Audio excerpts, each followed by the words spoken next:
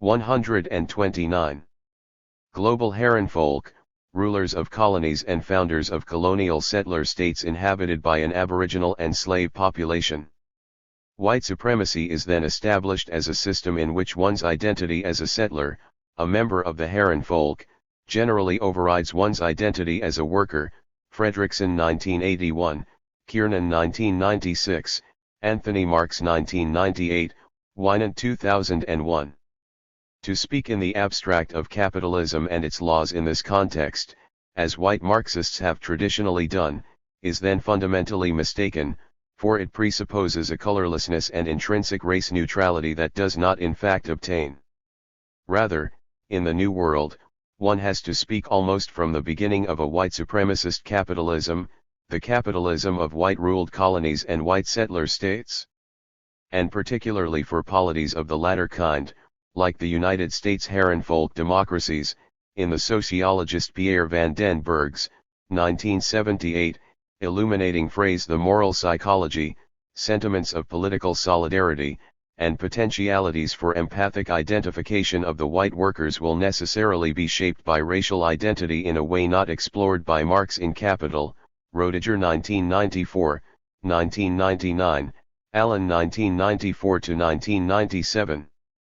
Correspondingly, the normative moral and political theories, as well as the juridical rules, that assign moral standing to, and codify the legal status of, the inhabitants of this society cannot be understood in terms of an abstract liberalism, even a flawed one. Instead they must be seen as the organic outcome of this peculiar hybrid system. Here, it seems to me that what black philosophers in moral and political theory need to do is to follow the example of the pioneering feminists of 3 decades ago, who constructed patriarchy as a central theoretical notion to understand a hitherto unnamed system of domination, with multitudinous ramifications throughout the social/economic/legal spheres and their accompanying ideational universe. Black philosophers need, analogously, to start speaking bluntly of a historic system of global white supremacy, and, correspondingly, of a white supremacist liberalism, a racialized legal theory, and even, remarkably but only apparently oxymoronically, of a Herrenvolk ethics, Herrenvolk Kantianism and Lockeanism. Idealized Kantianism has a moral universe divided simply between persons and everything else. Herrenvolk Kantianism, on the other hand, has a more complex internal structure, a social ontology partitioned, on the basis of qualitative differentials in rationality between persons and racial subpersons under mention, with the central moral notion of respect reconstituted accordingly. Similarly, the Herrenvolk Lockeanism of white supremacist American capitalism restructures property rights along color-coded lines, with whiteness itself then becoming property, and with full self-ownership restricted accordingly to racially demarcated persons and denied to those humanoid entities characterized, on the basis of their phenotype, first as chattel and later as subordinate citizens. 9. The task for philosophers of 130. Race, whether black or white, would then be to investigate and elucidate the dynamic and evolution of these intellectual formations, particularly the crucial transition from de jure to de facto white supremacy, demonstrating their internal logic, i.e., showing that it is not a matter of accidental, contingent deviations from an abstract liberal ideal, and the characteristic silences, conceptual maneuvers, and double bookkeeping by which color-coded particularistic exclusion is systematically reconciled with proclaimed universality. In philosophy, such an investigation will be made more difficult by the discipline's traditional abstraction, that has often been problematic for conceptualizing the experiences of oppressed groups, not because abstraction itself is suspect, but because hegemonic abstractions have typically idealized away from the specificities of their situation. O'Neill 1993. In addition, with the shift from de jure to de facto white supremacy, accounts by white scholars will tend to be deficient, whether because of embarrassment or ignorance about the past, or because of contestable theoretical judgments about what is central and what are unimportant deviations, unworthy of attention. Anita Allen, for example, gives an interesting analysis of the plight of the underclass from the perspective of the philosophy of law, specifically the historic American drawing of the boundaries of the rights-holding population. She argues that the standard mainstream texts on this subject are flawed, in their abstract positivistic insistence that in principle, legal rights can be ascribed to anything and that all normal adult human beings are paradigm right shoulders. Allen 1992, 121-24, they elide the obvious historical fact that not just during, but also after, slavery blacks were not seen as equal right shoulders. Example: the 60% solution of the Constitution, the 1857 Dred Scott v. Sanford decision that blacks in America had no rights that whites were bound to respect, the 1896 Plessy v. Ferguson decision that formally legitimate Jim Crow. So an adequate philosophical understanding of U.S. juridical history, and its implications for shaping the characteristic exclusions and cognitive blindnesses of the racialized moral consciousness of the white majority, would require the frontal recognition of this, a naturalized ethics, not its evasion. The general claim is that race, like gender, provides an illuminating prism for reconceptualizing moral/political philosophy, and that this needs to be appreciated even by those hostile to left theory. My additional, Marxist claim would be that it is possible to develop a historical materialist account of this tectonic partitioning in the social ontology of the planet, explaining why race and racial identity then become central to the polity, so that, in W.E.B. Du Bois' famous 1903 prediction, the problem of the 20th century and, on current trends, the 21st also is the problem of the color line, 1996. 131. The nature-nurture dispute.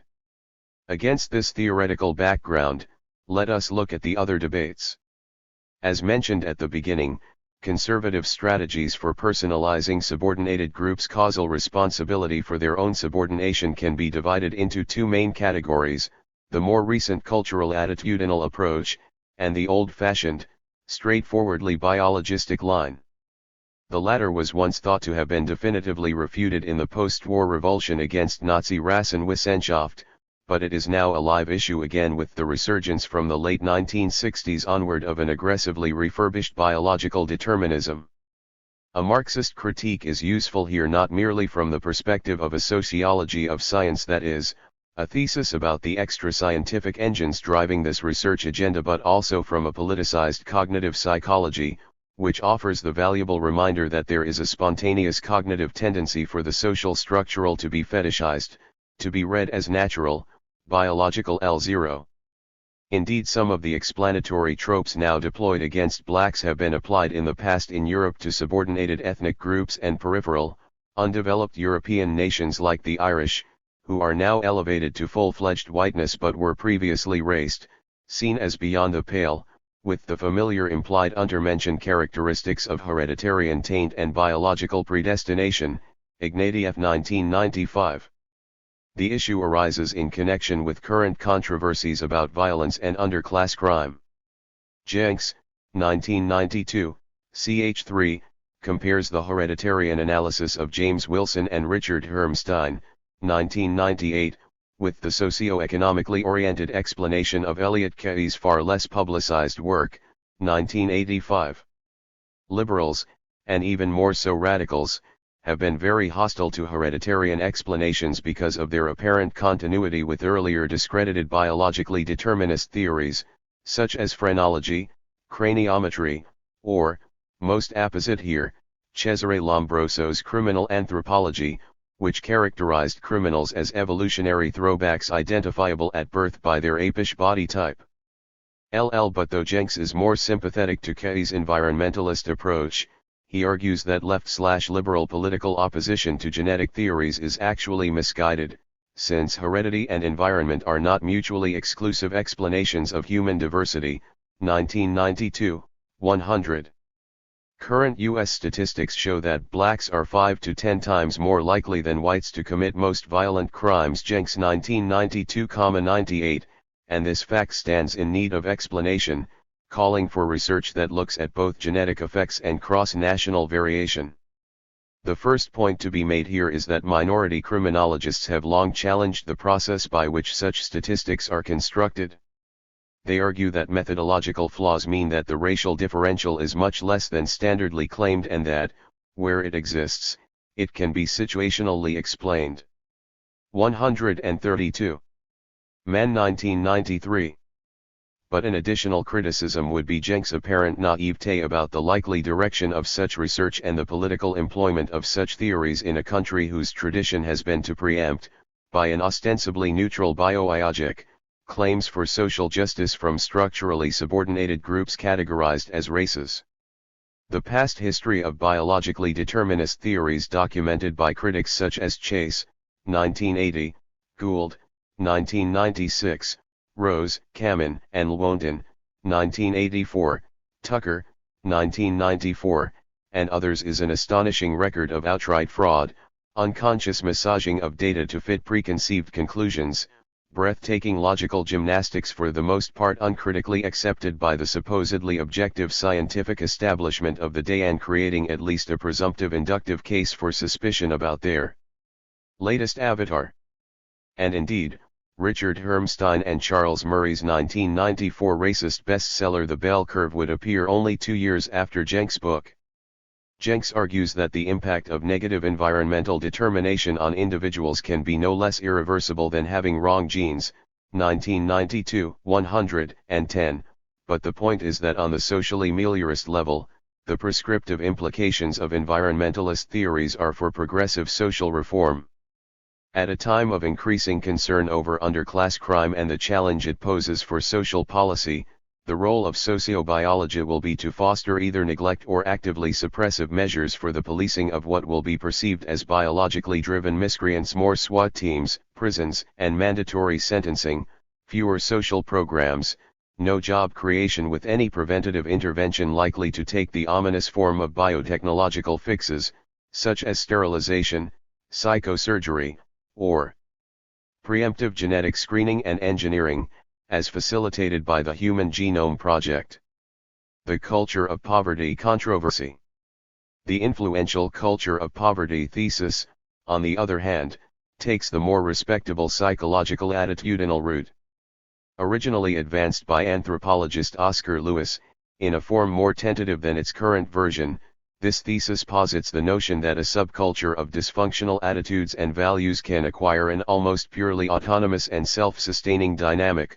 Lewis 1975, 1966, Valentine 1968, Leacock 1971, Steinberg 200 Law. Conservatives will tend to describe this culture as a. extensive and easily identifiable, b. peculiar to the underclass, and c. morally pernicious, henceforth, a, b, c, etc. The term often used and increasingly adopted by liberals also is pathological. One thinks readily of the truly scary young black men of the inner cities, of the world cinematically depicted in John Singleton's Boys and the Hood, or the Hughes brothers' menace to society. The idea is that the culture of poverty has been pro. 133. Duchade by d. forces long past, example in the case of blacks, the experience of sharecropping, and is now, e. the sufficient condition, or at least a major cause, of the perpetuation of the underclass, so that the prescriptive solution is attitudinal and cultural reform to take advantage of the opportunities present in a market economy where the old racial barriers, for those who even admit them, either no longer exist or are minimal. Traditional liberals and the Marxist left will in general, of course, be far more skeptical about assigning such a central role to culture, with the latter in particular being committed to a sociological materialism that lays primary explanatory emphasis on socio-economic structure rather than attitudinal deficiency. The claim is that if good jobs and training were actually to become available, then people's norms and practices would change, so the real fault lies in the institutional arrangements. However, Howard McGarry seems to suggest that this dichotomization is a mistaken one. He criticizes both conservatives and liberals for their doctrinaire commitments, while simultaneously arguing that their apparently competing explanations of the underclass's plight, the underclass's mindset, as opposed to the design of social institutions, are both correct. 1992, 57-58. He resolves this seeming paradox by arguing that the underclass's legitimate feelings of injustice at their lack of full citizenship produced by an unfair social structure, and not their alleged laziness, debilitates their motivation and self-confidence. But even if this diagnosis is right, it is certainly not one lifted above the political fray. Rather, it is consistent with the standard left/liberal account, which anybody on that wing of the political spectrum would accept as a supplementary, non-competing cause. The conservative conception of the crippling underclass mindset involves fatalism, poor impulse control, lack of a work ethic, and so forth. That is, not a mistaken moral perception, mistaken since conservatives would deny that the basic structure of the United States is unjust. So though McGarry gives a good, liberal, analysis of the psychological handicaps the underclass have, which would need to be addressed by any policy of social reform, it seems to me that he is misled if he thinks he has transcended the terms of the debate. In other words, he has merely shifted the terms and endorsed one side. The radical critique of the conservative position, and of those liberals who since the 1960s have increasingly moved in that direction, is represented by Tommy Lott's contribution to the Lawson Collection, 1992. This critique questions the extent of this alleged culture, or redscribes it altogether, pointing out the possible methodological circularity in identifying the target group by the culture and the culture by the group, with similar traits in other groups being conceptualized as categorically distinct on what may come out, under examination, to be ad hoc rather than principled grounds. On band C, two moves are possible. One would be to accept the 134. Negative moral judgment of underclass culture, but to dispute the conceptual separation. The two we reply that pejoratively characterized underclass values, or some subset thereof, example alleged criminal proclivities, are by no means sui generis, but are related to the larger society. D. Hochschild 1991. Lott, for example, argues that what is represented as the culture of poverty is in many ways just a recoding of mainstream values under different circumstances, pathological social conditions, 1992, 82-84. The background assumption is then one of a structural indictment, d. of the society at large, usually conjoined with a claim about the greater, and ongoing, causal responsibility of those in high places for this character. Black underclass crime, then, has to be seen in the larger historic context of white ruling class criminality, the past and ongoing crime in the suites that has created the environment producing the crime in the streets, but which, conceptually and morally laundered, its causality obfuscated, is not seen as responsible. So one thinks far less readily of the truly scary old white men who, motivated by the culture of wealth, put the pathological systems of chattel slavery and Jim Crow into place to begin with. Moral condemnation would not then, as in the standard mystificatory delinking, be separated from the requisite parallel, and greater, condemnation of structural apartheid, and the state and federal complicity with the creation of the ghetto in the first place. Finally, as Frank Kirkland points out, this desiccated ghetto cultural life is not an epiphenomenon, so it needs to be addressed via a bilateral and serially ordered policy of social reform, involving both economic transformation and the restoration of the meaningfulness of institutions and practices, 1992, 153-55. Radicals, however, would deny that the latter can substitute for necessary structural change or that it is of equal causal significance. Too often conservative demands for such cultural changes from blacks are simply ways of denying the need for job creation and radical economic measures. The other approach, which may be complementary, would be to accept the separation of underclass culture, or at least elements of it, as distinctive, but to dispute the moral characterization. Lott takes this approach also, arguing that black urban culture represents notions of affirmation and resistance, 1992, 72. So this is the argument for the reconceptualization of ghetto culture, or at least certain elements of it, as revolutionary. However, the moral and political problem such a Marxist analysis faces, of course, is how to demarcate justifiable resistance and cultural self-assertion, example anti-racism, Afrocentrism, exposes of police brutality, from values and practices in gang activity and gangsta rap that are immoral by any standards, example the glorification of violence, women as bitches and hoes. It would clearly be absurd, and morally irresponsible, to take the position of some elements of the white left in the late 1960s to 135. Early 1970s that all black criminal activity is somehow revolutionary. I am not saying lot does this. Moreover, capitalism's protean capacities for recuperating resistance and commodifying everything have led to the ironic situation where a significant proportion of ostensibly revolutionary inner-city rage is really calculated posturing being marketed for suburban white kids to get off on. Ongoing white racism as a significant social barrier for blacks. Finally, to what extent is continuing motivated white racism responsible for the plight of the underclass, that is, as against the natural structural functioning of a self-transforming capitalist economy?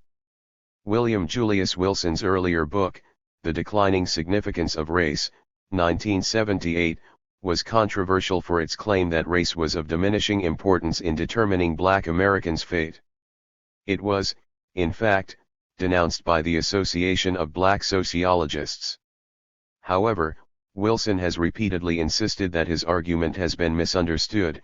He is not, he says, claiming that racism has declined but that it is less important than economic class in determining black life chances, 1991,604, N21.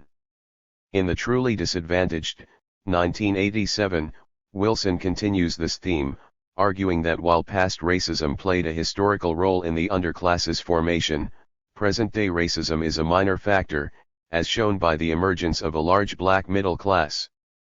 But if the modified left argument above is plausible, then the white supremacist character of U.S. capitalism is organically related to its nature, central to the structuring of the polity and its citizens' identities, and thus not to be shuffled off so readily. Some of Jenks, 1992, 120-42, criticisms of Wilson's ideology in his fourth essay are consistent with this skepticism. Wilson argues that the important causes of underclass perpetuation are, a. structural unemployment resulting from shifts in the nature of the U.S. economy and the consequent spatial mismatch between inner-city residents and the jobs that have moved to the suburbs, b. a diminishing number of marriageable black men, because of unemployment, imprisonment, or premature death, and, c. the physical isolation of the underclass in deteriorating neighborhoods deserted by the black middle class. On the spatial mismatch hypothesis, Jenks argues that it works for teens but not for adults, who usually don't hear about jobs in the first place because of the racial exclusiveness of the communication networks involved and who could, if necessary, drive to the jobs. Jenks thinks that the slack labor market is more important and that, given a choice between white and black job applicants, employers will tend to choose the white applicant, with the blacks being seen as more likely to be unskilled, assertive, and 136. Belonging to an alien and inferior culture. On single motherhood, Jenks asserts that the statistics don't confirm Wilson's claim and that the spread of this phenomenon needs to be related to broader cultural shifts toward more liberal attitudes. Moreover, somebody who disputes Wilson's thesis could obviously argue that the shortage in the demographic cohort of marriageable black men is not an independent variable but itself the product of the racist denial of economic opportunities to black men and a criminal justice system that has historically been stacked against racial minorities, Mann 1993, Cole 1999. Jenks thinks the argument from neighborhood effects is the most important, and potentially Wilson's most valuable, contribution, but it remains unproven. Even on Jenks' somewhat cautious reading, then, racism continues to play an active role. A far stronger statement of this case, however, comes from Douglas Massey and Nancy Denton's devastating book, American Apartheid, 1993, which probably represents the most sustained and statistically detailed critique of Wilson to date. Some of their criticisms, it is true, have been made before. For example, many whites would like to believe that systematic white racism is a thing of the past, but Federal Reserve studies of denial rates of mortgage applications, residential patterns more than 3 decades after the 1968 Fair Housing Act, and income comparisons when controlled for education, show that even middle-class blacks are turned down at higher rates than their white peers, that U.S. housing continues to be grossly segregated, with millions of anti-minority fair housing violations annually, according to the Department of Housing and Urban Development, and that educated blacks' salaries continue to lag behind whites who have comparable or inferior credentials. Ellis Cose's book, The Rage of a Privileged Class, 1993, summarizes moving personal testimony from middle-class blacks about everyday discrimination, slights, pigeonholing, professional ceilings, and, depending on the circumstances, both hypervisibility and invisibility in their lives in the corporate world. In addition, some critics have argued that the size of the black middle class is overestimated by Wilson, as is the extent of its suburbanization, and the crucial statistic is really the racial wealth differential between blacks and whites in general. Feinstein 1986-1987, Innes and Fegan 1989, Willie 1988, Oliver and Shapiro 1995. The provocative title of Massey and Denton's book is deliberately chosen to reflect their claim for the global significance of these facts, that racial residential segregation is the principal structural feature of American society responsible for the perpetuation of urban poverty and repra. 137. Sense a primary cause of racial inequality in the United States, 1993, 8. Moreover, it is by no means a matter of impersonal social forces, as in Wilson's decolorized description of a race-neutral process of residential dynamics. Rather, it is a deliberate policy of racially motivated decision-making, maintained by ongoing institutional arrangements and contemporary individual actions, and with the support or connivance of the federal government. So while they acknowledge the value of Wilson's points on the importance of the transformation of the U.S. economy in creating the urban underclass, they argue that what made it disproportionately a black underclass was racial segregation. 1993, 136-37. The conclusion, then, contra Wilson, is that blacks are segregated no matter how much money they earn. 1993, 11, so that both race and class continue to affect the life chances of blacks, as one would expect in a white supremacist capitalism. Moral obligations. We turn now to the moral issues posed for both blacks and whites by the underclass. First, do the relatively privileged black middle class have differential racial obligations to their less fortunate brothers and sisters? Second, to what extent is it realistic to think that the white majority is going to be morally able to perceive, and be morally motivated to initiate and stick with, the Rawlsian strains of commitment, the radical socio-economic changes that would be necessary to incorporate the underclass if the left analysis were indeed correct? Moral obligations of the black middle class. Bill Lawson is himself a native, as he tells us in his preface, of what is now an underclass neighborhood in Philadelphia. In his chapter, he looks at the interesting question of whether middle-class blacks, who in recent years have been fleeing to the suburbs, have a special racial obligation to stay and build up poorer ghetto neighborhoods. Some have historically argued that all African Americans should be considered as one's extended family, so that differential racial obligations would be analogous to, or perhaps literally be, family obligations. Following a discussion of Anthony Appiah's, Lawson argues that such a position is incompatible with Kantian universalism, that it is not one blacks would want whites to adopt, or, perhaps better, to continue with, and that such putative obligations would in any case be outweighed by those to one's immediate biological family. 1992b. However, I am not sure the issue is so easily settled. It might be possible to work out a non-familial deontological 138. Rationale not in terms of the inherently differentiated moral status of races, a position Appiah calls intrinsic racism, but through special situationae arising obligations, that is, the situation of a group oppressed by racism, and one's corresponding responsibilities as a group member.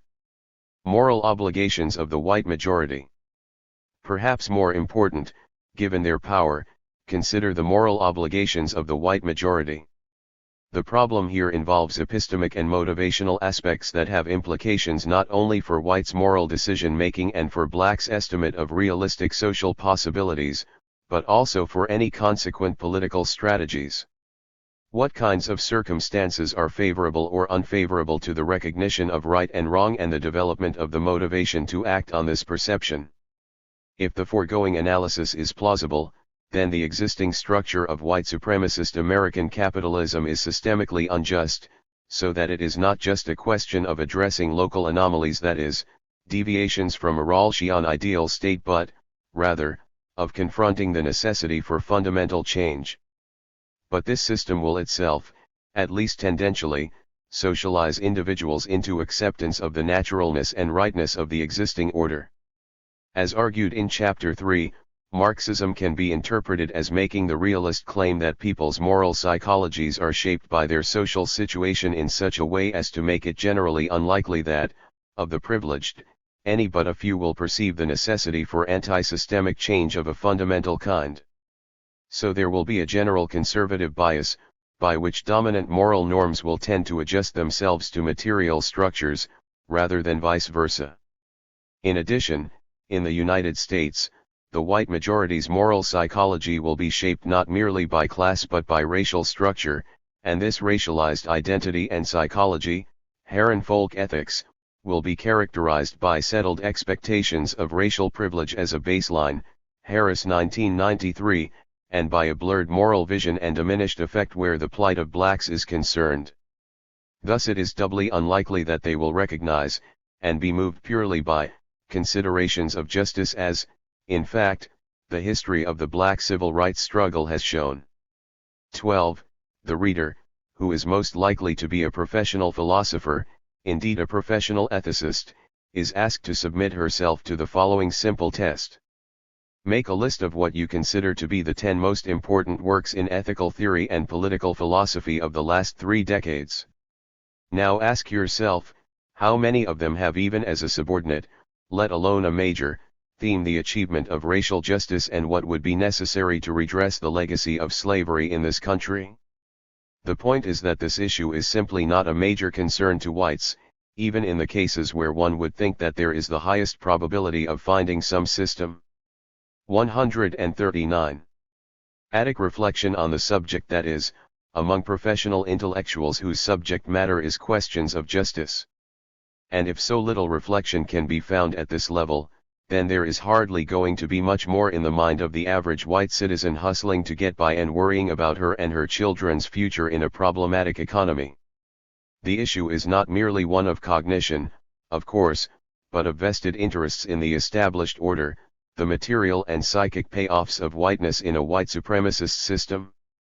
Contemporary ethical theory pits ethicists like Shelley Kagan, 2002, against ethicists such as Samuel Scheffler, 1992. The former argue that common-sense morality is simply wrong in thinking that deeds that would require great sacrifices of us are morally optional. The latter argue for a restricted role for morality, with a moderate content, making demands that would not be too burdensome.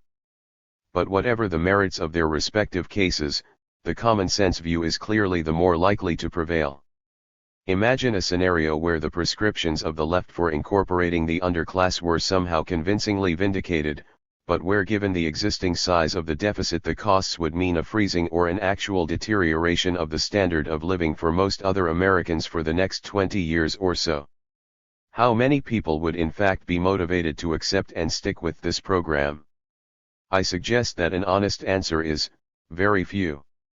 People are sometimes willing to give up part of their growing share of an expanding pie to meet considerations of justice, but when it is static, or shrinking, there is little chance of this happening. And in real life, of course, we do not have such epistemic authority to draw on, but only the opinion of conflicting experts in a highly charged debate where people tend to line up on ideological and racial lines, and where the possibilities are obviously very great for self-deception, weakness of will, racist denial and indifference, or a genuine but mistaken conviction based on a limited selection of evidence. The issue of finding plausible candidates for motivation appears in Boxall's 1992b discussion of Wilson. Boxall criticizes Wilson for basing his solution on people's self-interest, a stimulation of the economy from which all will benefit, arguing that this appeal to self-interest is characteristic of what Boxall calls the class school and that it implies an unjustified contempt for the moral powers of the average person. 31. Instead, one should say up front that the plight of the underclass is the outcome of past and present white racism, thereby appealing to people's sense of justice as a motivator. First, according to Wilson's version of the causal story, white racism's present role in maintaining the underclass in existence is minimal, since it is more a question of the unfortunate consequences of a changing capitalism. So while, as earlier seen, I am sympathetic to Boxall's critique here, it needs an auxiliary empirical theoretical discussion of Wilson's story. 140. Second, at least from the point of view of the Marxist left, I am not sure that this position commits one to contempt for the average person, it's more a grudging respect for the power of bourgeois and racial socialization, and the habituation to racial privilege. Boxall has claimed elsewhere, 1991, 1992a, I think rightly, that it is morally important for blacks' self-respect and whites' moral education that policies to remedy black problems be publicly perceived to be rooted in justice. But one could agree with this claim while simultaneously being skeptical that such motivation will be causally significant. Some commentators have argued that the riots of the 1960s were in fact critical in advancing the civil rights struggle, in that white concessions would not have been made except for the genuine conviction that national race war was a possibility. Button 1978.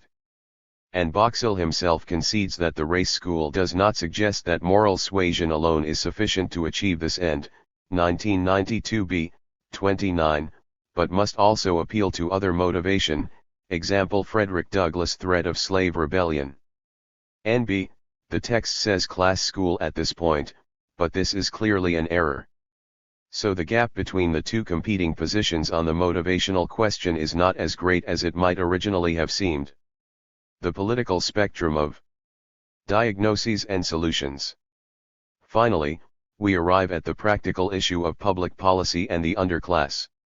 On the traditional political spectrum, before the proliferation of prefixes, neoconservatives, neoliberals, market socialists, one would have distinguished liberal and conservative prescriptions, which basically accept a capitalist economic framework, and radical accounts, which do not. Capital L liberals, also known as left/progressive liberals, assumed that social problems such as racial injustice were to a significant extent governmental responsibilities, so that an activist state was called for, a tradition that reached its high point in Johnson's War on Poverty, Manley 1990, Greenberg 1990. Conservatives, also known as right/corporate liberals, argued that such problems were largely a matter of personal responsibility, that racism, if it ever existed, was essentially a thing of the past, and that blacks, insofar as they were addressed at all, needed to remedy their situation through market mechanisms like everybody else.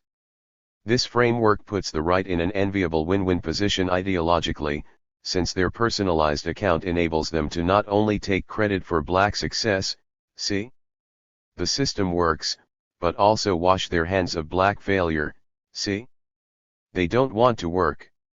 Jenks makes some effective empirical theoretical criticisms of representative conservative figures Thomas Sowell, 1981a, 1981b, and Charles.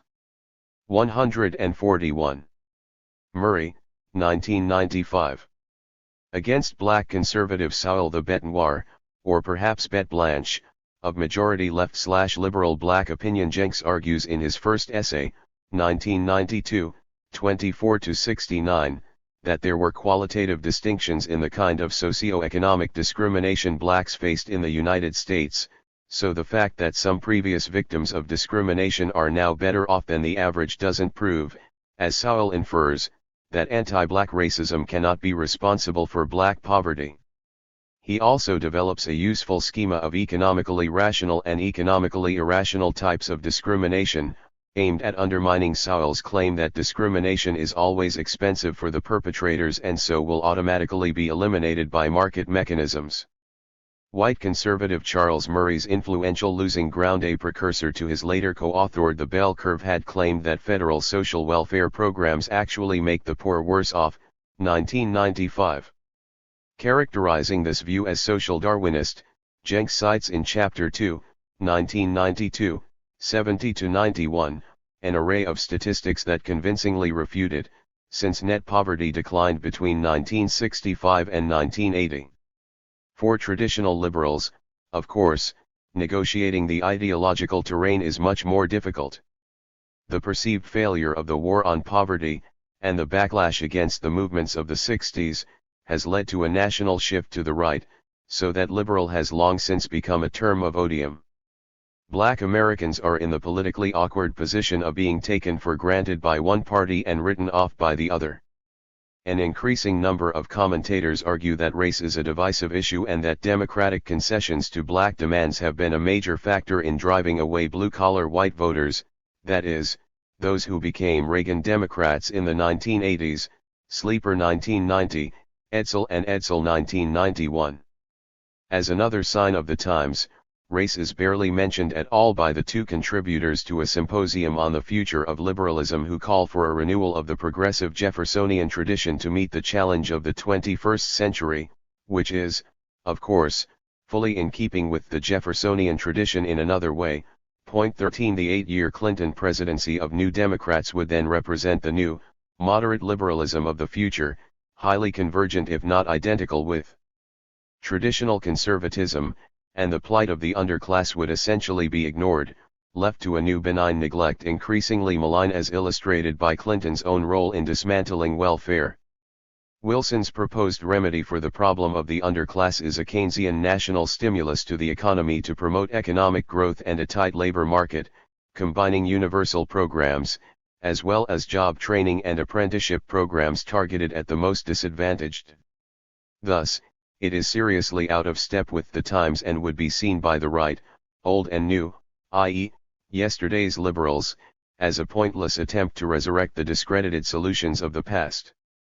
142.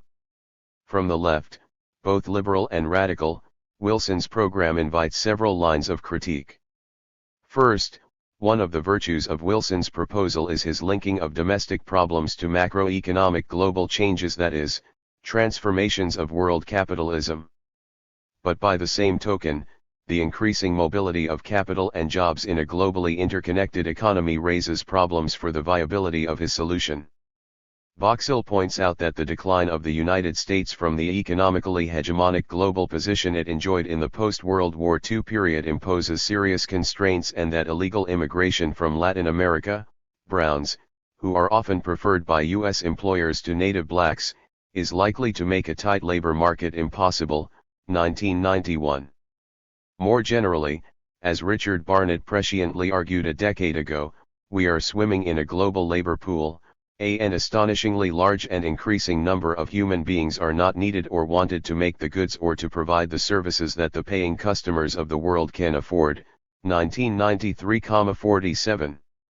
From a Marxist position, then, the likelihood is that a large section of the world's workforce is simply going to be written off by capitalism as expendable, a surplus labor population. And, indeed, a January 2003 report from the International Labour Organization pointed out that world unemployment had hit a record high of 180 million, 6.5% of the global labor force, Falks 2003. Second, Wilson's remedy is a classic social democratic solution, the ideal of capitalism with a human face, predicated on the assumption that distribution patterns are largely detachable from production relations and that the latter set no objective limits to the possibilities for state reform. But this assumption, Marxists would claim, is simply false, so that the general criticism Marxists have always had of the social democratic left is that they misunderstand, or are naive about, the nature of the capitalist state, and so have illusions about the extent to which it is going to be responsive to popular demands. Of the black philosophers in the Lawson collection, only Frank Kirkland says directly 1992, 164-68 that Wilson's corporatist conception of the state blurs over labor's structural subordination as an interest group to the priorities of capital investment. For Marxists, the state is not a neutral arbiter standing above different lobbying constituencies, as in classic post-war pluralist theory. Rather, it is an institution basically responsive above all to capitalist interests, whether via conscious ruling class strategy or because of structural constraint. So the argument is that possibilities are significantly restricted by material imperatives of capital accumulation. Social democracy's historic zone of success, Western Europe, has long been experiencing economic conditions that have led to the rolling back of many of those workers' gains earlier made, and to a convergence of the former left with more centrist parties. Moreover, where this success, even if temporary, has been achieved, it has been as a result of the 143 militancy and activism of strong labor movements and social democratic/communist parties. The United States, by contrast, has notoriously been the despair of the left because of so-called American exceptionalism, the fact that in the seemingly ideal, pure capitalist state, with no feudal legacy of status and deference to muddy proletarian consciousness, no effective mass workers' movement or social democratic party has ever developed, or as the title of Seymour Upset and Gary Mark's recent book has it, it didn't happen here. 2000. Race has also been cited as explanatory here. White workers' vertical cross-class ethno-cultural identification with white settlerdom in opposition to the native Reds and the enslaved blacks militating against class consciousness. Finally, the third set of criticisms arises out of Wilson's denial or underestimation of the continuing importance of racism, or where he does concede it his failure to draw the appropriate theoretical conclusions. As indicated above, liberal commentators like Jenks, Boxill, and Massey and Denton would argue that continuing white racism is far more causally significant than Wilson seems to admit, that is, it is not merely a matter of systemic processes with accidentally racially differentiated consequences. But this position has implications for the feasibility of the political alliance Wilson, and indeed some of these same commentators, proposes, as well as the probability of white opposition to the preferential treatment for blacks within universal programs that Wilson, softly, calls for. And if Massey and Denton's argument is correct, residential segregation would on its own have been causally sufficient to perpetuate the underclass even without the structural transformations on which Wilson focuses. So even if his policies were implemented, a massive program of desegregation, requiring the confrontation of racism, would be necessary for its success. From the hybrid left position I have sketched above, the even stronger conclusion follows that, since race is central to the polity, and since the state is not just the bourgeois state of classical Marxism but also historically a white supremacist state, then the full inclusion of blacks is going to require whites to rethink and give up their whiteness. That is, whiteness is less a color than an oppositionally defined power relationship. However, such a divestiture is obviously improbable, since present and future economic problems make the clinging to racial privilege far more likely. But it will naturally be asked, perhaps with some irritation, what positive remedies do Marxists have to suggest? Here, in a world where a socialist alternative seems to have collapsed, there is, admittedly, an embarrassing disarticulation between analysis and prescription, with the discrediting and/or dissolution of many national left groupings, and with the diminished entryist hope of influencing a Democratic Party moving steadily rightward. There are, of course, the perennial calls for a 144 third party, or, if you accept Gore Vidal's analysis, a second party, but in general the national left is disheartened, demoralized, and in disarray. The working class, the traditional countervailing force against capital, are, apart from being racially divided, now at unionization levels, 13%, that are the lowest in 6 decades. Other agencies are hardly credible. Aging 60s radicals with long memories might want to remember, or then again, might prefer to forget, that Eldridge Cleaver before he found God, the Republican Party, and a, mercifully brief, so presumably not divinely inspired, calling to bring back the codpiece, had argued, contra Marx, that it was the black lumpen proletariat of the inner cities who were the really revolutionary class. Leonard Harris, whose chapter is focused on a conceptual analysis of the underclass, looks again at this question, asking whether the underclass is a serial entity or a collective agent, and he concludes, I would think uncontroversially, that it is serial, an impotent actor, structurally disorganized and so incapable of acting on its own, 1992,5137. So in the absence of any plausible candidates as vehicles for radical change, the left is caught in a situation where both avenues seem blocked, on the one hand, a socialist solution that seems improbable, and for which no attractive models exist, and on the other, a capitalist economy whose workings, at least according to Marx, will continue relentlessly to grind out these conditions. A grassroots movement for social change would, inter alia, require the class overcoming of race so that, in an ironic inversion of the old left slogans, it would not be that socialism is needed to eliminate the problem of racism, but that anti-racism is needed to eliminate the problem of capitalism. What inevitably happens under these politically unfavorable circumstances, of course, is that one is psychologically pulled rightward by the fear of political marginalization and irrelevance, so that one then puts forward recommendations in the odd spirit of hoping that one is wrong in one's analysis. Doffing my Marxist hat, then, let me assume what I believe to be false, that is, that moral motivation can be a social prime mover. What would be needed is a job creation and training program of the kind Wilson describes. In this program, however, following Boxill, Innes and Fegan, Massey and Denton, race and race-specific policies, above all, desegregation, would not be a hidden agenda, they would be the first item on the agenda foreground via a national debate on race, initiated at the highest levels of society, as the unfinished business that white America needs to confront before this nation can be redeemed of the historic crime, as yet unapologized for, it committed against blacks. In this debate, white Americans would somehow have to be made to understand that their color has historically given them a massive systemic advantage quite independent of their personal degree of liberalism on race and the Negro best friends they may, or may not, have, and that as 145.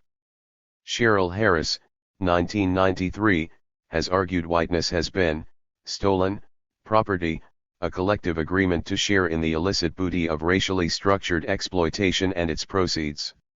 Only in this way can the necessary reconstitution of the polity, and the transcendence of its Herrenvolk character, be achieved. 6. Accelerating into the new millennium, more than a century and a half after the publication of the Communist Manifesto, we live in a world simultaneously Marxist, post-Marxist, and pre-Marxist.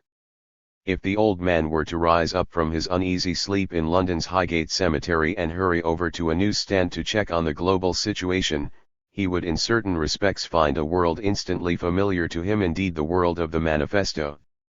Globalization, megamergers, transnational supercorporations, economic meltdown of entire countries, chasms between rich and poor, commodification of everything possible and of some things one would have thought impossible, the desacralization of all relations, the planetary interconnection of stock exchanges and the corresponding flow of capital, investment, information, and panic around international circuits, in a market that never closes, so that if it is time to shut up shop in New York, it is a new day in Tokyo. If there are tremors in Kuala Lumpur, there will be rumbles in London. How could he resist crowing, "I told you so"? But the celebration would, of course, be mistaken.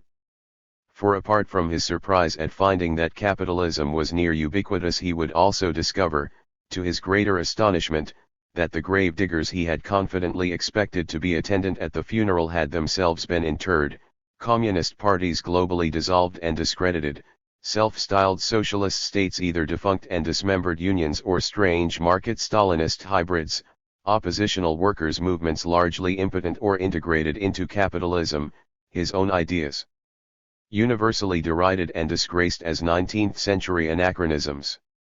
It would be a world he recognized, but a world that no longer recognized him. Marxist in the 147. 148. Politico-economic domination by capital he had so presciently delineated, post-Marxist in its ideological domination by neoliberalism and free market theory. Expecting to be able to toast the demise of class society, he would find instead that he and revolutionary communism were the ghosts at the bourgeois banquet and not even respectable bogeymen anymore, but pathetic shades incapable of frightening anyone. How did this come about? There are, of course, numerous explanations, some competing, some complementary. What I want to suggest is an important contributory cause that has not, I think, received sufficient theoretical attention. I will suggest that if the world we inhabit is both Marxist and post-Marxist, it is also in crucial respects pre-Marxist. I do not mean this in the sense of the discredited teleology of a secular predestinarian, according to which a brave socialist future is still somehow just around the corner. Rather, I mean that one central set of the objective conditions Karl Marx presupposed to exist in his time has even now, a century and a half later, not really materialized, and in its absence it is questionable how successful socialism as a global movement could ever have been.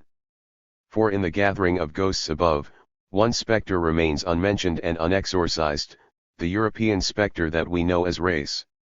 The social ontology of modernity. Those who come to Marx's texts for the first time are often surprised at how little he actually has to say about socialism. Expecting political manuals on how to bring about the classless future, they find instead analyses of the class-dominated past and present. For what Marxism is, above all, is a way of analyzing society and a theory of history, historical materialism. Changing the world was to be made possible by an interpretation of the world superior to those previously advanced. And as a theory of history, Marxism was for generations an illuminating holistic paradigm for intellectuals who sought to discern and explain global patterns of social evolution. The materialism promised a realism, a revelation of what actually mattered, a cutting through surface appearances to the underlying causes. Some things were just more fundamental than others, and Marxism knew what those things were. Thus the theory provided a social ontology, in the sense of a mapping of the basic determining social existence, the central political actors classes, the real forces motivating them class interests, the nature of humans, and what kinds of concerns and identities were fundamental to their existence class membership and class being, the relation of the worker to his product, alienation, and the hope of self-realization through labor. 149.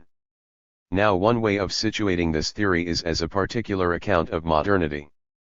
Indeed Marshall Behrman's well-known book on the subject, All That Is Solid Melts into Air, 1988, takes its title directly from the manifesto. Marxism could be seen to be offering an account of modernity that, while opposed to the Whig theory classically associated with liberalism, is nonetheless still part of the larger European Enlightenment narrative. So there is the mainstream Enlightenment and the radical Enlightenment, but from a broader perspective they are in certain respects still operating within a common framework of assumptions. The respectable mainstream story will talk about the impact of new ideas and values: liberty, equality, fraternity, personhood. The radical story will admit the force of ideas and values but stress the underlying material changes that generated and made people more receptive to them. The orthodox narrative will speak unqualifiedly of the American and French revolutions. The left narrative, more picky, will qualify them as bourgeois revolutions. The mainstream account will describe an inspiring egalitarian transition from ascriptive hierarchy to meritocracy, from birth to death membership in feudal estates to a world of free and equal self-making individuals. The Marxist account will contest this picture, arguing that actually one kind of class society is overthrown by another in which class no longer announces itself. For both stories, then, modernity is intimately tied up with the end of the status distinctions of the ancient and medieval world. But for Marxists, the new moral and juridical egalitarianism that exists at the level of exchange is systematically undercut by the economic compulsions and domination existing at the level of production. Modernity's promise can only be fully realized when these material, non-normative barriers largely unacknowledged by the atomic ontology of classic liberalism are also removed. A familiar tale, then, whether in its orthodox or radical version. What I now want to point out is how Eurocentric this narrative is. 2. I don't just mean the obvious and trivial sense that it focuses on Europe, and Europeans in the New World. Nor do I mean the less trivial sense that it involves assimilating all the world to a basically unilinear path of development, with other nations destined to be impressed into the European line of industrial march, traditional and modern societies for the mainstream view, slave, feudal, and capitalist for the Marxist view, with some awkward, ad hoc categories like the Asiatic mode of production stuck on. Rather, it is Eurocentric in a deeper, more theoretically important sense. It projects as a global model of tectonic normative change and moral transition what is really true only for Europe and Europeans, and not, of course, true for women. And it ignores the emergence and consolidation of a new normative structure of moral inequality that is equally 150. Fundamental to the making of modernity. I refer to race, the specter that, emanating from Europe, comes to haunt the modern world. Consider, for example, Will Kymlicka's well-known introduction to political philosophy. In the opening chapter of this book, Kymlicka says that the idea that each person matters equally is at the heart of all plausible modern political theories, 1990,5. So the thesis is that, though liberalism, conservatism, libertarianism, communitarianism, socialism, and so forth, will differ on other points, they will all have this commitment to moral egalitarianism in common. Kymlicka does not in the least mean this as a controversial claim. It is rather a liberal shibboleth, a banality, an obvious point that one makes as a preliminary to discussing more important matters. Yet if one thinks about it for a moment, one should see that for the classic, modern, political theorists of the 17th, 18th, and 19th centuries, it is far from being axiomatic patently false. The reflexive, automatic, knee-jerk assent it evokes in us, if I may locate myself among the us here, derives from our considering only the European context. It is here, on this continent, and among its representatives on other continents, that it becomes obvious in the modern period that all men are normatively equal. But these theories of liberalism, whether Lockean, Humean, Kantian, or Millian, are being put forward by thinkers who did not believe all people mattered equally. John Locke's proscriptions in the second treatise against hereditary slavery seem, strangely, not to apply to the captured Africans in whose enslavement he was earlier an investor, Gloucester 1990, Welshman 1995. Hume says explicitly that, there never was a civilized nation of any other complexion than white, nor even any individual eminent either in action or speculation. Such a uniform and constant difference could not happen, in so many countries and ages, if nature had not made an original distinction between these breeds of men. Hume 1997, 33. Kant's anthropology, credited by some as the first systematized theorization of modern, i.e., scientific, racism, differentiates humanity into 4 tiers: white, yellow, black, and red, of which only the white European tier have the capacity to become fully autonomous persons. Ease 1995, Bernasconi 2001, 2002.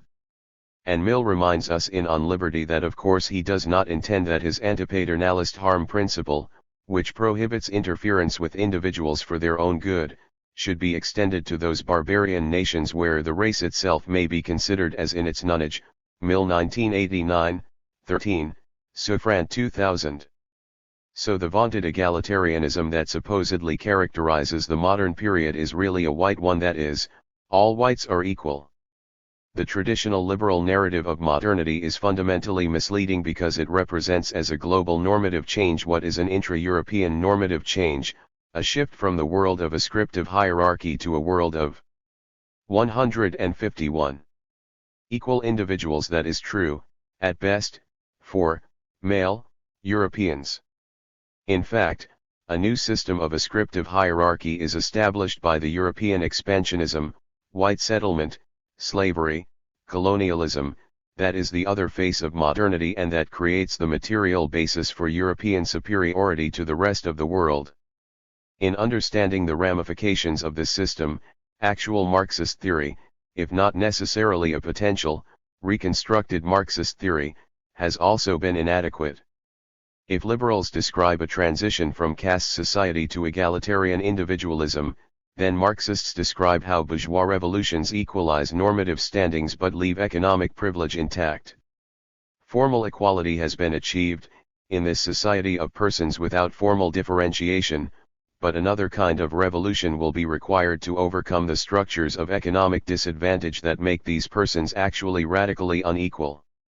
In this narrative, then, race does not officially exist.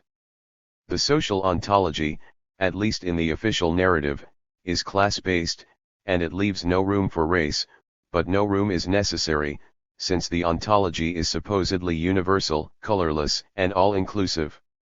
Thus, in the German ideology, in the first developed theoretical statement of their new worldview, Marx and Engels proclaim that they, unlike the young Hegelians, begin from real, active men, not men as narrated, thought of, imagined, conceived, but as they actually are, i.e., as they act, produce materially, as they are conditioned by a definite development of their productive forces and of the intercourse corresponding to these, CW 5, 35-36.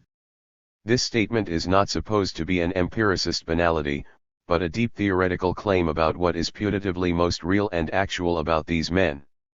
And what is ostensibly most fundamental about their situation is their level of technological development and the production relations in which they're enmeshed, which shape their being in a profound way and from which all the basics of their existential situation can be read off.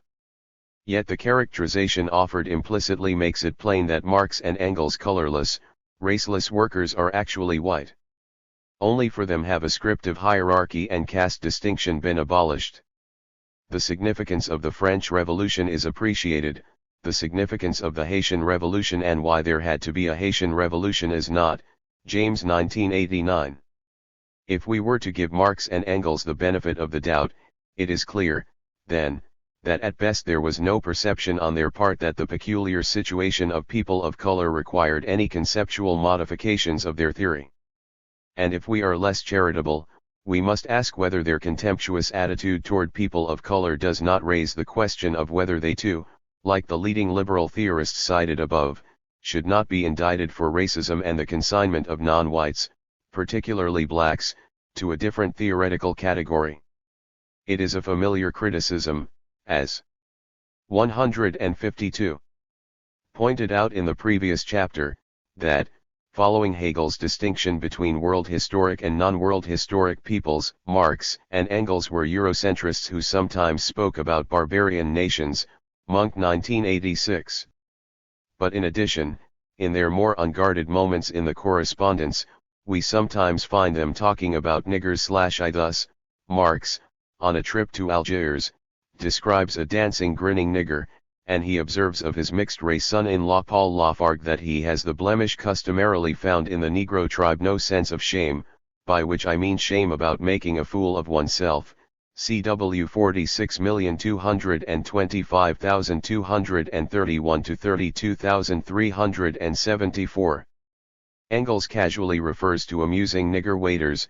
He remarks jocularly of Samuel Moore, translator of Volume 1 of Capital, that in taking up the post of Chief Justice of the Territories of the Royal Niger Company, he has consented to become Lord Chief Justice of the Niger Niggers, the very cream of Nigerian Niger niggerdom.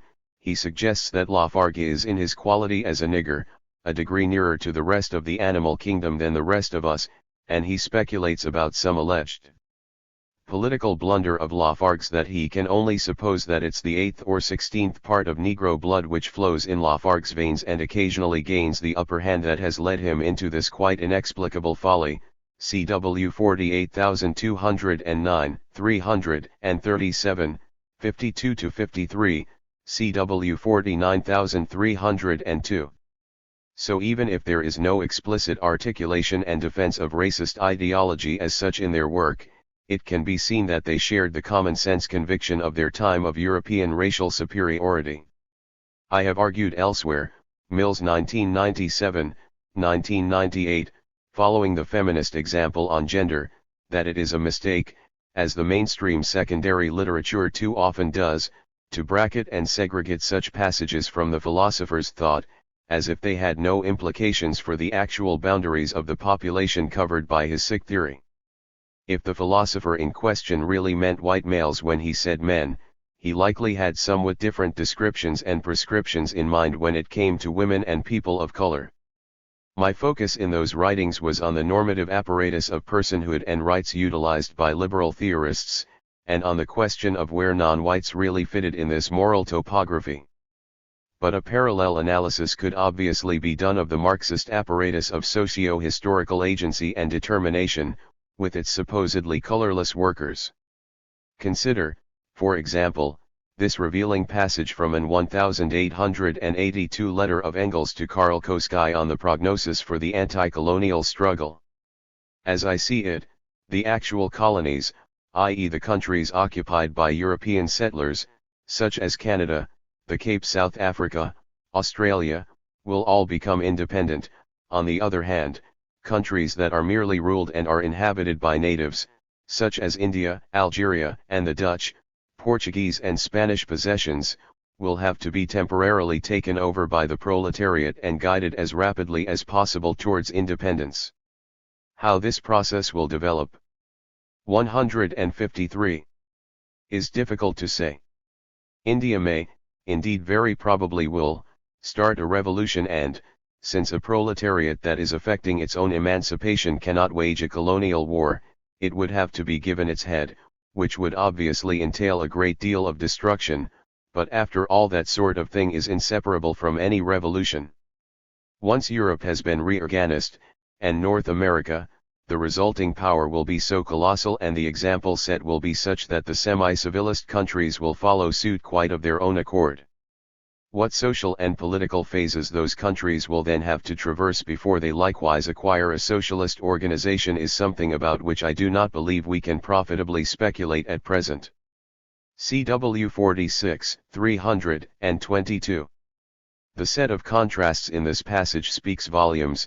On the one hand, the civilized white settler states, on the other hand, the semi-civilized countries that are inhabited by natives. The former are already fit for independence, the latter are not, and ideally they should be guided to independence, when they become ready, a familiar colonial trope, by a proletariat whose color is not indicated but, by the logic of the passage, are clearly the white European working class. A colonial war is ambiguous. Surely Engels couldn't possibly mean a war of counterinsurgency against Indian independence. That would be a remarkable interpretation of proletarian internationalism. But even on the more charitable reading, it is obvious that Europeans must be in charge to make sure things go right. Using Marxism's own famous contrast between what a theorist says and what he means, then, we could conclude that, if classes are the sole, or main, existence in Marxism's official social ontology, it would seem that non-white races nonetheless have a being that, in Marx's actual ontology, definitely involves a somewhat different dialectic of social emancipation. So, I would support that the subsumption of the experience of the colonized and the racially subordinated under orthodox Marxist historical materialist categories is doubly problematic. These raceless categories do not capture and register the specificities of the experience of people of color, and though they are now deployed race-neutrally, they were arguably not intended by the founders to extend without qualification to this population in the first place. This conceptual opacity, or at least insensitivity, is reproduced by Marx's intellectual heirs, for example, in Lenin's classic booklet on imperialism, 1996, originally published in 1916. Though Lenin does describe a world system of colonial oppression divided between the advanced capitalist nations and the subjected countries and peoples, 5,83, the very word race is mentioned only twice, 104, 114, once in reference to J. A. Hobson's work, and it certainly gets no theoretical treatment. Since class exploitation is the central form of domination, subordinated non-white peoples have their situation characterized in terms of national oppression and 154. Superexploitation.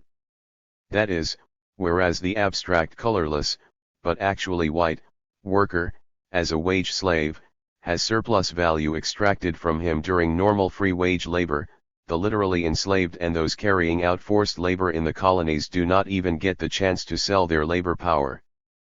But while such differential exploitation is certainly part of the story of racial subordination, it is not remotely the whole story. The distinctive reality of race and the profound shaping effect it has on one's life, for both the privileged and the subordinated, are not explored. The benefits to the metropolitan white working class are conceptually cashed out in terms of payment from super profits to a labor aristocracy, 7, but not in terms of joint stockholding benefits in whiteness itself. So though this may be a new capitalism, its newness essentially inheres in the domination of finance capital, 43,58, and racial oppression makes no appearance on the list of its 5 essential features, 90. Racial domination and racial struggle can have no reality of their own, since while the forms of the struggle may and do constantly change in accordance with varying, relatively particular, and temporary causes, the essence of the struggle, its class content, cannot change while classes exist. 75. Even when the significance of race seems to be admitted, as by Oliver Cromwell Cox, 2000, where race is linked as a global formation to imperialism, it is still ultimately reduced to class. So with a few laudable exceptions, such as Victor Kiernan's work, 1996, the orthodox white Marxist tradition has been impaired by a general theoretical failure in appreciating the reality of race as itself a system of oppression. Not accommodated within the terms of the theory is the idea that European expansionism and European imperialism bring race into existence as a global social reality, a structure of domination in which, on the planetary scale, Europe dominates the other continents, and within these continents, whites dominate non-whites. Racial domination is not itself seen as a system of political oppression because it is not viewed as racial oppression, but rather as really something else, as class oppression in one of its many manifestations, or as national subordination. Typically, racism has been seen as a set of ideas and values imposed on the working class by the bourgeoisie, a particular variant of bourgeois ideology. Since the worker, defined by relationship to the means of production, is essentially raceless and has no country, the fact that the United States, for example, has historically been a white man's country has no bearing on his class being. In the classic Marxist social model of materialist, base and ideal/ideological superstructure, class is in the base, and race is ideal. So in terms of a social ontology, class is metaphysically deep, but race is not. A social ontology of class, certainly; a social ontology of race, no. Moreover, these omissions and evasions are not just features of the past, but the recent present. As an example, let us come again to the 5 repra. 155. Sentative anthologies in analytical Marxism cited at the start of Chapter 1, Ball and Farr, 1984, Romer, 1986, Kallinicus, 1989, Ware and Nielsen, 1989, Carver and Thomas, 1995. Anthologies are more useful in illustrating the point, since omissions in a single authored book can always be attributed to the short-sightedness of the individual author. Together these 5 books run to 65 chapters and 1,700 pages. I am counting the long introductions in Kallinicus and Ware and Nielsen as chapters. One might expect, then, that in all these words looking at a global theory of history, there would be some treatment of a subject, race and racism, that has obviously been pretty central to that history, especially when the pretensions of analytical Marxism are to have jettisoned the dogmatism and left catchphrases of the past, to be examining Marxism critically, and to bring it up to date in the light of modern sociology, economics, and political science.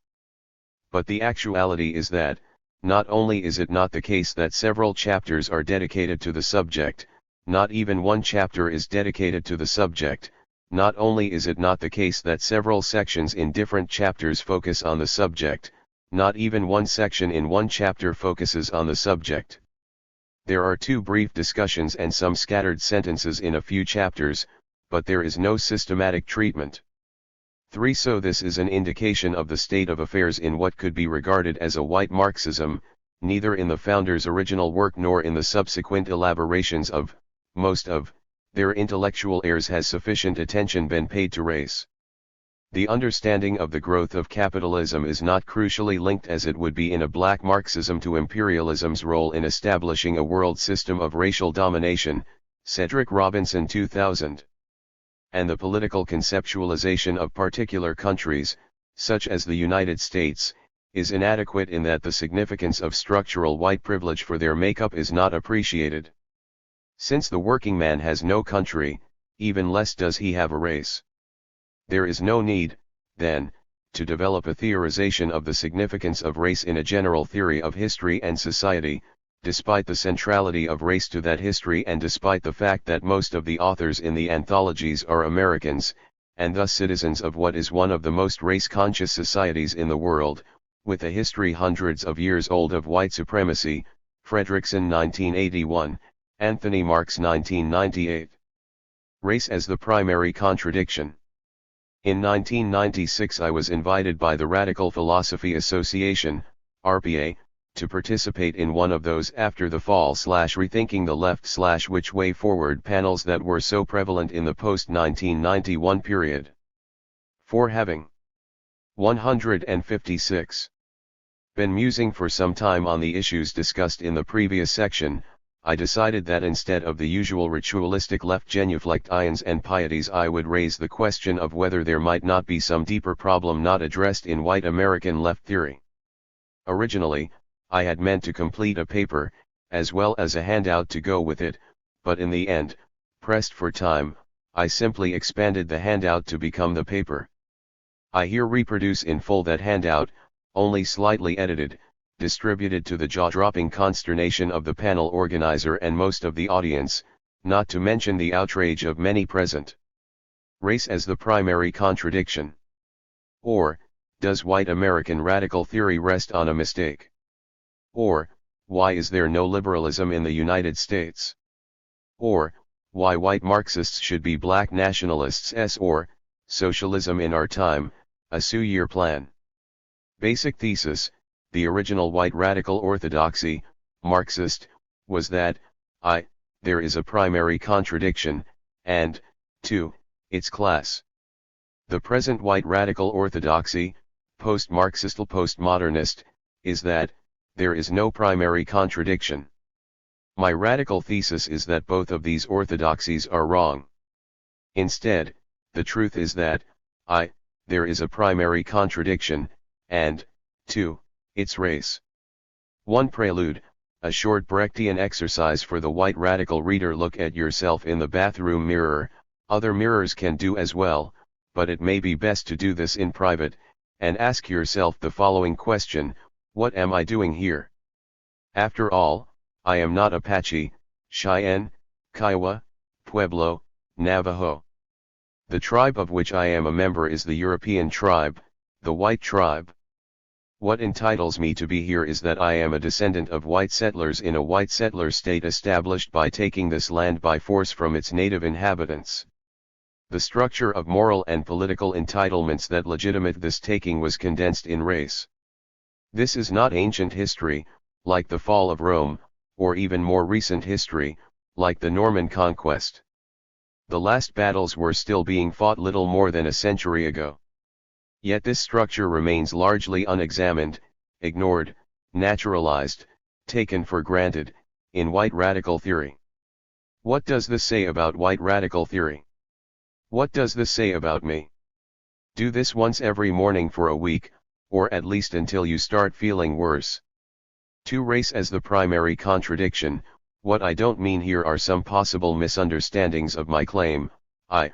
Race as the oldest oppression obviously false, gender has that honor, since race only comes into existence over the last 500 years or so.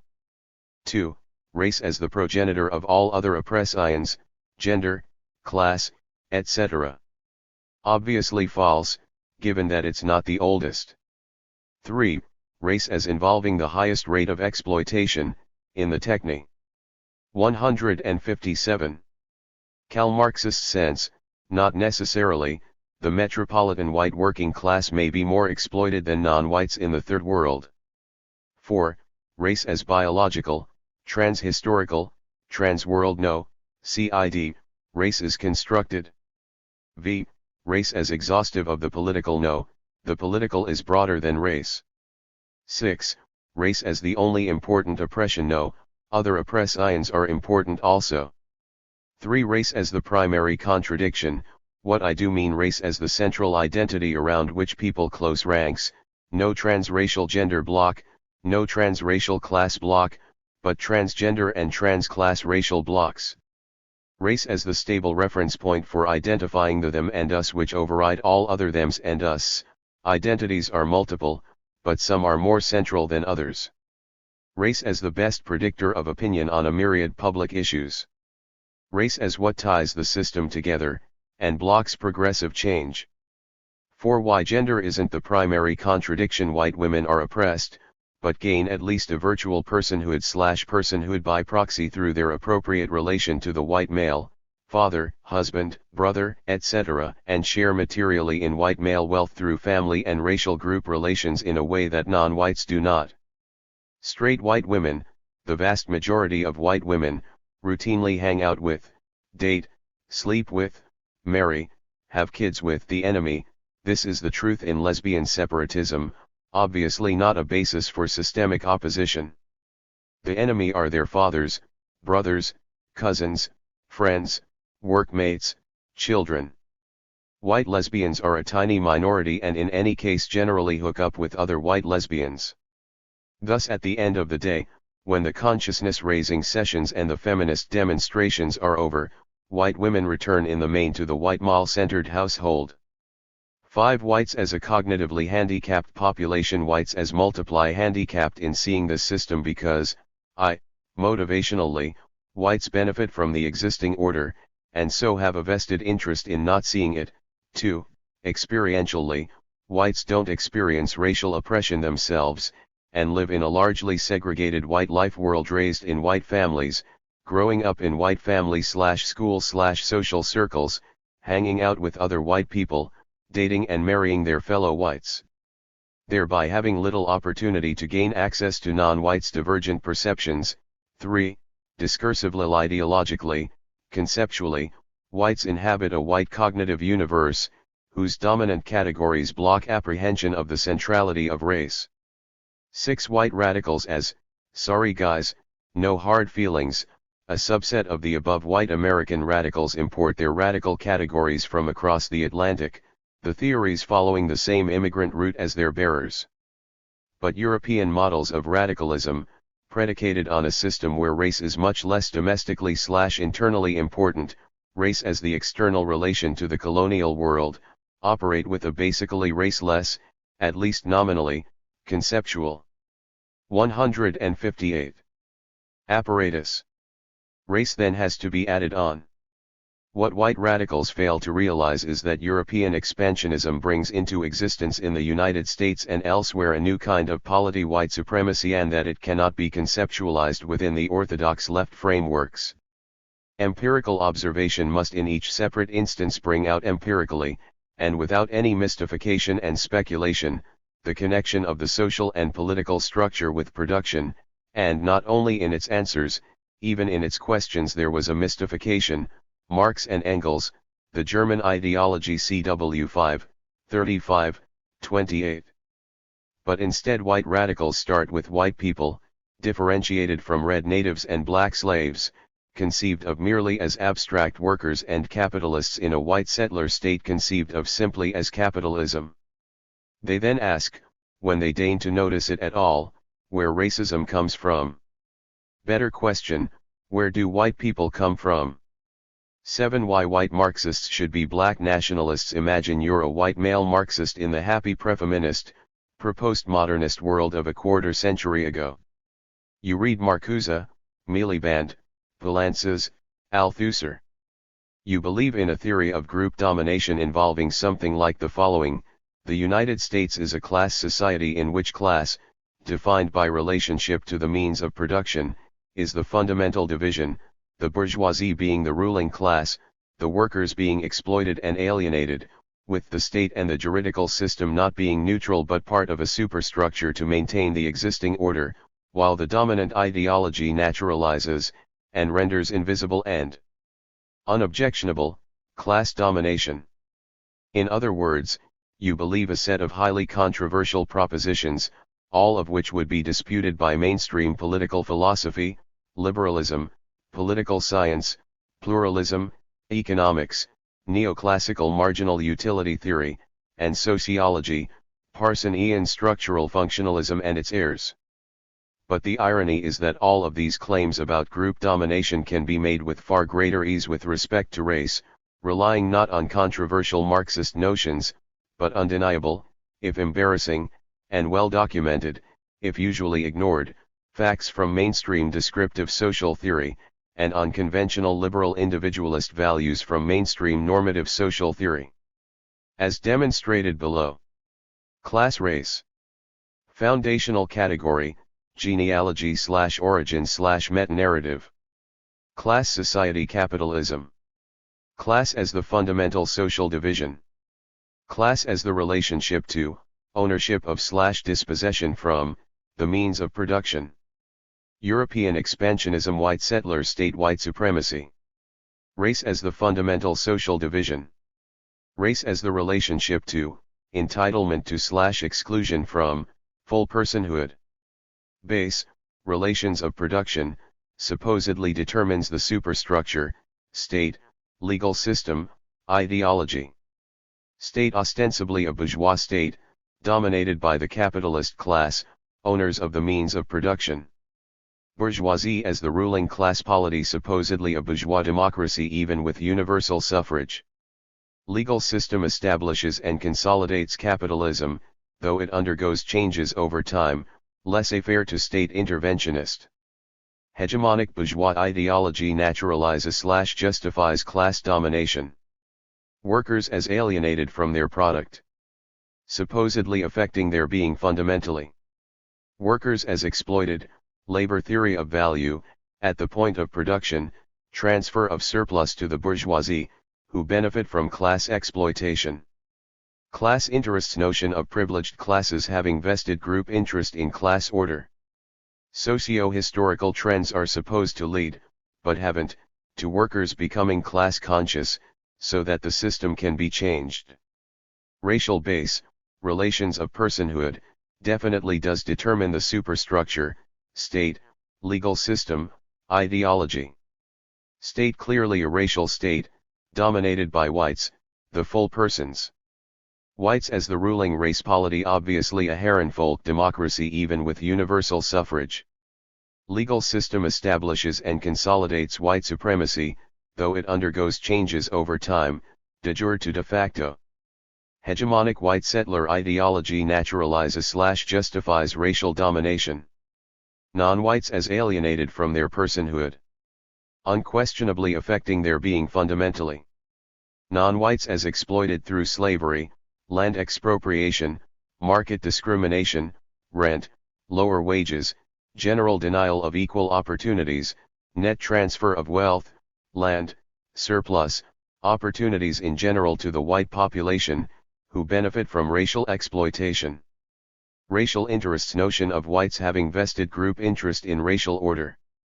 People are already, and have been for hundreds of years, racially conscious, with the white majority intent on retaining the system unchanged. 159.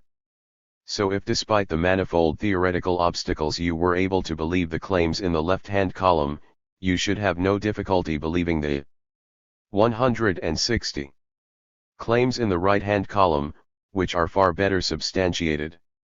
You can pick up your Malcolm X cap at the door. 8G, Thanks for explaining everything, but now that you've pointed it out, it all seems so obvious. How come I didn't realize all this before?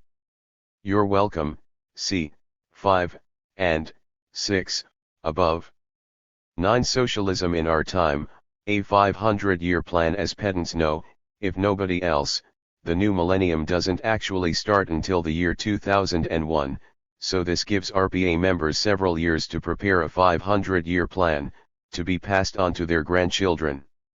2001 to 2100, struggle against white supremacy / majoritarian domination. 2101 to 2200, struggle against white supremacy / minoritarian domination. 2201 to 2300, struggle for social democracy. 2301 to 2500, struggle for socialism. Get your black diapers now. The oppression symmetry thesis. Now one can appreciate that with such a handout I was bound to get myself in trouble in many ways, with many different sectors of the audience. For the unreconstructed Marxists, it was, of course, heretical that anything but class could be central. For the post and never Marxists, it was, of course, heretical, that quasi-Maoist title, that anything at all could be central. Who after all, in these postmodernist times, believes that anything, let alone race, can be primary? But what I was trying to capture, however inadequately expressed, was my sense, first, of the reality of race as itself a system of domination and, second, of the asymmetry between race and other systems of domination in the United States. In other words, it is not merely that, as a black philosopher talking to a predominantly white audience, I was saying that this is an issue that has received insufficient theoretical attention from you white folks, in the kind of scene that has taken place with black intellectuals many times over the decades. I was also making a more radical claim, that actually, in a way I found hard to tease out, race might well be of greater importance. In subsequent weeks, I suggested in correspondence with various attendees that a more accurate title might have been Race as of Differential Causal Significance in a Society of Multiple Systems of Oppression, especially since I didn't mean primary contradiction in the original Maoist sense of that term. Not quite as catchy, perhaps. The first point was itself noteworthy enough. Once I sat down and started to compile the list, under the 7th item in the handout, I was 161. Struck by how much more easily the argument for racial domination can be made. There is, once one thinks about it, a kind of obviousness to it, the obviousness of the natural, of the purloined letter. Why had I not seen it before? Because it is there in plain sight and so is not seen. For it should not be thought that I had had these ideas worked out clearly in my mind all along and that I was chafing at orthodox white left theory's refusal to recognize them. Rather, though I was uneasy with the myopias of left theory, my account is in part about my discovery as a black person from the third world of the scales on my own eyes, an unnoticed layer beneath the previous, already fallen scales. In part, I was wondering at myself, at my failure to register what was so obvious once it was written down. Why had I not seen this before? Because of the categories of orthodox left theory, which here had served as ideological blinkers. Whites and non-whites don't really exist, because race is not real. So the exploitation involved is the exploitation of capital. Capitalists exploit everybody, though non-whites may be somewhat more exploited. And exploitation is what takes place in the factory. So in a sense, I had not seen what was there because I did not have the apparatus to see it. Mentally colonized in my own way by the orthodox left narrative, I had not discerned what was now obvious to me, that white supremacy was itself a system of domination, that whites in general, and not just capitalists, were advantaged by it, and that whites benefit from this system not merely at the point of production but much more broadly. Point 6. But the second point, that racial domination could in any sense be primary, is obviously the really controversial one. There are two lines of response here, first from the few, unreconstructed Marxists who would insist on the continuing primariness of class, and, second, from the much larger audience who would deny the primariness of anything. I want to begin with the latter. I think that many radicals nowadays subscribe to what could be termed, I hereby dub it, the oppression symmetry thesis. In other words, there is supposed to be a symmetry about all oppressians, or at least the big three: class, race, gender. I don't mean a structural or experiential symmetry. People are not necessarily assuming that class, racial, and gender domination are all structured the same way or experienced the same way. I mean a moral and/or causal symmetry, the moral claim that all oppressians are equally morally bad, and/or the causal claim that all oppressians are of equal causal significance for determining the overall workings of the society. In my opinion, the oppression symmetry thesis, henceforth, the OST, has several confluent sources. The reaction against Marxism. Marxism claimed, or was standardly interpreted to be claiming, that class was the primary oppression and that 162 other oppressians could be understood in terms of class, or at least traced to class, if not always reduced to it. So Marxism, especially in the base superstructure model of society, was classically committed to the fact of asymmetry, which in part is the significance of materialism. The theoretical and political practical failure of this analysis, manifested in the rise of the so-called new social movements of the 1960s and 1970s, though some, such as Black American struggles, were actually much older, long predating this period, led to a backlash against any such claims, whether made by Marxists or others. The failure of the grand synthesis. In the heyday of socialist feminism, the hope was that a dual systems theory could be synthesized from the insights of Marxist and radical feminists so that a synoptic view of capitalist patriarchy could be developed. See, for example, Eisenstein 1979. But socialist feminism has largely collapsed with the decline of Marxism, and the most important contemporary feminisms are not influenced by class theory. Post-structuralism. As we all know, the whole point of the rise of postmodernism, as classically expressed in Lyotard, 1984, was an incredulity toward meta-narratives. So claims about causal priority, objective truth, global pictures, and so forth, are seen as illegitimate. Politeness. Finally, the simple but important point, that people who are trying to organize radical, or any kind of, political movements do not want to alienate groups that they're trying to ally with, and announcing a hierarchy of moral and causal priority seems a pretty sure way to do this. So there are many obvious causes for people believing in the OST, or at least tacitly operating as if they believed in the OST. But obvious causes need to be distinguished from good reasons. I suggest that the OST is false, at least as a general truth valid for all societies for all times, and that, in fact, only a moment's thought should be necessary to demonstrate its obvious falseness. Apply a good old-fashioned taxonomical philosophical apparatus, and ask yourself the following question: what is the status of this thesis supposed to be? Is it an analytic a priori truth, guaranteed by the meanings of words? Obviously not. Nothing is conceptually inherent in the definition of oppression that necessitates symmetry of all oppressians. Well, is it a synthetic a priori truth then, such as those Kant thought he had discovered? But Kant's candidates had a much stronger claim, and even they have not survived later philosophical judgment. Then it has to be an a posteriori statement, an empirical generalization about the world, and as such it 163 needs to be based on empirical investigation, cross-comparisons of different societies, and so forth. But no such investigation has been done, rather, it is held basically as an a priori truth.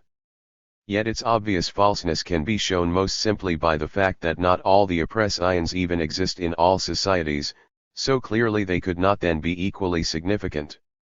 Gender oppression comes closest to being universal, but class oppression is not a feature of hunting and gathering societies, and, as earlier noted, racial oppression has been argued by many to be a feature distinctively of the modern world.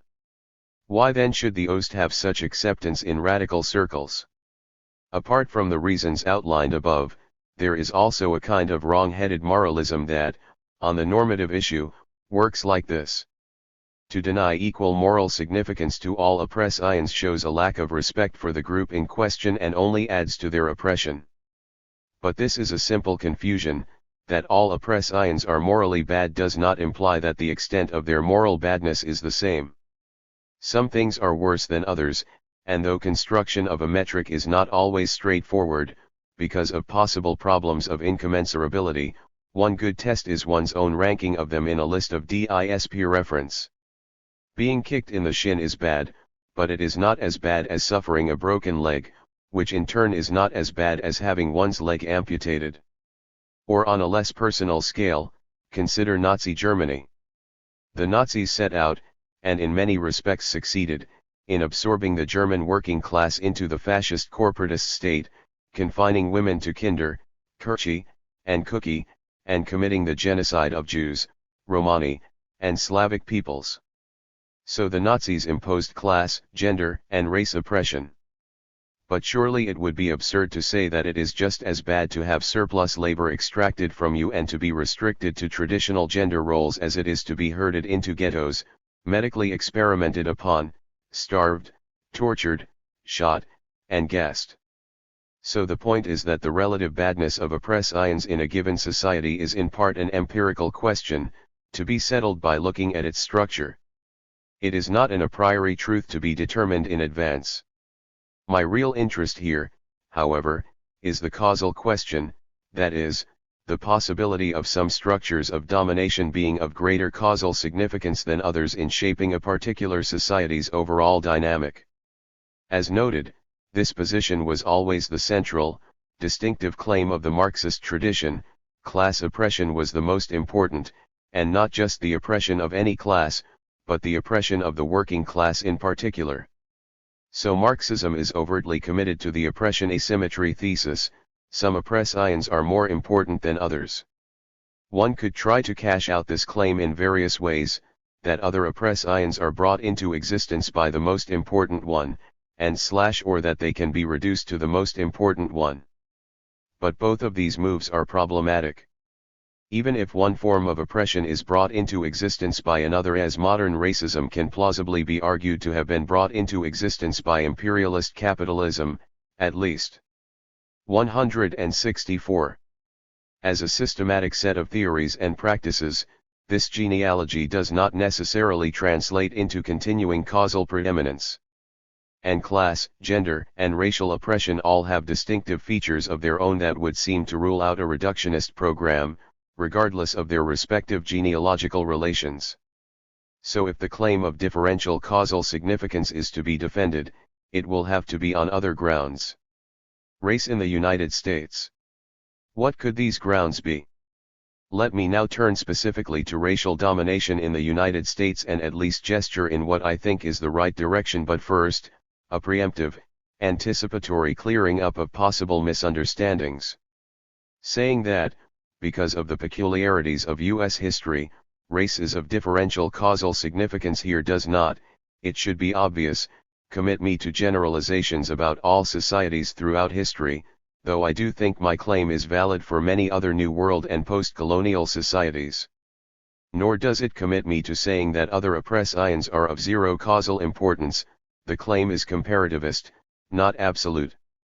Nor does it imply the obvious falsehood that racial domination precedes and/or generates class and gender oppression. Well, what does it mean? To begin with, it is a claim about group self-identification, about who and what we are, and what interests we correspondingly have or take ourselves to have. We all have multiple hats, multiple identities, because of both group membership and social roles.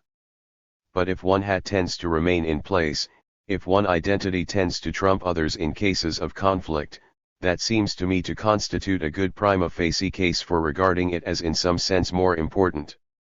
And race does in general have this characteristic, that is, it is the white hat that historically has been most firmly fixed on the head. As I have written elsewhere, white racial identity has generally triumphed over all others, it is race that, transgender, transclass, has generally determined the social world and loyalties, the life world, of whites. There has been no comparable, spontaneously crystallizing transracial workers' world or transracial female world. Race is the identity around which whites have usually closed ranks. Mills 1997, 138. Because it is only comparatively recently that the perception of race as socially constructed has become widespread, this obvious truth has been read naturalistically, and it has been deprived of its appropriate sociological significance. But once we look at race as a social structure like class and gender, how can it be denied that, in the United States, it overrides the others? Consider America's original primary colors of red, white, and black. Do the wives and daughters of the invading male white settlers, in what is a white settler state, identify either with the wives and daughters of the 165 Native Americans with whom they are locked in conflict for over 250 years, or with the women of the Africans they have enslaved? Do white workers reach out across racial lines to form class alliances with expropriated Native Americans and with blacks subordinated first as slaves and later as the victims of Jim Crow? Obviously, the answer in both cases is in general a resounding no. So how can it be denied that race is the primary social division and that, though there are secondary intraracial conflicts of class and gender, they take place within a larger structure of white racial domination, which white workers and white women benefit from and generally support? In cases of class conflict, for example, to address the orthodox Marxist challenge, white American workers have historically tended to identify themselves as white, as struggling against white capital but as retaining their own capital in whiteness by excluding blacks from unions, discriminating against them in promotions, moving to segregated neighborhoods, failing to protest when the racial state dispenses benefits to them on a discriminatory basis, and tacitly and overtly supporting Jim Crow. David Roediger, 1999, 1994, points out that there has been an embarrassment about these facts on the part of white left labor historians. They have been played down or written out of labor history, or, when grudgingly acknowledged, they have not been given the theoretical attention they deserve. And this theoretical failure is conceptually linked, I would again suggest, to an imported social ontology in which the workers cannot in the end be really anything other than workers. Certainly they cannot really be white, because whiteness has no ontological significance. But this presumption is false. White workers really are white at the same time that they are workers. The refusal to recognize and theorize white supremacy as a system in itself leaves a theoretical hole that drains Marxist understanding of the ways in which race can be real. Presented with the theoretical alternatives, in a class ontology, of race as biological and race as non-existent, white Marxists have chosen the latter, and they have blinded themselves to the ways in which white workers participate in, benefit from, and reproduce racial domination, thus making race socially real. Where racial domination has grudgingly been admitted, it has been represented as really the domination of capital. But once you admit the possibility of a society of multiple systems of domination, it is not contradictory that the bourgeoisie dominate the workers and that whites dominate blacks. So, as workers, they are exploited by capital; as whites, they are themselves the beneficiaries of an overlapping but distinct system of exploitation that not only secures personhood and its benefits for themselves but also denies them to others. Their being is shaped in part by thinking of themselves as superior beings, and of having this superiority embedded in social structures, national narratives, law, the racial division of 166. Labor, and public policy. The top-down manipulation and imposition mode 1, by which race and racism are bourgeois inflict ions on a colorless and innocent proletariat, ignores the reality that, as E. P. Thompson famously emphasized, the working class also make themselves, and in the United States, they make themselves as white. Roediger 1999, ch. 1. Indeed, the imposition model rapidly becomes a kind of self-parodic puppetry in which causality and agency are selectively vouchsafed to and withdrawn from the workers according to a circular agentic logic, When they do good things, they are acting on their own, but when they do bad things, organize lynch mobs, participate in race riots, have hate strikes to exclude black workers from factories, sign restrictive covenants to maintain segregated neighborhoods, it is at bourgeois behest. One wonders how socialism was ever to be brought about by so capriciously causal a set of people. Seymour Lipset and Gary Marx remind us that fierce and prolonged discrimination against African Americans produced a distinct underclass that was regarded as a race apart from white workers and their unions, and which, as a result, was excluded from their political projects, including socialism. Those who were the most exploited and who had the least to lose in militant class struggle, namely blacks, were distant from the political concerns of the working class as a whole. White workers were often as motivated to keep African Americans out of their job territories as to battle employers directly for better conditions. 2130-31. Yet the grip of Marxist orthodoxy has been so great, and the categories, despite their being so illuminating elsewhere, have been so blinding here, that no absurdity or incongruity has been perceived in writing, as if these white American workers stepped straight out of the pages of Capital. What has not sufficiently, or at all, been recognized and thought through theoretically have been the implications of their being not the proletariat of a 19th-century England largely racially homogeneous, but participating junior partners in a white supremacist state.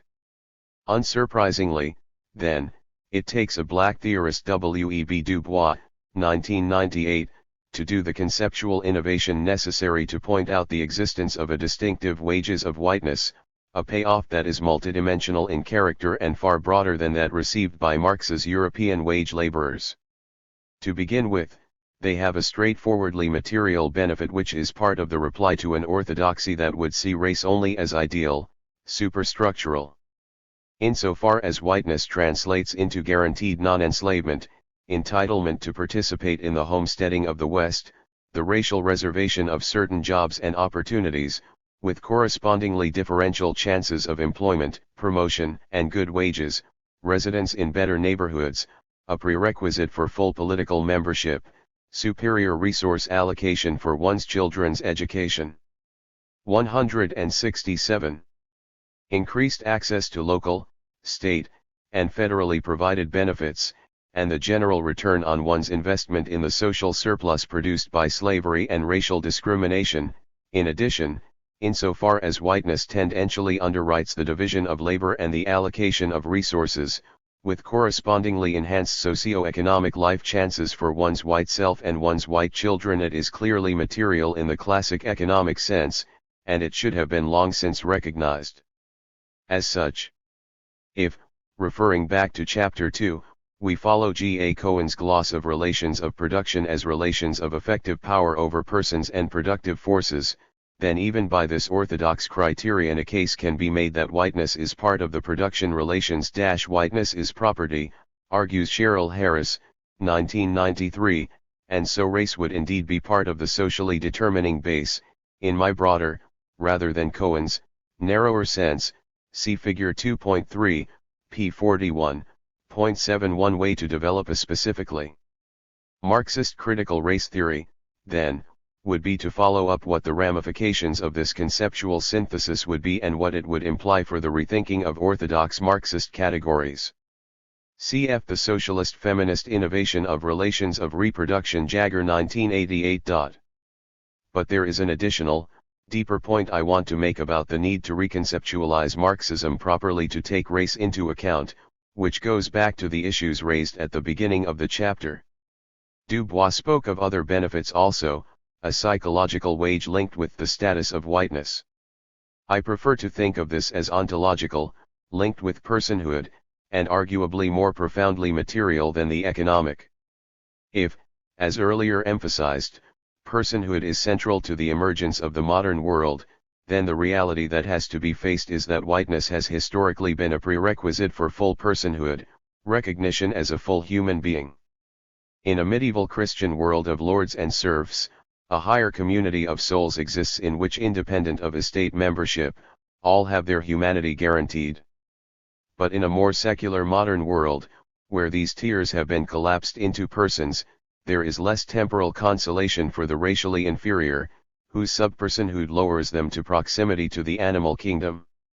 In his recent short history of racism, George Fredrickson points out that what makes Western racism so autonomous and conspicuous in world history has been that it developed in a context that presumed human equality of some kind. If equality is the norm in the spiritual or temporal realms, or in both at the same time, and there are groups of people within the society who are so despised or disparaged that the upholders of the norms feel compelled to make them exceptions to the promise or realization of equality, they can be denied the prospect of equal status only if they allegedly possess some extraordinary deficiency that makes them less than fully human. 2002, 11-12. 168. So race then becomes tied up with our human dignity, our sense of ourselves as beings of intrinsic equal moral worth, or not. Being white is being fully human. Being non-white is not being fully human. One has an ontological stake in racial hierarchy because it is linked with one's sense of oneself as a human being, someone superior to lesser non-white beings. So even though the white working class are on a lower rung of the social ladder, the fact that they are on the ladder at all historically raises them normatively above blacks and Native Americans. The inadequacy of the Marxist thesis about social being is that, presupposing the European background, it can talk about the foundational shaping of the being of persons by the relations of production, of the psychological centrality of alienation from one's product and so forth, because it is the person population, whose full being is already ontologically guaranteed, that is being presupposed. But for those who are not in this population to begin with, their being will be shaped far more fundamentally by their exclusion from personhood. Now what I want to argue is that Marx's own categories can be developed to accommodate this position as a variety of materiality. In Chapter 2, I claimed that for Marx the material includes both the natural and, part of, the social, since the material is what is causally independent of us. Now apply this to race. If race is socially constructed, as we now know, then it is not itself biological, and so it is not an example of what I called their material, but rather materia 1. 2. Like class. But unlike class, it is a social structure and social identity that roots itself in the biological, insofar as its identifiers move us to invest the physical with social significance. Thus Linda Alcoff, 1999, has emphasized the centrality of the visual to race. We see others, we see ourselves, as raced, in a way that we do not see others or ourselves as classed. And this follows, of course, from the fact that it is on the body that race is inscribed. We can escape the workplace, we can come home from the factories, but our bodies are always with us. So one looks in the mirror and sees oneself preeminently as somebody of a certain race, since the criteria are, after all, written all over us, on the ineluctable physical part of ourselves.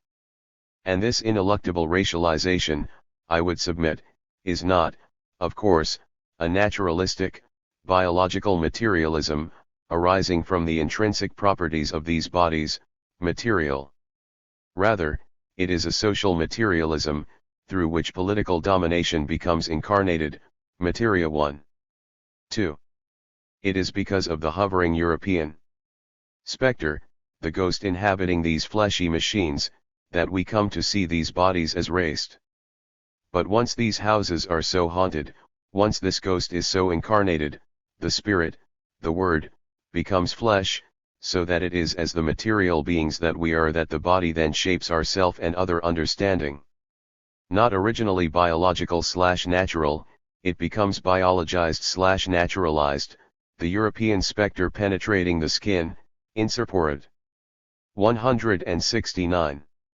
Ing our vision of ourselves and of others. Who am I? What am I? Who are you? What are you? We learn to see whiteness and blackness, seeing ourselves in our own eyes, and in the eyes of others, as equal, as superior, as inferior, but in all cases ineluctably, given a racialized social order, as a human of a certain racial kind.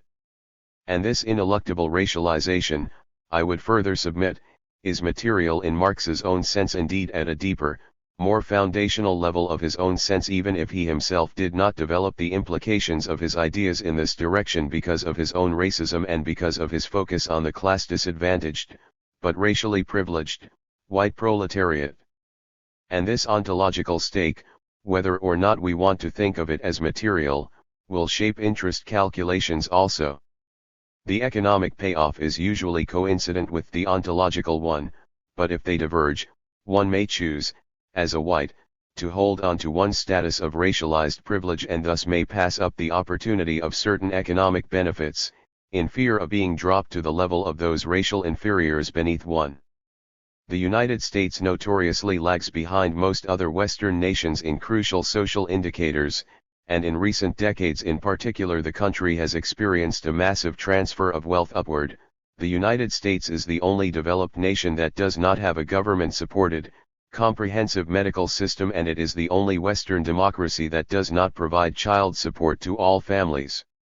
No Western democracy has as unequal a distribution of income as the United States once tax and transfer payments are included into the calculation, Lipset and Marx 2000,282.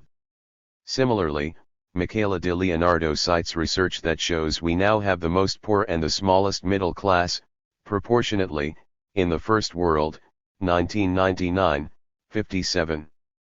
Yet these growing inequalities have attracted little protest or political activism. Werner Sombert's, 1976, old, turn-off century question, originally posed in 1906, as to why there is no socialism in the United States has now become, with the rightward shift in the political center of gravity and the corresponding restriction of possibilities, the question of why there is not even any, left, liberalism, any social democracy, in the United States.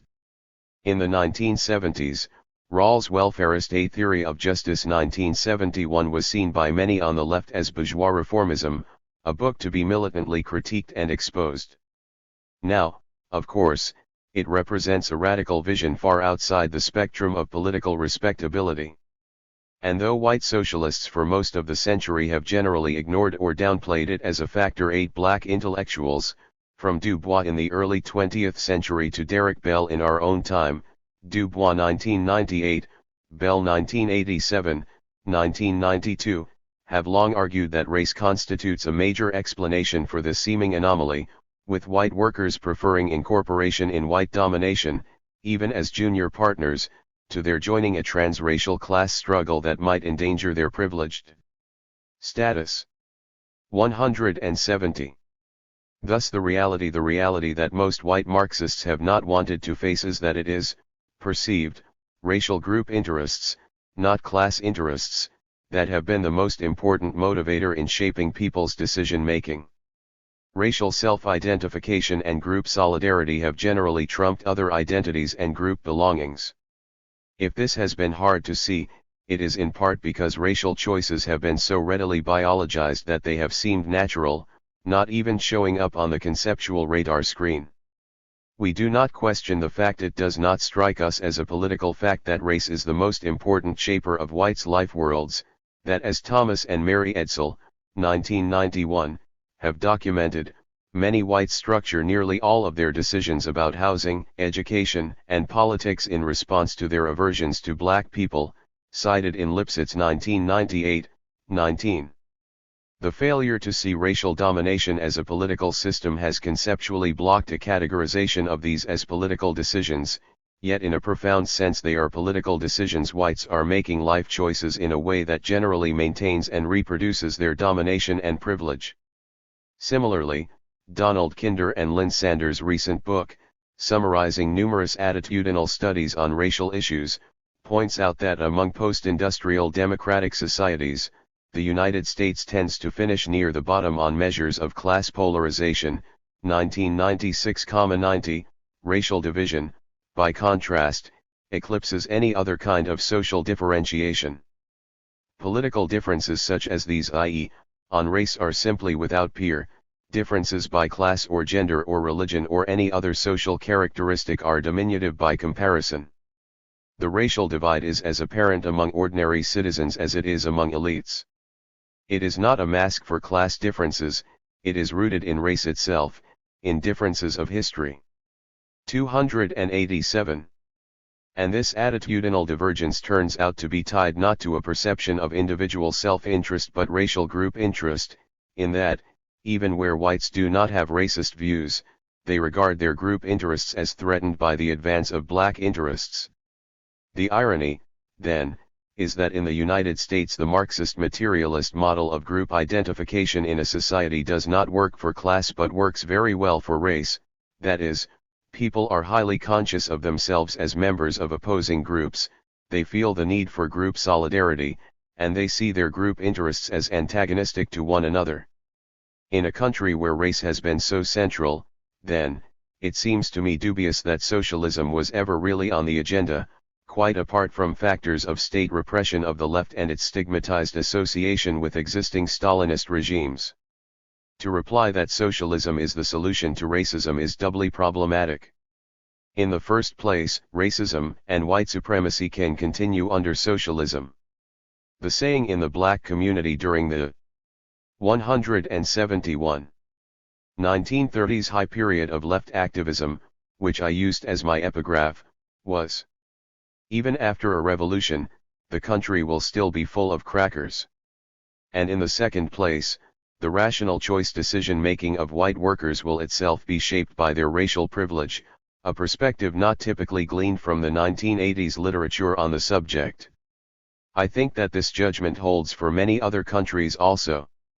And more generally, I would claim that on the international level, the underwriting of imperialism and its post-colonial legacy by race provided, first, an empathic barrier to first world, white, working class identification with, largely non-white, third world poverty and, second, a set of mystified schemas for explaining that poverty, both of which inhibited and continue to inhibit the solidarity that would have been necessary for a genuinely internationalist movement.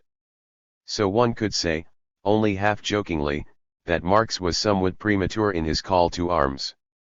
If we detach the concept of a bourgeois revolution from class, and think of it, more generally, as a revolution against descriptive hierarchy of all kinds, then one could say that this normative leveling has yet to be fully carried out.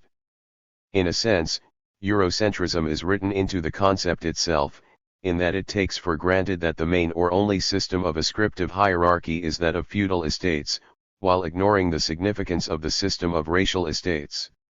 It is white domination, not the rule of lords and ladies, that is in many parts of the world the real ancien regime. And the political projects of those subordinated by this regime will be significantly divergent from those privileged by it. So the Marxist timing primitive communism, slavery, feudalism, capitalism, socialism really has to be rewritten to take this actuality into account, with white supremacy, in particular nations and as Western domination, added to the list, primitive communism, slavery, feudalism, racial/white supremacist/Euro-dominated capitalism, and only then, if at all, socialism. A socialist revolution has to await the completed revolution against the socially pivotal form of ascriptive hierarchy remaining, the exorcism of the European spectre haunting the planet. If we want to retain the term for the sake of irony and paradox, then we could say that Marxist revolutionary socialists now need, and in fact needed from the start, disdaining to conceal their views and aims to persuade white proletarians to lose their chains of whiteness and inscribe on their banners, "Toward the bourgeois revolution." 3. Critical race theory. The focus of the third and final part, accordingly, is race. As emphasized in the previous two chapters, this shift in focus should not at all be taken to imply a complete repudiation of Marxism, since I do think that attempting to incorporate whiteness as property into an expanded conception of the relations of production would represent a promising line of research for the necessary transformation of historical materialism. But interesting and fruitful as such an undertaking might be, it is not one that I myself pursue here or have explored in my other writings. Rather, my strategy has been to leave bracketed the question of whether such a theoretical synthesis is possible and to treat white supremacy as an at least semi-autonomous system, on the assumption that important and interesting things can still be said about it without necessarily seeking to resolve these other questions. Whether or not an adequate Marxist account can be ultimately developed of the logic of race, racial oppression has a reality and specificity that need to be investigated in their own right. In a post-communist world, the struggle for socialism is not currently on the agenda, even if it may revive in the distant future, and if capitalism is the present reality that limits our horizons, then surely both Marxists and non-Marxists alike should be able to agree that a non-white supremacist capitalism is morally and politically preferable to the white supremacist capitalism we have had for hundreds of years. A similar argument applies, of course, for gender. Moreover, if the analysis of Chapter 6 is correct, the trumping of class by race in the white supremacist capitalism of the United States has itself been one of the major obstacles to the development of a more equitable society for whites also. Both on intrinsic and 173. 174I. Instrumental grounds, then, the achievement of racial justice should be a priority for the left. For old critical theory, of course, class society was the central category, and this analysis has informed the perceptions and writings of generations of theorists in the left tradition.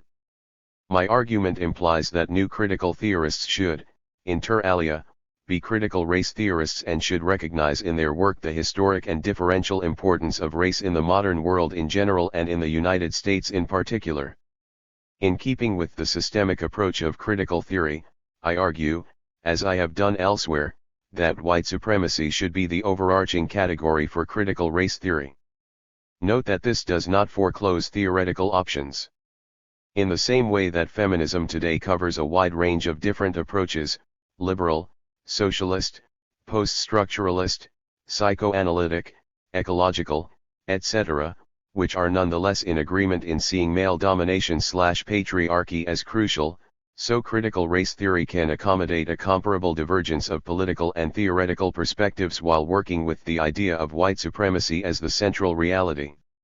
In Chapter 7, then, I make a case for conceptualizing white supremacy as political, in the same way that Marxists see capitalism as dominated by a ruling class and that feminists see patriarchy as male political rule. I then sketch out what I take to be its main dimensions. In the process I demonstrate what we should already know from several decades of feminist theory, that reconceptualizing the political necessarily gives one a different mapping of it. The chapter is more descriptive and taxonomical than explanatory, a reflection of the fact that we do not as yet have a theory of the deep inner dynamics and workings of white supremacy comparable to what Marx advanced for class society. Marxists, as so-called scientific socialists, differentiated themselves from utopian and ethical socialists by downplaying or sometimes deriding demands for justice, which, as earlier indicated, became a questionable category for many on the left. In the hundreds of years of struggle of the racially subordinated, by contrast, the demand for racial justice was usually the central banner under which people organized. So for critical race theory, historically, there has been no ambivalence at all about making moral demands. Apart from a differing theoretical apparatus, part of the explanation for this divergence was that white supremacy, unlike capitalism, was oppressive by straightforward liberal, bourgeois, norms themselves, once non-racially applied, whereas the left had to make a more controversial case in terms of economic oppression, unfair constraints on proletarian freedom, and so forth. Similarly, while the Marxist concept of class exploitation relied in the traditional formulation, as against the recent work of analytical Marxists like John Roemer, on contested theses about the labor theory of value and the extraction of surplus. 175. Value, racial exploitation is wrong by conventional values. You don't need a theory of surplus value, after all, to see that slavery is unjust. Yet in the huge literature on justice generated since John Rawls' A Theory of Justice, 1971, appeared 30 years ago, very little has been done on racial justice. In Chapter 8, I argue that structural racial injustice has obviously, if not obviously to white philosophers, been central to recent U.S. and global, history, and as such it should be central to discussions on the subject. Moreover, an adequate treatment of racial justice will require us to move far beyond the usual limited distributivist economic concerns of mainstream white theory, since people of color suffer specific race-based injustices in addition to the supposedly general ones that are the focal concern of the philosophical literature. Young 1990. Finally, Jorge Garcia, 2001, did a thorough and stimulating critique of my book The Racial Contract, 1997, in the Black Diasporic Philosophy journal Philosophia Africana. In Chapter 9, I give my reply. Garcia's critique provided me with the welcome opportunity to clear up some possible points of misconception about the book and to make a positive case for using contractarianism the way I do. Since I am bracketing Marxist questions and focusing on white supremacy as a structure oppressive by mainstream liberal democratic norms, I can utilize the descriptive and normative apparatus of contractarianism to map, in a general way, white racial domination and to prescribe appropriate corrective justice. Mainstream contractarianism begs crucial questions about social structure and political institutions by presuming atomic individuals in egalitarian relations with one another who give equal input into the creation of the polity. But by jettisoning the social ontology of liberalism, we can retain the valuable part of it, its normative commitments, while putting them on a more informed socio-political foundation. Garcia's critique of me, based as it is on his own well-known individualistic analysis of race and racism, 1996, provides a useful foil against which I can elaborate a structural position drawing both on liberalism and classic left theory. 7. White supremacy as socio-political system. How should we set about theorizing race if we are no longer going to work within a Marxist framework? And what contribution can philosophy and critical theory make to such an enterprise? Philosophy's classic pretensions to be able to illuminate the human condition with the light of reason have, to many critics, collapsed in a retreat to an inbred hermeticism, opaque and irrelevant to the outsider. Those in the analytic mainstream of the profession, in particular, share a reluctance to engage with the social and historical. Indeed, in an important recent book, John Macomber goes so far as to anoint analytic philosophy with the dubious honor of being the most resolutely apolitical paradigm in the humanities today. In one famous formulation, if philosophy is the queen of the sciences, then she has had very little to say to her subjects lately, being strangely isolated from other fields and playing no important role in American social life and cultural discussions. But Macomber argues that it would be a mistake to attribute this reticence to purely internal factors. On the contrary, he claims that an examination of the pre- and post-war record shows an externalist account to be far more plausible, the impact of McCarthyism, which differentially targeted philosophers, and its making philosophy, in fact, the most heavily attacked of all the academic disciplines, Macomber 2001, 13:37. As a percentage of their professional membership, proportionally more philosophers lost their jobs in the 1950s through political harassment than academics in any other field. Thus, whereas in the first half of the century John Dewey's influential pragmatism had pursued a vigorous engagement with social and political problems, the post-war period saw a disciplinary, and disciplined, retreat. 177. 178. From such involvement as part, of course, of a broader run for cover in the academy. So if academic philosophy today seems to have little to say to the uninitiated, this development is by no means a matter of disciplinary necessity, for the fear quite recently was that it would say too much.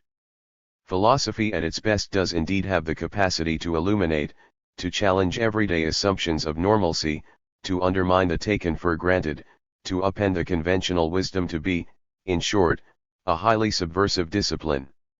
Moreover, by virtue of its positioning as a meta-subject, it is strategically located to draw upon and make pronouncements about the other disciplines, their foundational assumptions, the location of their borders, their conceptual frameworks.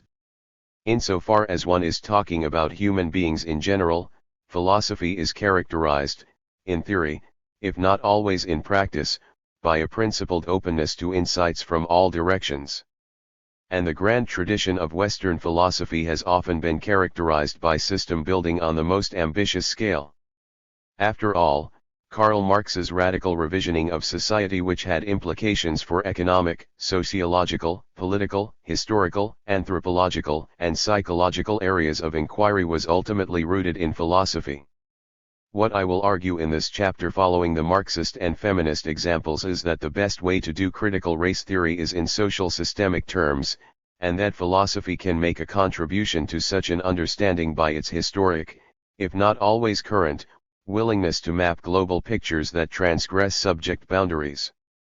In my own work, Mills 1997-1998, I have sought to expose the conceptual whiteness of mainstream philosophy, and I have argued that white supremacy needs to be taken as a theoretical object in its own right, a global social system comparable in current significance, though not historical age, to Marx's class society and feminist thinkers' patriarchy.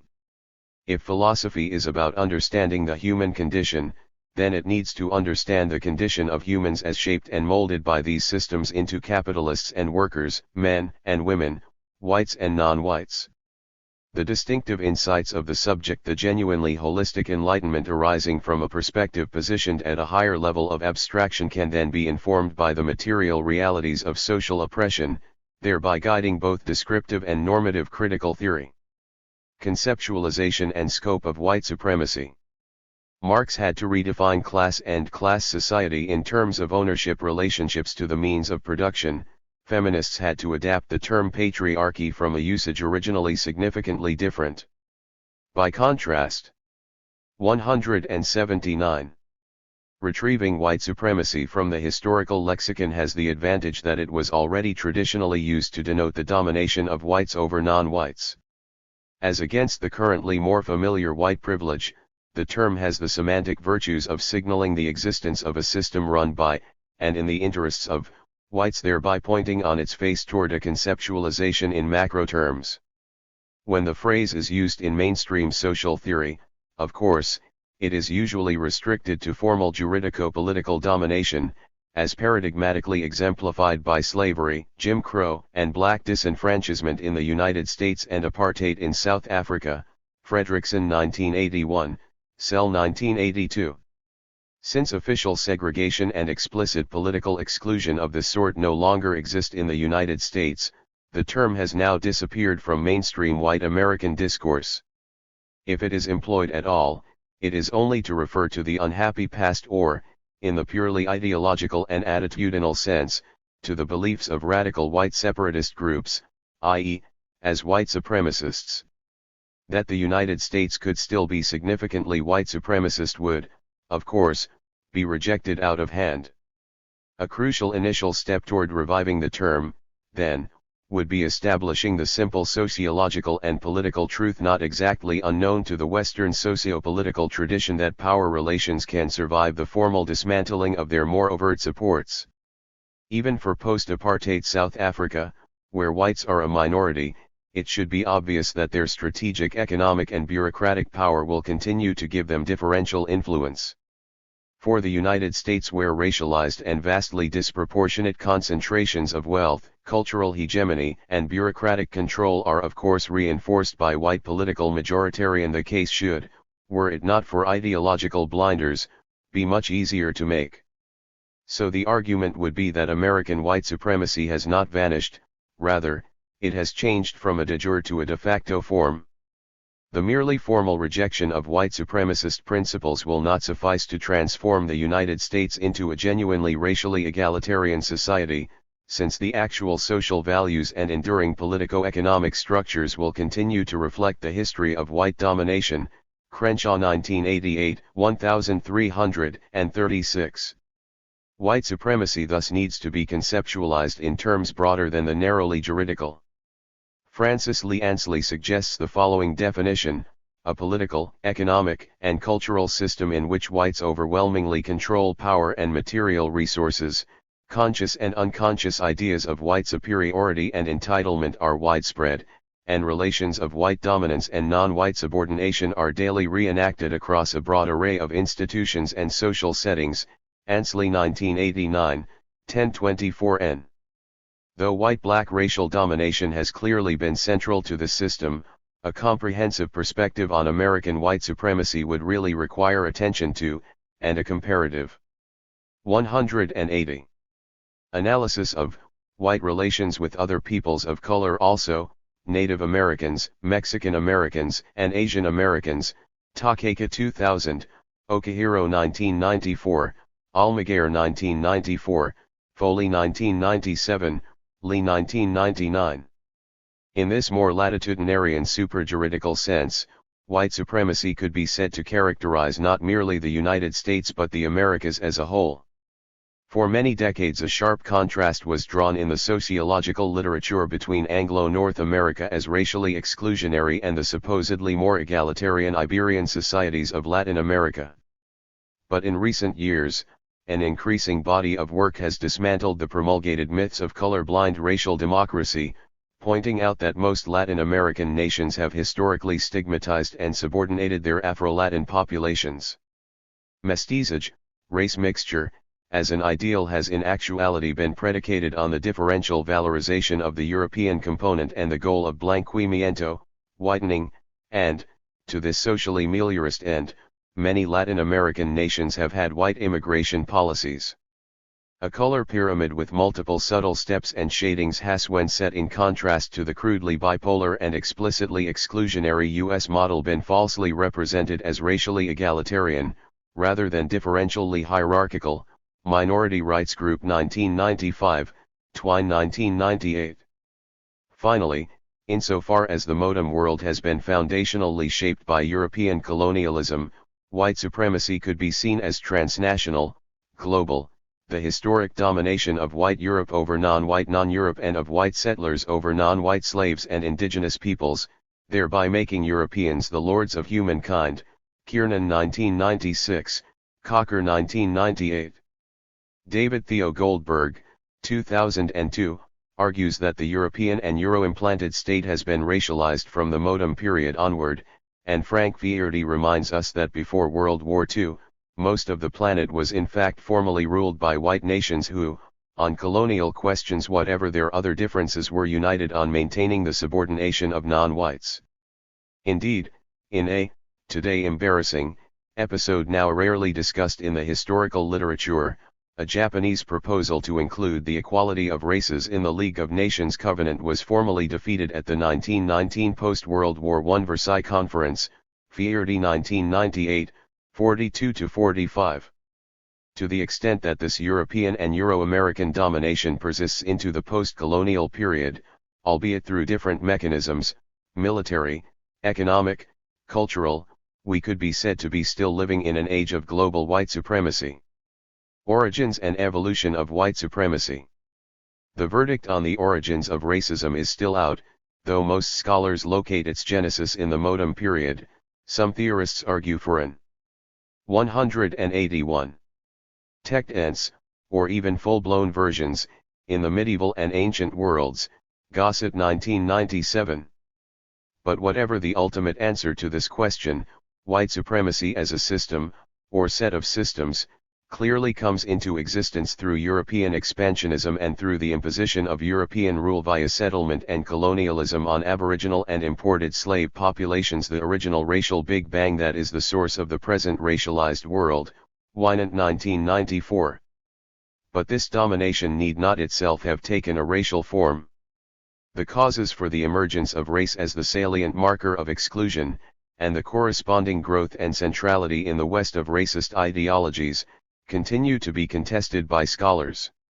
What are sometimes called idealist accounts would focus on the role of culture, color symbolism, and religious predispositions. For example, the self-conceptions of civilized Europeans opposed to a savage and wild other, the positive and negative associations of the colors white and black, and the assumption of a Christian prerogative to evangelize the world and stigmatize other religions as the devil worship of heathens. Gordon 1995, Jennings 1975. On the other hand, so-called materialist accounts, primarily Marxist in inspiration, would see such factors as either irrelevant or subordinate to the causally more important politico-economic projects of obtaining a supply of cheap labor, expropriating land, and imposing particular super-exploitative modes of production, for which race then becomes the convenient superstructural rationale. Cox 2000, Fields 1990. Marxist accounts have tended to the class reductionistic, for example, in Cox, but they need not necessarily be so.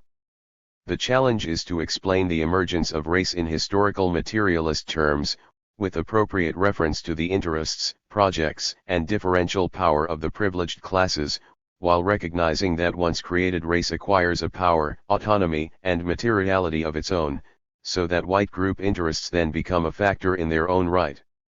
Unfortunately, few theorists have been able to achieve this delicate balancing act.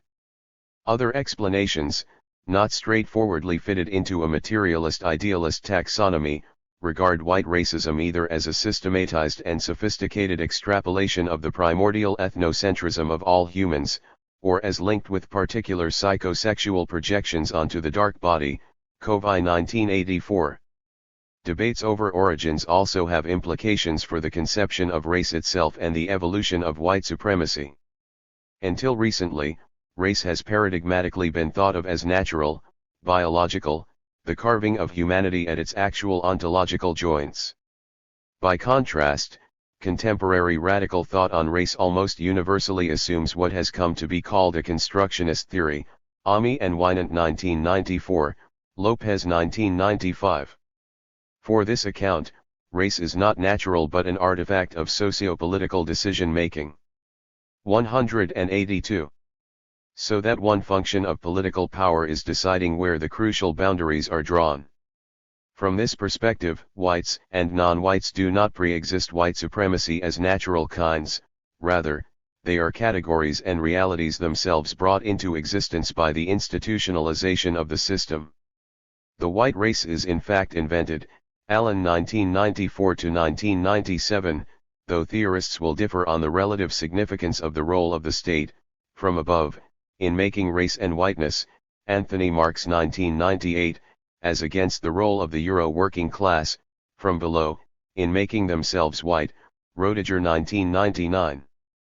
Correspondingly, white supremacy evolves over time not merely in its transition from a de jure to a de facto form, but in the changing rules as to who is counted as fully white in the first place.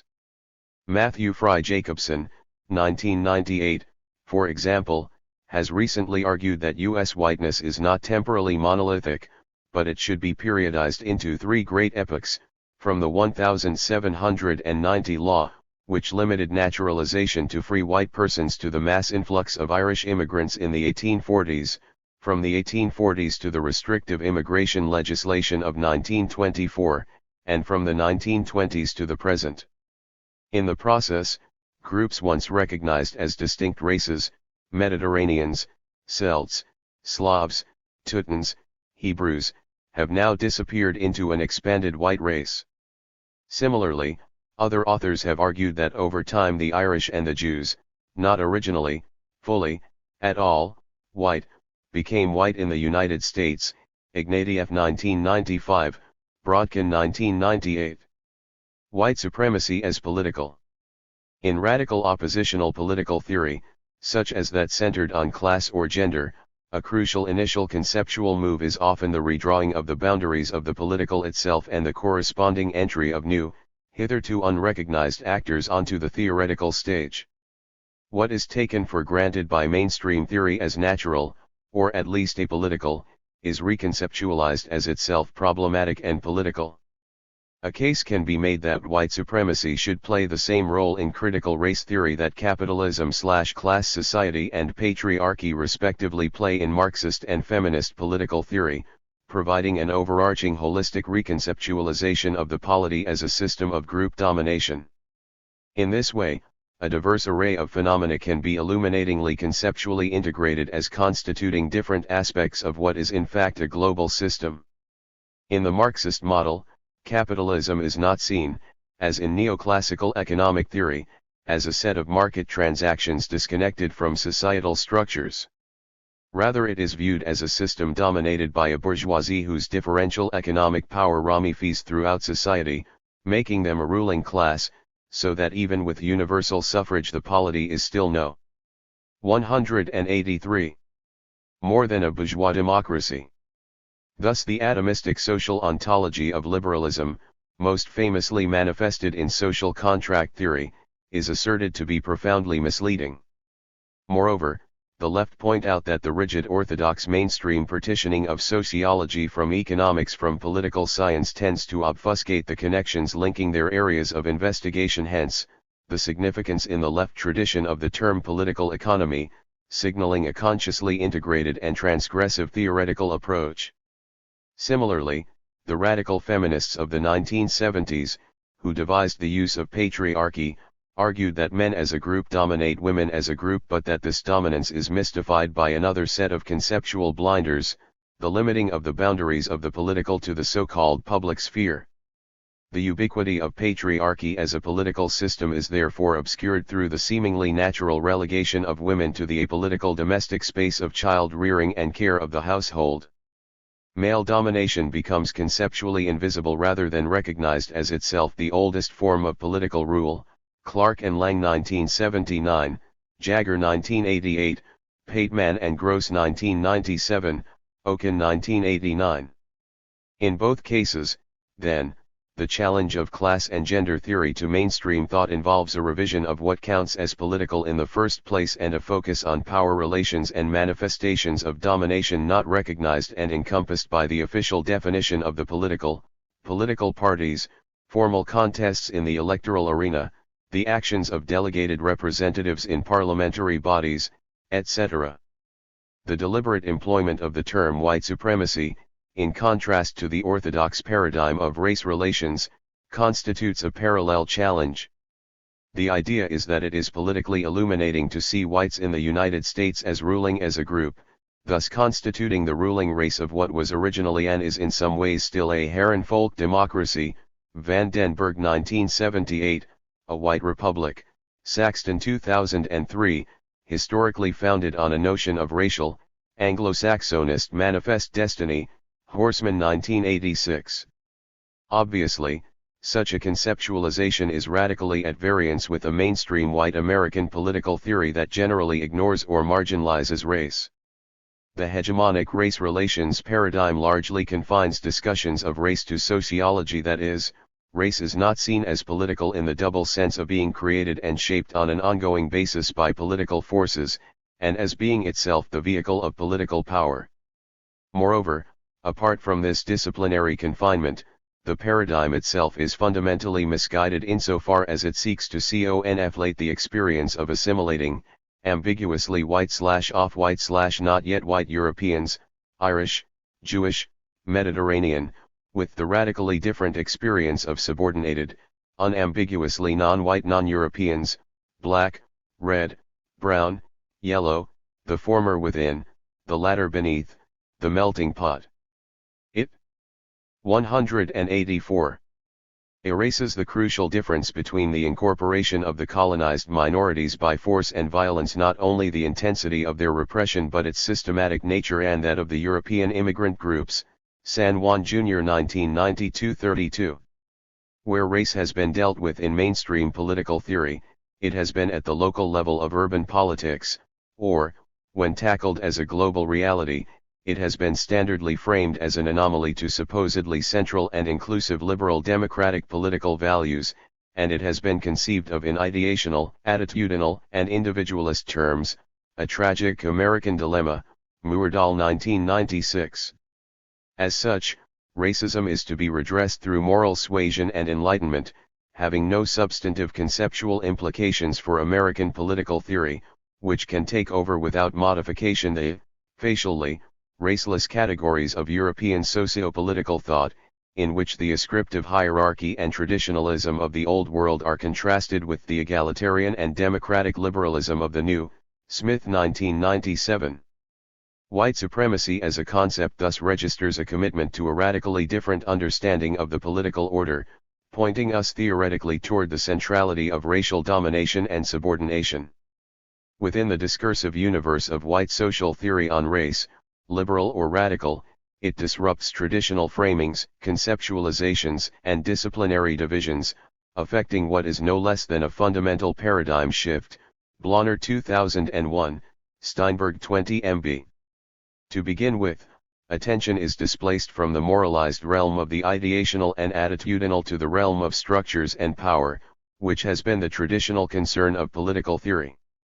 Correspondingly, the mainstream framing of race in terms of the facile and illusory symmetry of an individualized prejudice equally to be condemned whether encountered in whites or blacks is revealed as a mystificatory obfuscation of the clearly asymmetrical and enduring system of white power itself. It is this framing, of course, which opens the conceptual door to the later notion of reverse discrimination and to the Supreme Court's opting for the color-blind perpetrator perspective. The perpetrator perspective presupposes a world composed of atomistic individuals whose actions are outside of and apart from the social fabric and without historical continuity. Freeman 1995, 30. Second, this conception blocks mainstream theory's ghettoizing of work on race through rejecting its conceptual framing of the polity as a raceless liberal democracy. Instead, the polity is conceptualized as a white supremacist state, a system as real and important historically as any of those other systems formally acknowledged in the Western political canon: aristocracy, absolutism, democracy, fascism, socialism, etc. Third, the notion of a global racial system with its own partial autonomy constitutes a repudiation of the too often epiphenomenalist treatment of race in the most important Western theory of group Op. 185. Pres Zion, Marxism. Instead of treating race and racial dynamics as simply reducible to a class logic, this approach argues that race, though biologically unreal, becomes socially real and causally effective, since it is institutionalized and materialized by white supremacy in social practices and felt phenomenologies through constructions of the self, proclaimed ideals of cultural and civic identity, decisions of the state, crystallizations of juridical standing and group interests, permitted violence, and the opening and blocking of economic opportunities. What is created, in the words of Eduardo Bonilla Silva, is a racialized social system, in which the race placed in the superior position tends to receive greater economic remuneration and access to better occupations and prospects in the labor market, occupies a primary position in the political system, and is granted higher social esteem.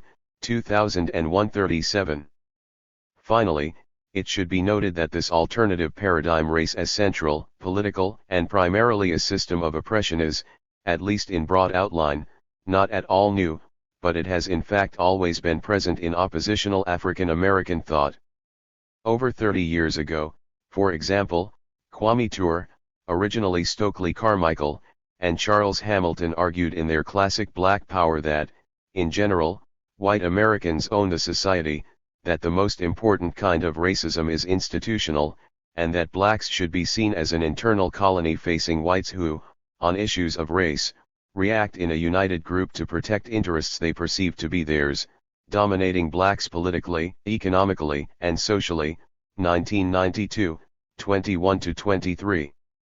From the struggles against slavery to the battles against Jim Crow, from David Walker's militant 1829 appeal, 2000, to Malcolm X's Matter-of Act 1963 judgment that America is a white country and all of the economy, the politics, the civic life of America is controlled by the white man. 1989-91, blacks have historically had little difficulty in grasping that the central political reality of the United States is, quite simply, that it is a white man's country. But this naive perception has apparently been too sophisticated for mainstream white political theory to apprehend. Moreover, as earlier noted, white domination has traditionally been seen as an international political system.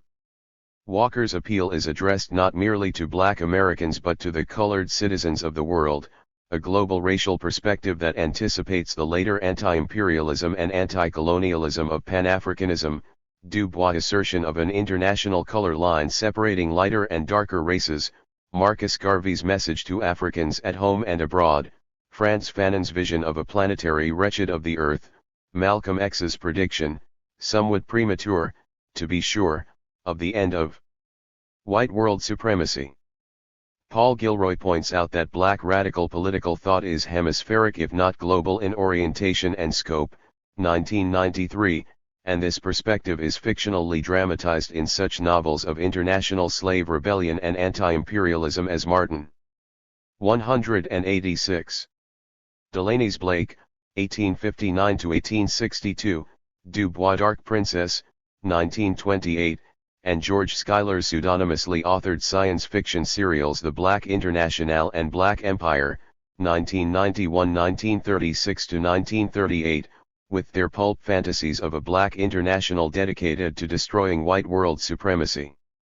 Current work on white supremacy in critical race theory and critical white studies is thus belatedly catching up with the insights of black lay thought, which is simultaneously disadvantaged and advantaged by its lacking the formal training of the white academy, and proper intellectual credit needs to be given to the black pioneers of this conceptual framework. Dimensions of white supremacy. White supremacy should therefore be seen as a multidimensional system of domination, encompassing not merely the formally political that is limited to the juridico-political realm of official governing bodies and laws, but, as argued above, it should also extend to white domination in economic, cultural, cognitive, moral, somatic, and in a sense even metaphysical spheres.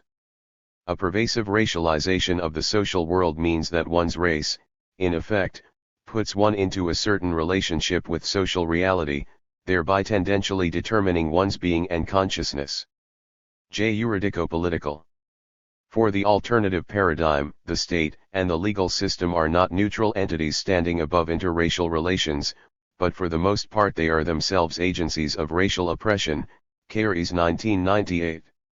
To Native Americans, the white man's law has constituted an essential part of the discourses of conquest, Williams 1990. For blacks, the history has been similar. As the late Judge A. Leon Higginbotham Jr. documented in detail, blacks have consistently been legally differentiated from and subordinated to the white population, not merely with the obvious case of the enslaved, but also in the lesser rights of the free black population, 1978, 1996. The Philadelphia Convention notoriously enshrines slavery without mentioning it by name through the 3/5 Clause, and in 1790 Congress made whiteness a prerequisite for naturalization. The 1857 Dred Scott decision codified black subordination through its judgment that blacks were an inferior race with no rights which the white man was bound to respect. The promise of emancipation and reconstruction was betrayed by the Black Codes, the 1877 Hayes-Tilden Compromise, and the 1896 Plessy v. Ferguson decision that formally sanctioned separate but equal. For the next 70 years, Jim Crow was the law of the land, with 187. Widespread black disenfranchisement, exploitation, and inferior treatment in all spheres of life, Litwack 1998. Thus for most of U.S. history, white supremacy has been de jure, and blacks have either been non-citizens or second-class citizens unable to appeal to the federal government to provide them equal protection, King 1995. While the victories of the 1950s through the 1960s over Jim Crow have led to the repeal of overtly racist legislation, and thus to real racial progress, substantive racial equality has yet to be achieved. The failure to allocate resources to implement anti-discrimination law vigorously, the conservatively narrow interpretations of civil rights statutes, the backlash against affirmative action and desegregation, and the general shift since the 1960s from the victim to the perpetrator perspective, Freeman 1995, in effect mean that further erosion of white domination is increasingly being resisted. Moreover, since the United States, unlike apartheid South Africa, has a white majority, a democratic vote guided by white group interests will itself continue to reproduce white domination in the absence of opposition from a Supreme Court committed to veiled majoritarian, Spen 1995. Donald Kinder and Lynn Sanders' research shows, in contradiction to the expectations of classic post-war pluralist theory, that racial group interests are nationally the most important ones, cutting across and overriding all other identities, and that whites see black interests as antagonistic to their own. 1996. Whether through legalized inferiority, electoral disenfranchisement, or majoritarian group interest-based domination, then, blacks have been systematically subjugated for nearly 400 years in the white American polity. Finally, in mapping the juridico-political, the role of official and unofficial white violence in perpetuating white rule also needs to be taken into account. The sanctioned tortures and informally connived killings of slave penal codes, the demonstration effects of lynchings in terrorizing the local black population, the freedom given to the Klan to operate, the differential application of the death penalty, the race riots, which were basically white riots until well into the 20th century, and the part played by the repressive apparatus of the state slave patrollers, federal militia, police, military, the prison system, the intelligence services in first suppressing slave uprisings and then later targeting legitimate black protest and activism to gain the rights enjoyed by white Americans. Berry 1994, Garrow 2003, Shapiro 1988, O'Reilly 1991, Dre 2002. In effect, for most of U.S. history the state has functioned as a racial state protecting white supremacy. Economic. Marx's theorization of the dynamics of capitalism famously rests on the claim that it is intrinsically an exploitative system, even when the working 188 class are being paid a fair wage, surplus value is being extracted from them. But with the discrediting of the labor theory of value, this claim is no longer taken seriously in mainstream neoclassical economics, though John Romer has recently attempted to develop a general theory of exploitation in other terms. 1982.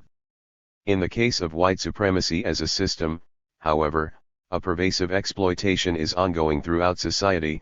It is, or should be, quite obvious, and it is unequivocally wrong by completely respectable, non-Marxist, liberal bourgeois standards, if applied non-racially. As one classic line puts it, white American wealth historically rests on red land and black labor.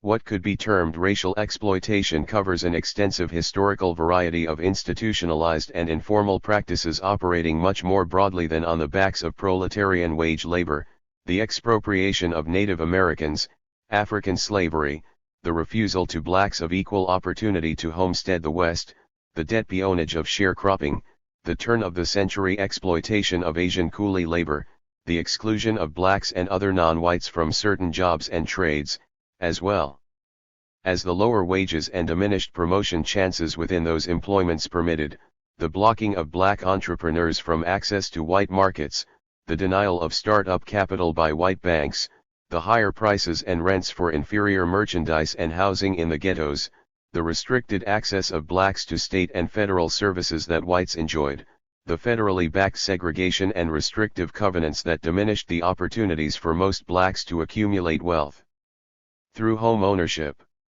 the unfair business contracts that took advantage of non-white ignorance, or, when recognized as such, had to be signed because of lack of an alternative to white monopoly control, and many others.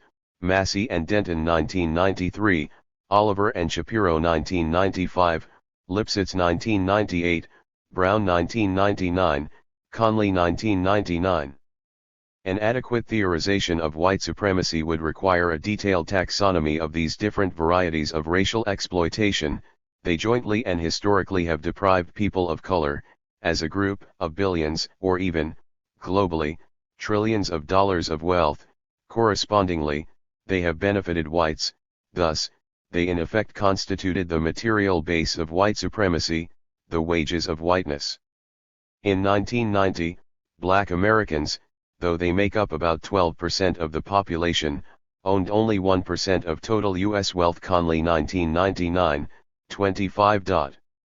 And globally a long-standing black and third world argument claims that slavery, colonialism, and the exploitation of the New World were crucial in enabling European development and producing African underdevelopment, so that racial exploitation really has to be seen as planetary in scope. Eric Williams 1994, Rodney 1981, Blount 1993. The recently revived struggle for black reparations in the United States, and the indictment of the legacy of 189.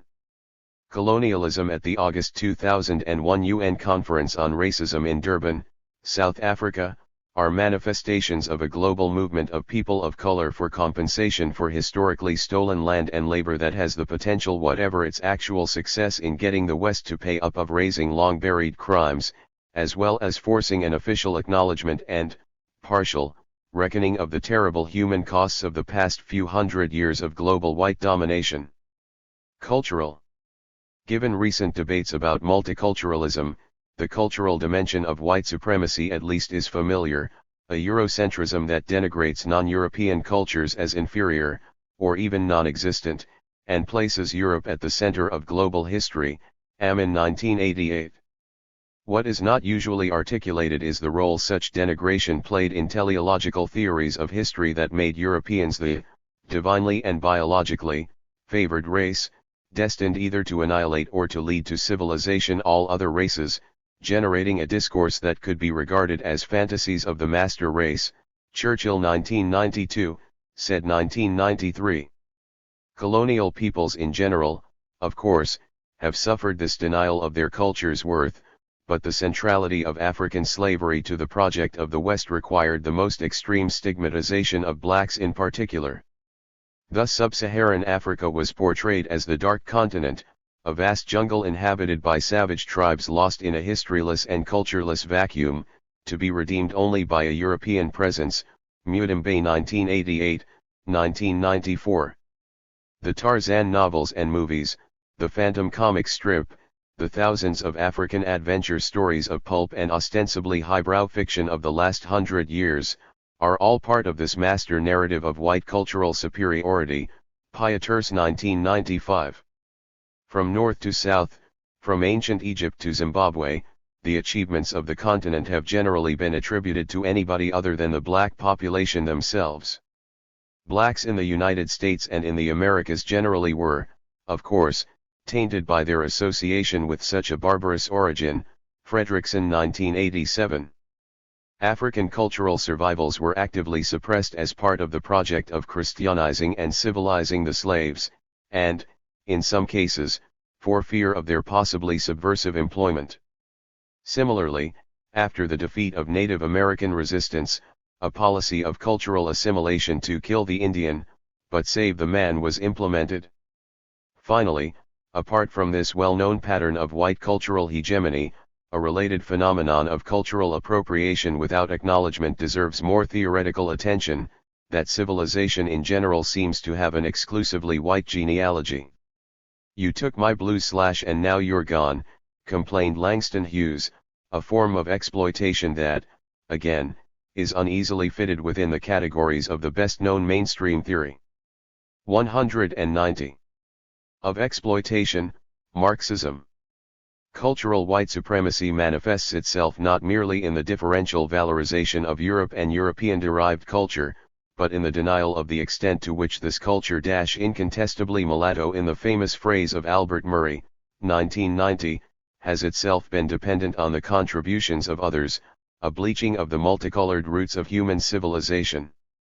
Ancient Egyptian influences on ancient Greece, Babylonian and Indian mathematics, Chinese and Arabic astronomy, Native American agriculture and forms of government are all denied or minimized so that Europeans seem to be the only people with the capacity for culture, Bernal 1987, Harding 1993, Teresi 2002.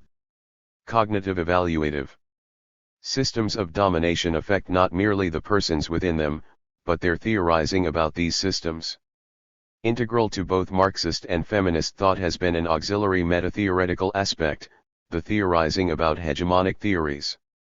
In Marx's analysis of fetishism and naturalization, in feminists' exposure of overt and hidden androcentrism, oppositional thinkers have mapped the various ways in which ideas, values, concepts, assumptions, and overall cognitive patterns contribute to the reproduction of group privilege and rule.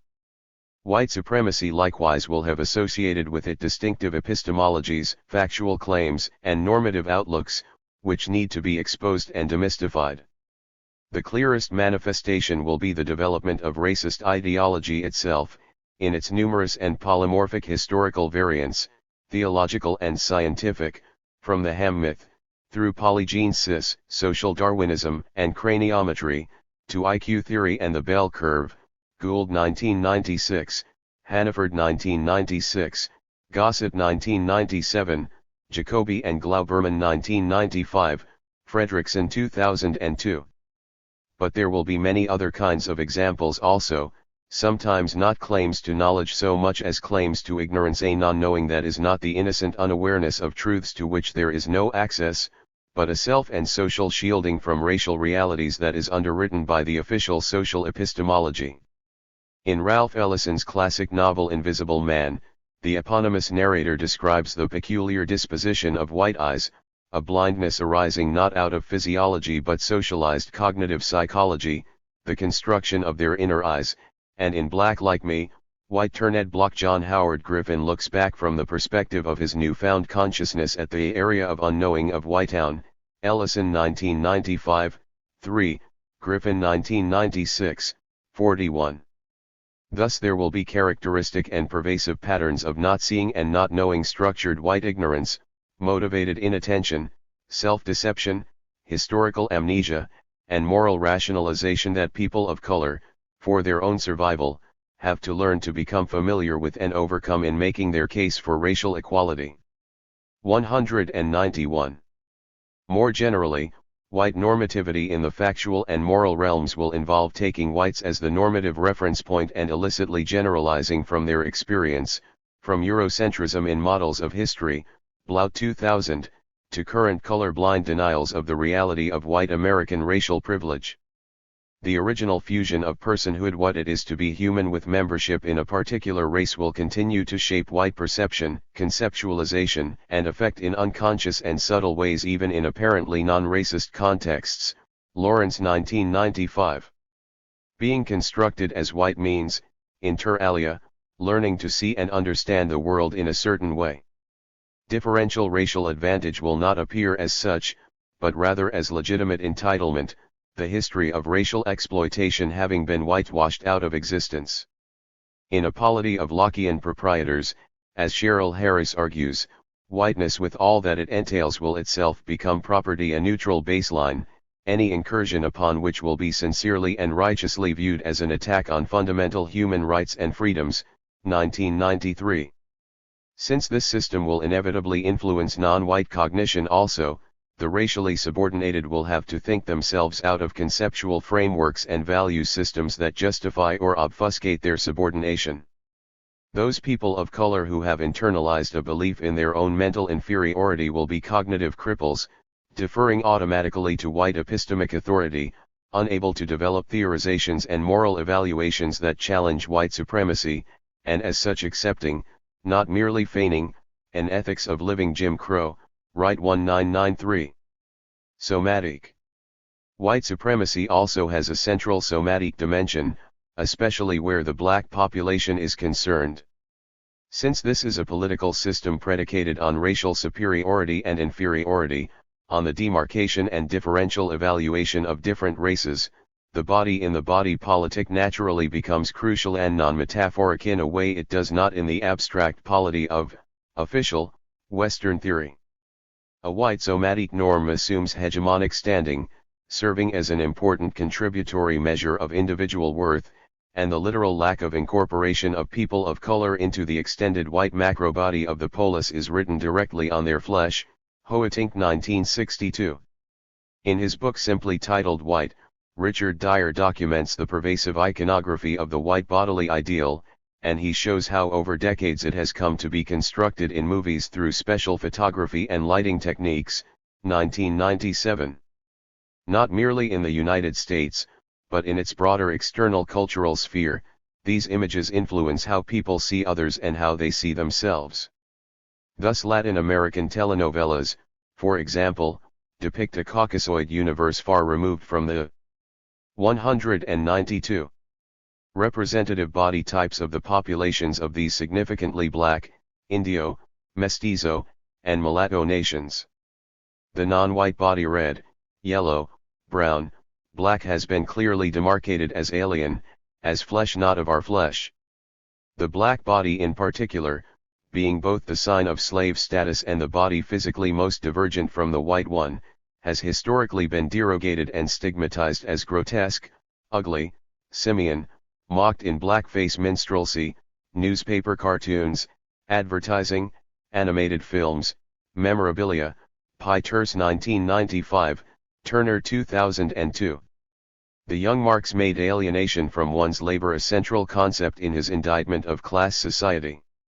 It could be argued here that under white supremacy, one has an alienation far more fundamental, since while one can always come home from work, one cannot get out of one's skin. Non-whites socialized into the acceptance of this somatic norm will then be alienated from their own bodies, in a sense estranged from their own physical being. Read, Being in the World, Russell, Wilson, and Hall 1992.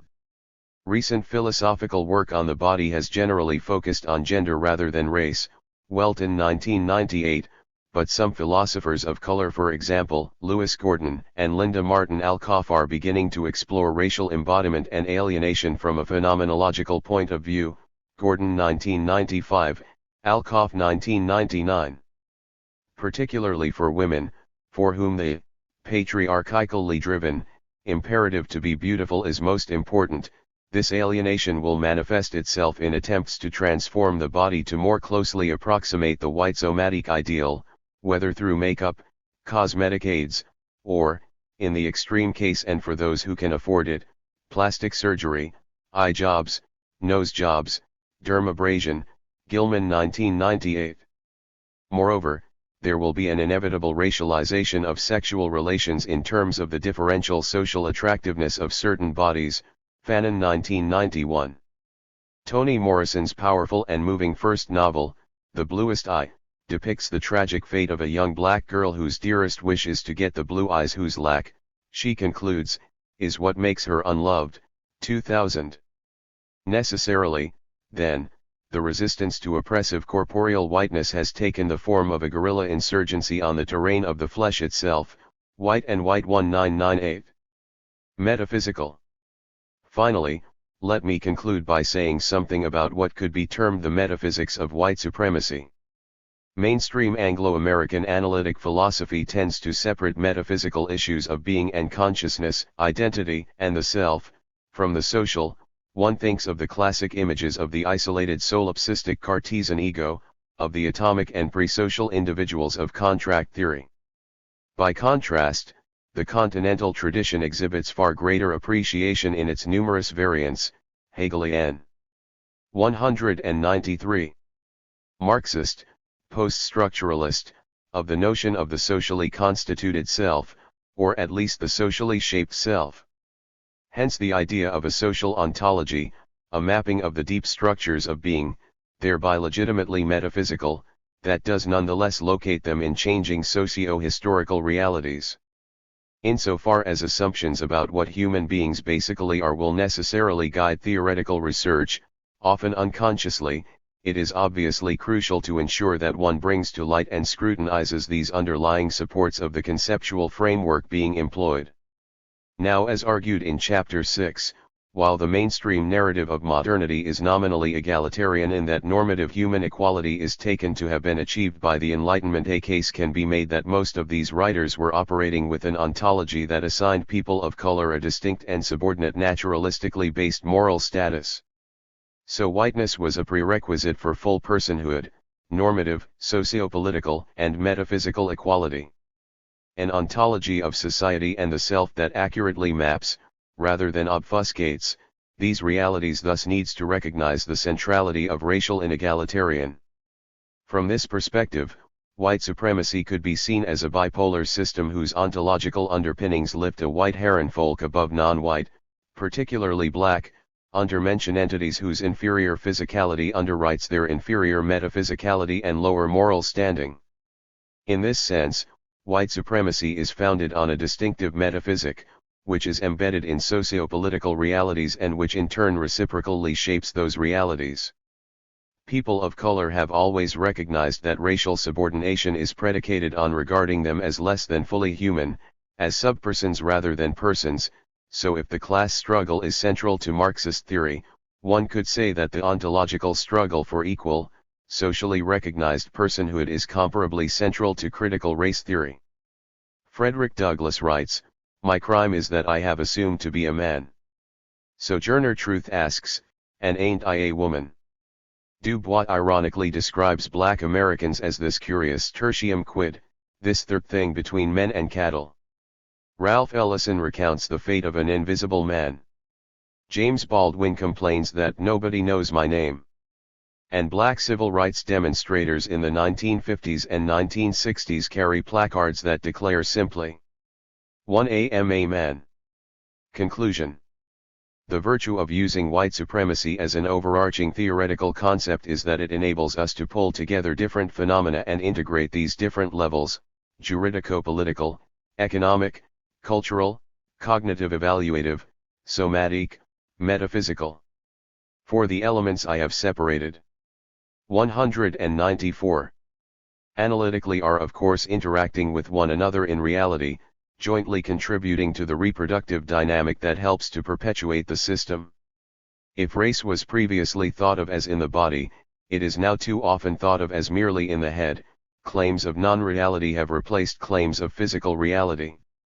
But race is best conceived of as not primarily ideational, but as embedded in material structures, socio-political institutions, and everyday social practices that so shape the world with which we interact so as to constitute an objective reality deriving from intersubjectivity, socially constructed. Philosophy's promise to illuminate the world requires a realization of the whiteness of that world and how it affects its residents.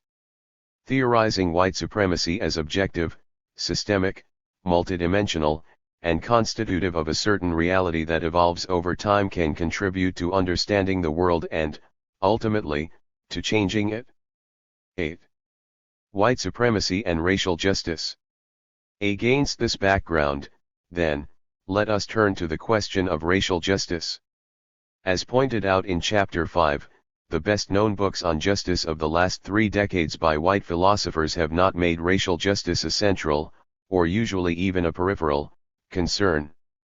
And in the thousands of articles inspired by Rawls, 1971, very few have dealt with race.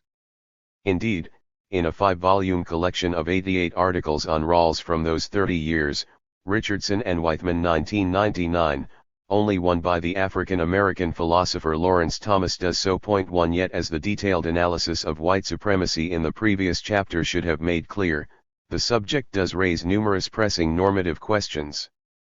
In this chapter, then, I want to make some suggestions for ending this relative silence. Challenging the orthodox framework. What challenge does the idea of racial justice pose for conventional frameworks? One way to answer this question might be to ask ourselves what a racially just society would be like.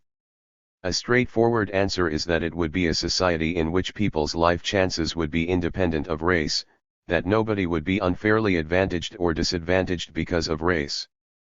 Articulating norms of racial justice, then, is not the same as propounding all-encompassing criteria for justice as a whole.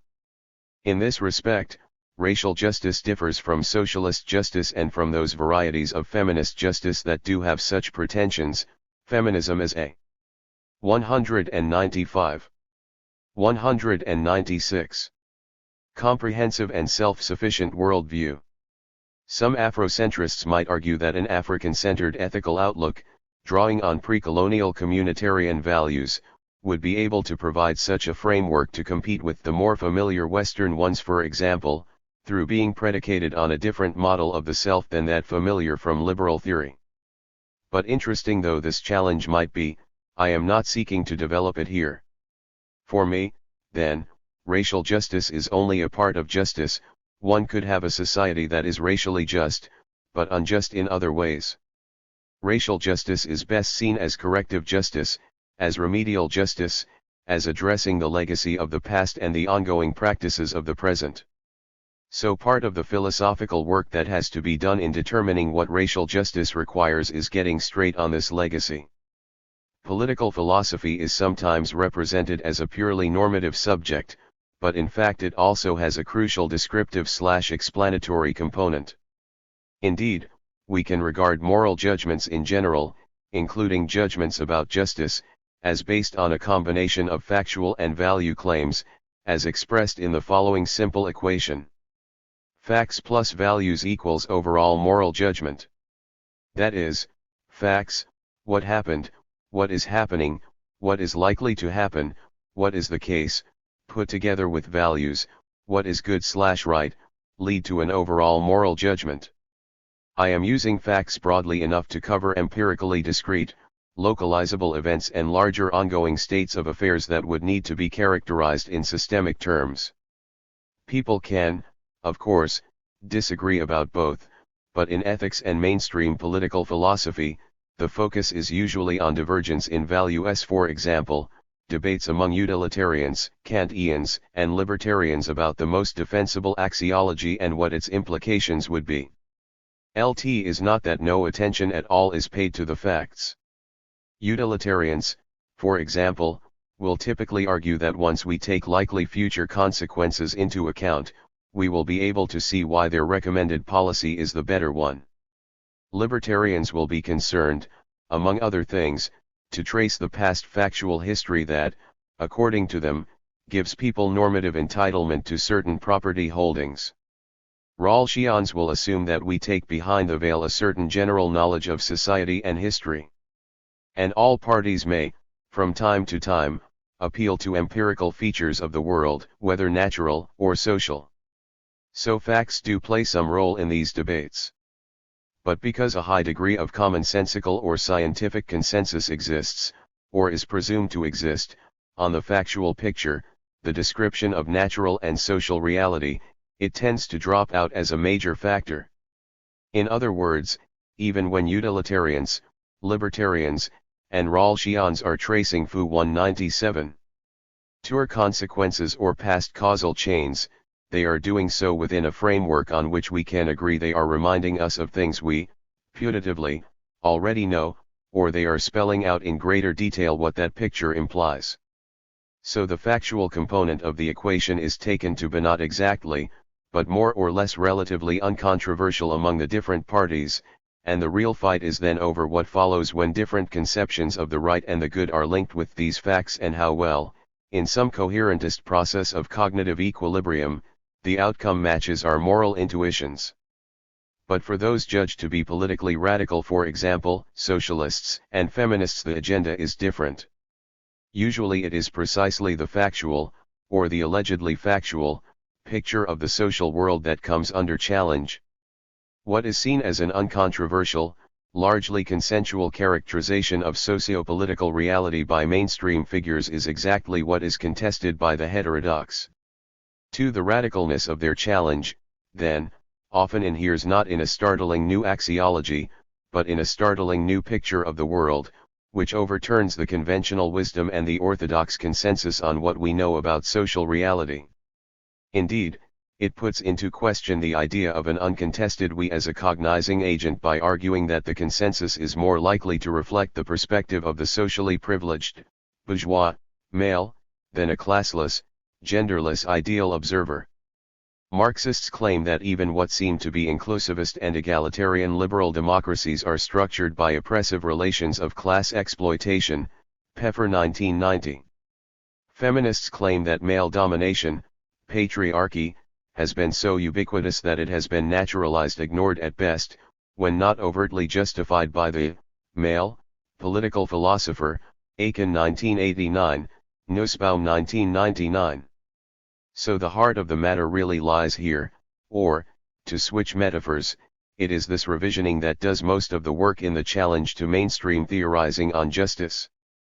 Once this divergent factual picture has been sketched, once a case has been made for the pervasiveness of class and gender domination and the mechanisms by which they reproduce themselves and thus perpetuate systemic unfairness, even ethicists with fairly divergent value commitments should be able to agree that a given society is unjust.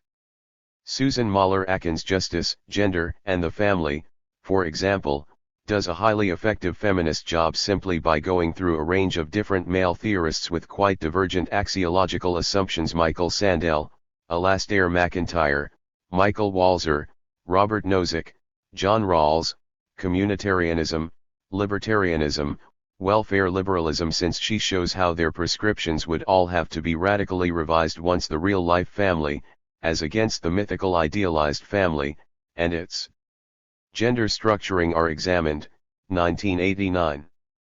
198. In this spirit, Iris Marion Young argues that from the perspective of critical theory, normative reflection must begin from historically specific circumstances. Reflecting from within a particular social context, good normative theorizing cannot avoid social and political description and explanation. Unlike positivist social theory, however, critical theory denies that social theory must accede to the given. Social description and explanation must be critical, that is, aim to evaluate the given in normative terms. Without such a critical stance, many questions about what occurs in a society and why, who benefits and who is harmed, will not be asked, and social theory is liable to reaffirm and refy the given social reality. 1990,5. From the somewhat different viewpoint of mainstream analytic political philosophy, Jean Hampton strikes a similar note. She criticizes those conceptions of political philosophy that would restrict it purely to normative theorizing. She points out that descriptive/explanatory claims, though at a different level of abstraction than political science, are also crucial. The task of political philosophy is not any surface description of particular political societies. Instead, the political philosopher wants to understand at the deepest level the foundations of states and their ethical justification. The political and social deep structure which generates not only forms of interaction that make certain kinds of distributions of resources inevitable but also moral theories that justify those distributions. Hampton 1997, 1315. Both theorists agree, then, that the prescriptive needs to be anchored in the descriptive as well as the axiological. We need to understand how the polity works and, in particular, how systemic unjust disadvantage may be continuously reproduced in order to make well-informed judgments about justice and what it requires of us in the way of social reform or transformation. And on the reflexive, meta-theoretical level where we self-consciously theorize about our theories, we need to be particularly watchful that our moral reflection does not in crucial respects simply adapt to existing background deep structures, given social realities, of injustice instead of putting them into question also, since such adaptation is precisely what these structures and realities promote. So to summarize, here, and elsewhere in radical political theory, it is often really the facts that are doing the revisionary work rather than the values. And one can mount a challenge to mainstream orthodoxy simply by contesting hegemonic but misleading pictures of social reality and by bringing the underlying deep structures of injustice to light. 199. Critical race theory. Let us now consider race as one of Hampton's deep structures. Socialism and feminism are well-established viewpoints in political philosophy. But because of the whiteness of the profession, both demographic and conceptual, critical race theory is still a very new and unfamiliar perspective to most philosophers. As mentioned at the start, the provenance of the term is legal theory. Critical race theorists was the designation of racial minorities within the critical legal studies, CLS, movement who, while applauding the crits' critique of mainstream conceptions of the functioning of the law, were in turn critical of them for their neglect of racial issues. Hutchinson 1989, Delgado 1995, Crenshaw et al. 1995. But the term is increasingly being used in a much broader sense to refer to theory that takes race to be central to the making of the modern world, and that tries to elucidate and unravel its complicated implications in various areas: cultural studies, film theory, gender studies, labor history, even, dare one say it, philosophy. The adjective critical has several different meanings here. One, it self-consciously distances critical race theory from the uncritical race theory of the past, for example 19th and 20th century social Darwinism, Nazi Rassenwissenschaft. Unlike these theoretical outlooks, critical race theory is explicitly anti-racist. 2, in a sense, it also self-consciously distances itself from race by putting the word in scare quotes to indicate its constructed, rather than biological, character. 3. Finally, it links critical race theory with the left idea of a critical theory, which seeks to understand structures of social oppression for the emancipatory purpose of transforming them. What would critical race theory mean in political philosophy? I argued in the previous chapter that it would mean following the feminist and, before that, the Marxist example, looking at society as a system of group domination. Marxists talk about class society in general and, for the modem period, capitalism. Feminists use the term patriarchy.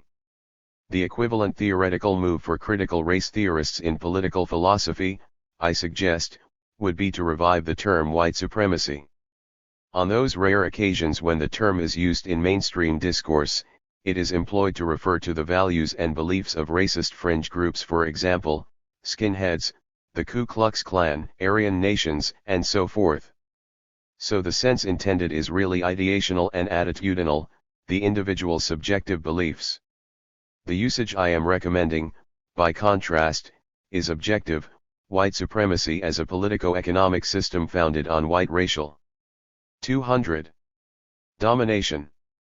So race would be seen as a deep structure that generates not only disadvantageous and unjust patterns of social interaction and resource transfer, but also moral theories that naturalize/justify/obfuscate this systemic inequity. Now the interesting thing about this term is that however oddly it might strike people today, originally there was nothing in the least controversial about it. By contrast with the oppositional Marxist characterization of class society and with the feminist patriarchy, which were originally, and for many still are, quite controversial, white supremacy was a description that the dominant group, that is, the white population, originally embraced quite matter-of-factly. There was little pretense, in other words, that the society was supposed to be racially inclusive. Rather, the United States was explicitly thought of as a white man's country. In his recent book Trouble in Mind, which seems likely to be the definitive history of Jim Crow for years to come, Pulitzer Prize-winning historian Leon Litwack writes, America was founded on white supremacy and the notion of black inferiority and black unfreedom. The ideology of white supremacy always rested on the arrogant assumption that white people owned the country, that this was essentially their domain. 1998, 16, 205. Similarly, in what is regarded as a classic work of comparative history, White Supremacy, George Fredrickson argues that the phrase white supremacy applies with particular force to South Africa and the United States, since they, more than other multiracial societies, have manifested over long periods of time a tendency to push the principle of differentiation by race to its logical outcome, a kind of Herrenvolk society in which people of color are treated as permanent outsiders. 1981. 11-12. So the historical reality here is well documented, regardless of whether it is a closed book to contemporary white political philosophers. That the phrase now strikes us as radical, perhaps even extremist, is a tribute to an impressively successful engineered amnesia about a now embarrassing past. Penny von Eschen pinpoints the ideological transition in the post-war, Cold War concern of the American governing elite about necessary strategies for winning over a colored Third World and the need for distancing from the ideas of the defeated Third Reich. In the interwar years, and into the 1940s, racism had been widely portrayed not only by African American intellectuals but also in popular discourse as located in the history of slavery, colonialism, and imperialism, the product of global processes. Von Eschen 1997, 22, 155. So race was explicitly seen in terms of political economy, the systemic domination and exploitation of one group by another, brought about through European expansionism and racial capitalism. But the post-war ideological consensus, recoiling from left analyses, undertook a retreat from explanations grounded in 201. Political economy. Race was now framed in terms of prejudice, the problematic attitudes of individual personalities having no connection with the broader social structure. Lie the clips of historical analysis, in the 1950s reconstructed race and racism from something rooted in the history of slavery and colonialism to something seen as a psychological problem and an aberration in American life. Von Eschen 1997, 6, 155. This, it will be appreciated, is how white supremacist gets its current transformed usage. So it is important to understand that what I am doing here is not conceptual innovation, this paradigm is not new, but resurrected. It is the recovery of what used to be a standard usage, which was deliberately dropped for political reasons and for the need to whitewash and sanitize the past. 3. Racial domination as a system vanishes, and we are left with atomic individuals, some of whom have bad attitudes. The reality is, then, that white racial domination, white supremacy has been central to U.S. history. Whether one wants to date the Republic from 1776 or go all the way back to 1607, we have had hundreds of years of de jure discrimination, that is, discrimination backed by the force of the law and the state, followed by decades of de facto discrimination.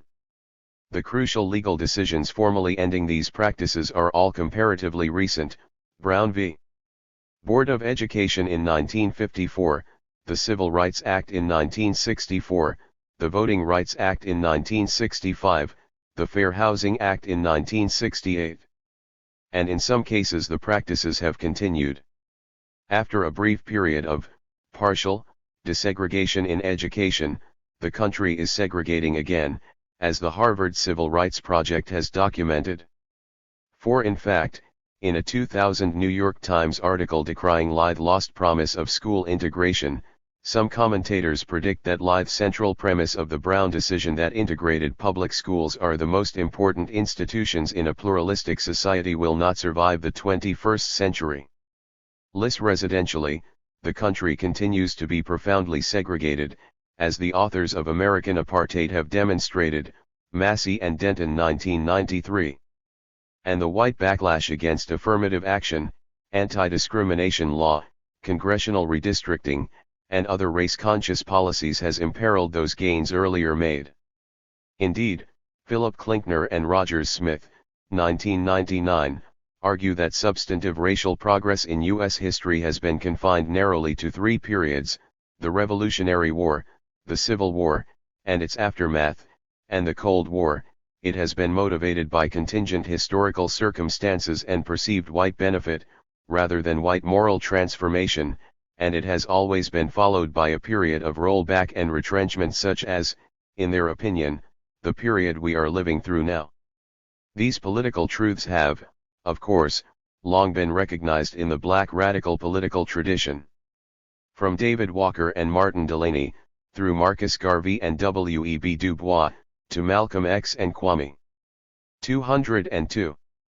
Tour, Stokely Carmichael, blacks have had little difficulty in perceiving the central reality of white racial domination, Moses 1996, Vandenberg 1997. But these figures and their views were not, of course, seen as academically respectable.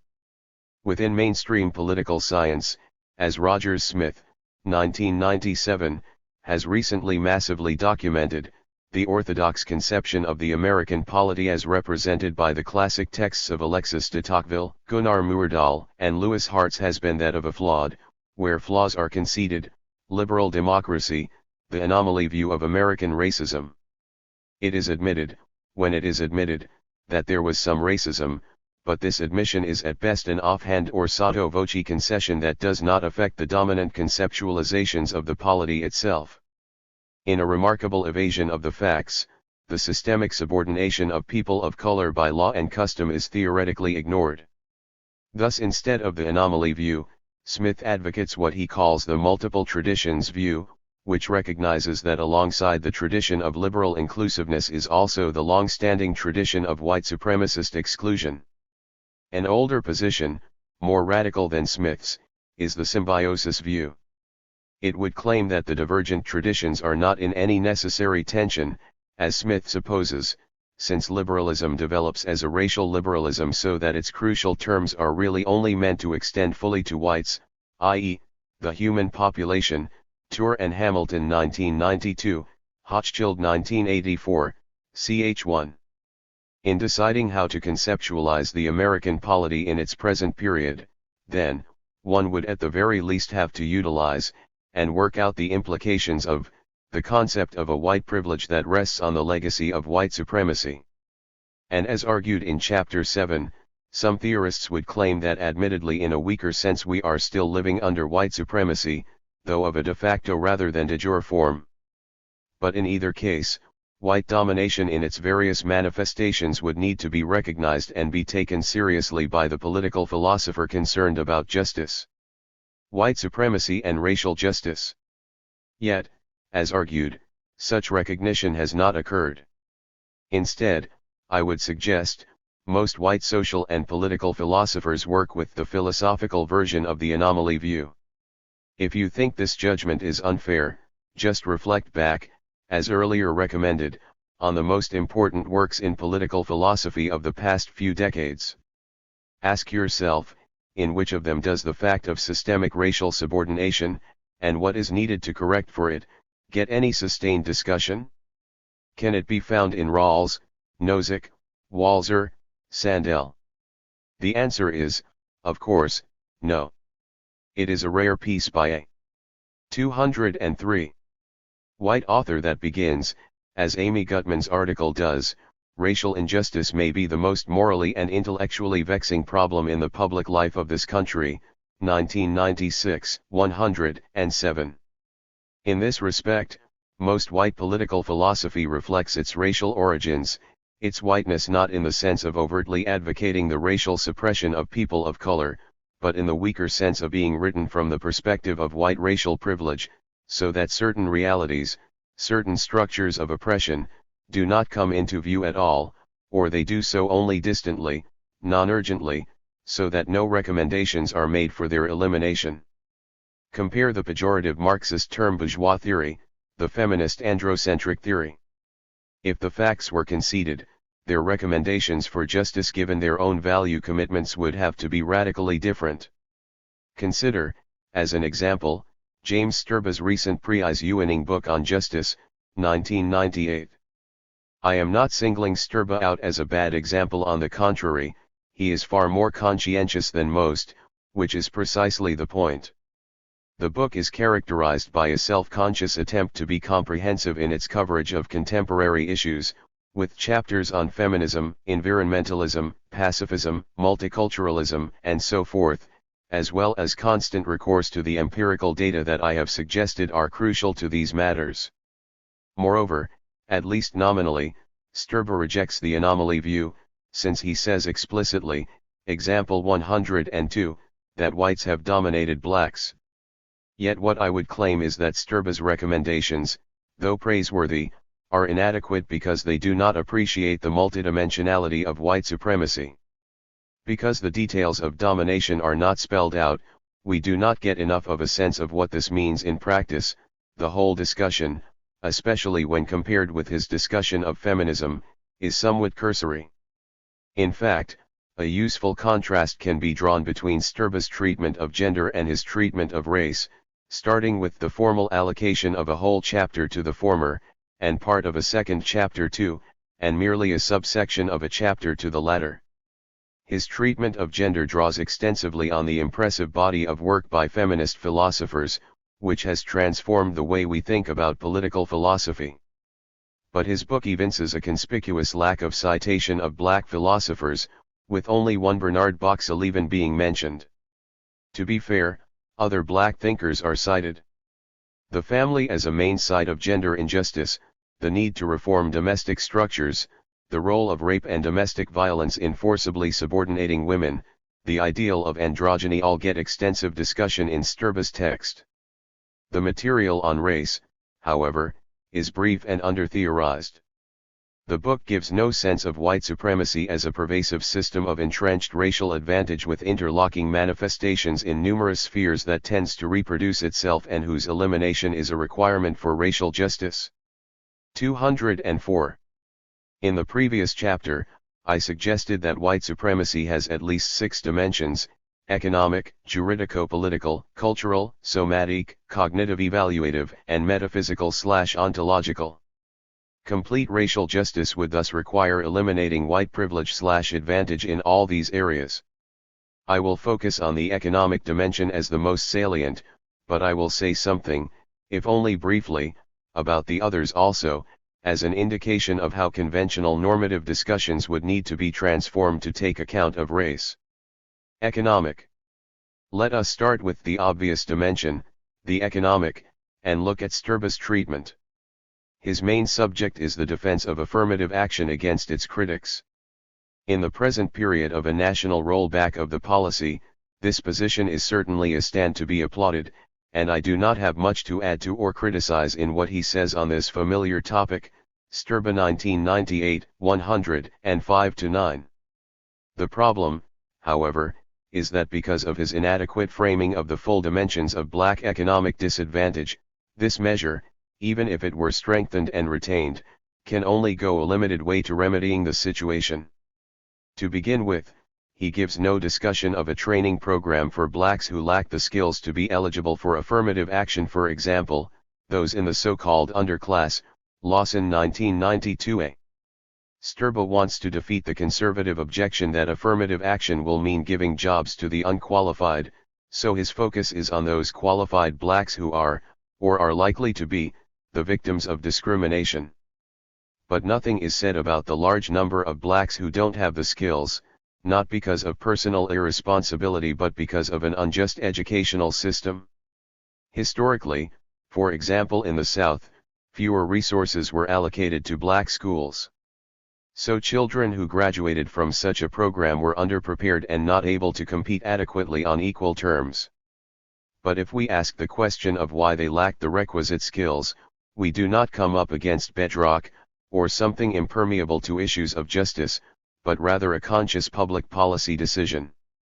Today, schools continue to be segregated. There is, as mentioned, a pattern of resegregation occurring, and schools in the inner city are generally inferior to those in the suburbs, Kozoi 1991. And again, if we ask why, for example, why the suburban tax base is higher, we encounter facts that are not remotely neutral, but rather the legacy of decades of white supremacist policies. Moreover, segregation has broader ramifications that need to be examined. In fact, the word segregation does not even appear in Sturba's book, which is not, however, to say that it makes much of an appearance in the books of other white political philosophers. Indeed, as Douglas 205. Massey and Nancy Denton, 1993, point out, the term disappeared from the American vocabulary in the 1970s and 1980s, a vanishing act all the more startling since it once figured prominently in theories of racial inequality, 1,3. But segregation today, at the start of the 21st century, remains a principal feature of the topography of the United States. And segregation is a key factor in the perpetuation of racial inequality through poor housing, lack of an equal chance to acquire a good home and build wealth, substandard education, inferior access to new economic opportunities and the jobs in the new edge cities, and so on. In fact, Massey and Denton argue that though there are various processes of racial domination, residential segregation is the institutional apparatus that supports other racially discriminatory processes and binds them together into a coherent and uniquely effective system of racial subordination. Until the black ghetto is dismantled as a basic institution of American urban life, progress ameliorating racial inequality in other areas will be slow, fitful, and incomplete. 1993,8. Why have whites been so reluctant to integrate society? We need, I suggest as part of the reconceptualization of the polity, to focus on the benefits whites as a group derive from the present order, and we need to start talking about racial exploitation. There is an interesting comparison here with Marxism's view of group domination. For Marxist theory, the central societal relationship is class exploitation, and this exploitation for those who do take a normative position is what makes capitalism unjust. So the Marxist challenge inheres in the claim that what seem to be equal consensual relations between wage laborer and employer are really structured by domination and exploitation. Now the Marxist claim is, of course, not taken seriously these days, for various reasons: the rejection of the labor theory of value, the controversy over the thesis about economic constraints narrowing proletarian choice, the seeming non-viability of socialist alternatives underlined by the collapse of the former Soviet Union and the Eastern European states. But the point is that we can all see how the argument would go through, if the premises were in fact defensible. The fact of class exploitation pervades the society. Because of class exploitation, the worker is always at a disadvantage, and the result of class exploitation is an unfair net transfer of assets from the workers to the capitalists. Now, as discussed in Chapter 7, what I want to argue is that a straightforward case can be made far more easily and uncontroversially than the Marxist case that racial exploitation has been central to U.S. history and that it structures society as a whole, so that unjust economic transfers 206 from the black to the white population are going on all the time. A number of illuminating contrasts can be drawn to class exploitation. First, racial exploitation takes place far more broadly than at the point of production. It certainly includes inequitable economic arrangements like slavery and the debt servitude of sharecropping that succeeded it. But I am also using the term broadly to cover things like the denial of equal opportunity to homestead the West, differential allocation of educational resources, job discrimination, promotion discrimination, blocking of union membership, segregation in housing, inequitable transfer payments by the state, and so forth. So there is a constellation of different factors whose net effect is to benefit whites as a group and systematically deprive blacks of an equal chance to accumulate material and human capital. But the second illuminating contrast is that, whereas class exploitation is the subject of a huge body of literature, racial exploitation is a topic on which there is virtual silence. Yet racial exploitation as a reality should be quite uncontroversial by conventional liberal bourgeois standards and thus condemned by a philosophical audience much broader than the political left.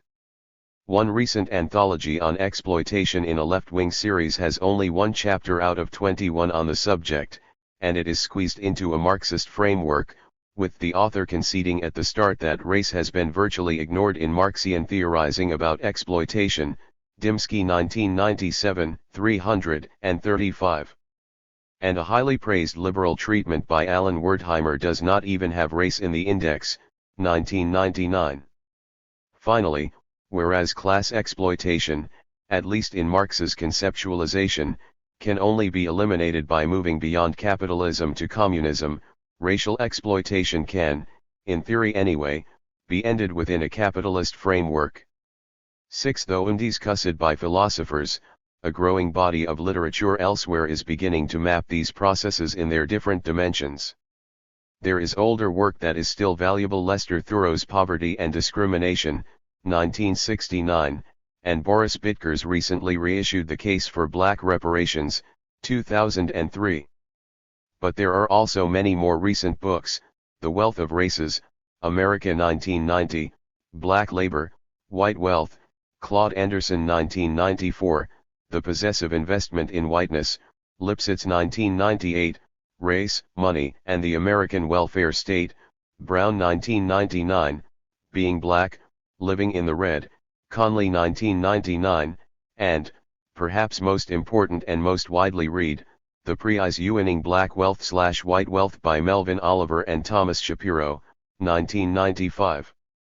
The last undertakes a systematic survey of households and an analysis of statistics on wealth to track the processes by which wealth is accumulated, the racial disparities in whites versus blacks' chances at obtaining it, and the consequent, overall differential impact on people's lives. What the authors conclude is that wealth is far more important than income in 207. Determining the long-term prospects for racial equality. Wealth furnishes a cushion in times of layoffs and medical emergencies. It enables one to start a small business, it can be invested for the future, it is routinely used to influence the political process, and it provides a head start for one's children through better education and inheritance. So wealth represents past history, and in the case of race, it represents a past history of accumulated illicit advantage and disadvantage. The standard practice is to use black/white family income differentials as the measure of racial inequality, and these ratios are somewhere, depending on the time period being considered, in the 50 to 60% range. But the figures on the wealth differential are much greater. The median white household has more than 8 times the net worth of the median black household. This difference is not because white people are 8 times as smart as blacks. Even the bell curve authors limit it to one standard deviation on IQ curves, and it is certainly not because they have worked 8 times as hard.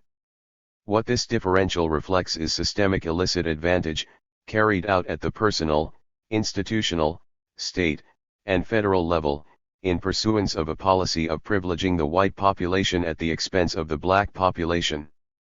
So original injustice is compounded by further injustice. It's not just slavery, it's not just that the freed slaves never got their 40 acres and a mule, and it's not just that they were promptly resubordinated through debt servitude. It's also Jim Crow, the denial of access to white markets, the blocking from better jobs, the denial of promotions, the differential in educational funding, the diminished opportunity as a result of discriminatory federal housing authority policy for blacks to own their own home, the burning down, in some cases, of successful black businesses by white mobs, as with the 1921 Tulsa riot, where the Greenwood business district, known as the Black Wall Street, was destroyed in the worst U.S. race riot of the 20th century, with perhaps as many as 300 deaths and with details of the incident suppressed until very recently, Hirsch 2002. So there's a whole set of mechanisms that an adequate theory of racial justice would need to track down and show the workings of by drawing, obviously, on research in political science, economics, and sociology. The fairy stories that white political philosophers tell one another would be blown away.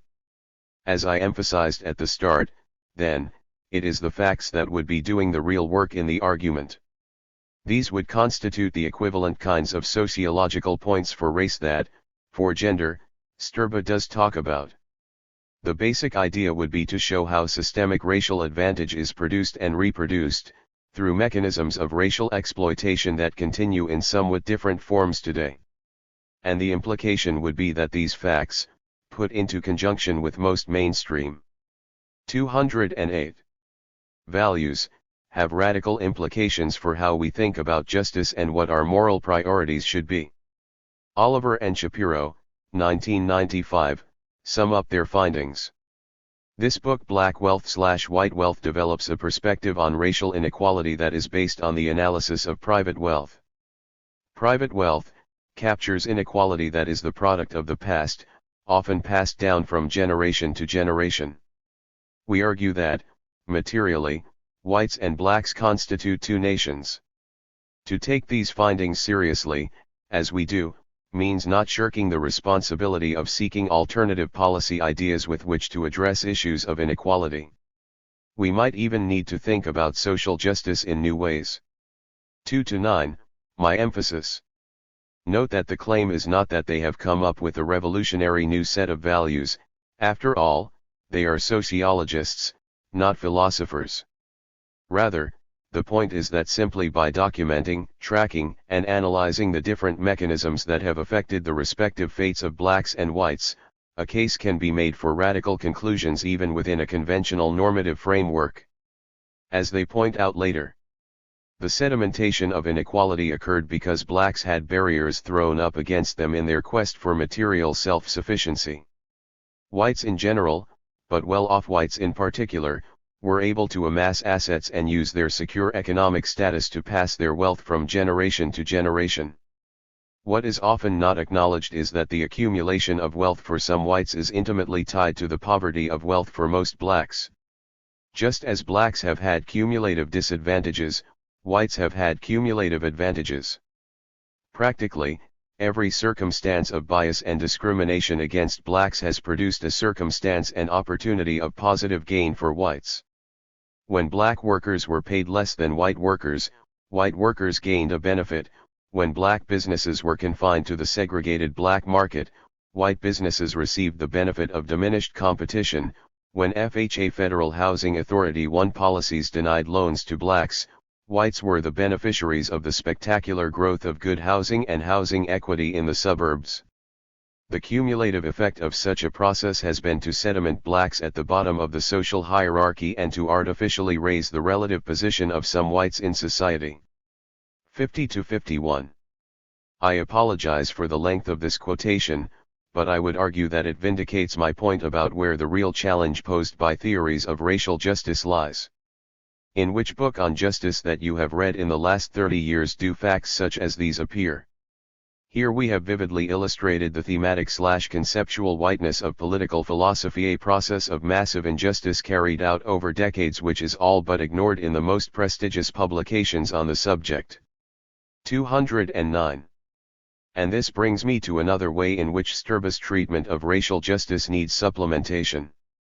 There is no discussion at all of reparations.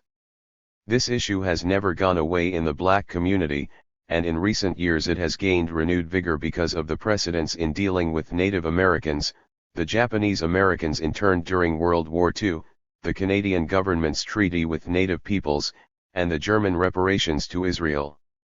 In addition, the publication of The Debt, 2000, by well-known Trans-Africa activist Randall Robinson, received a lot of publicity in the black media. Since 1989, Representative John Conyers, D-Mich, has been introducing in Congress the Commission to Study Reparation Proposals for African Americans Act, H.R. 3745.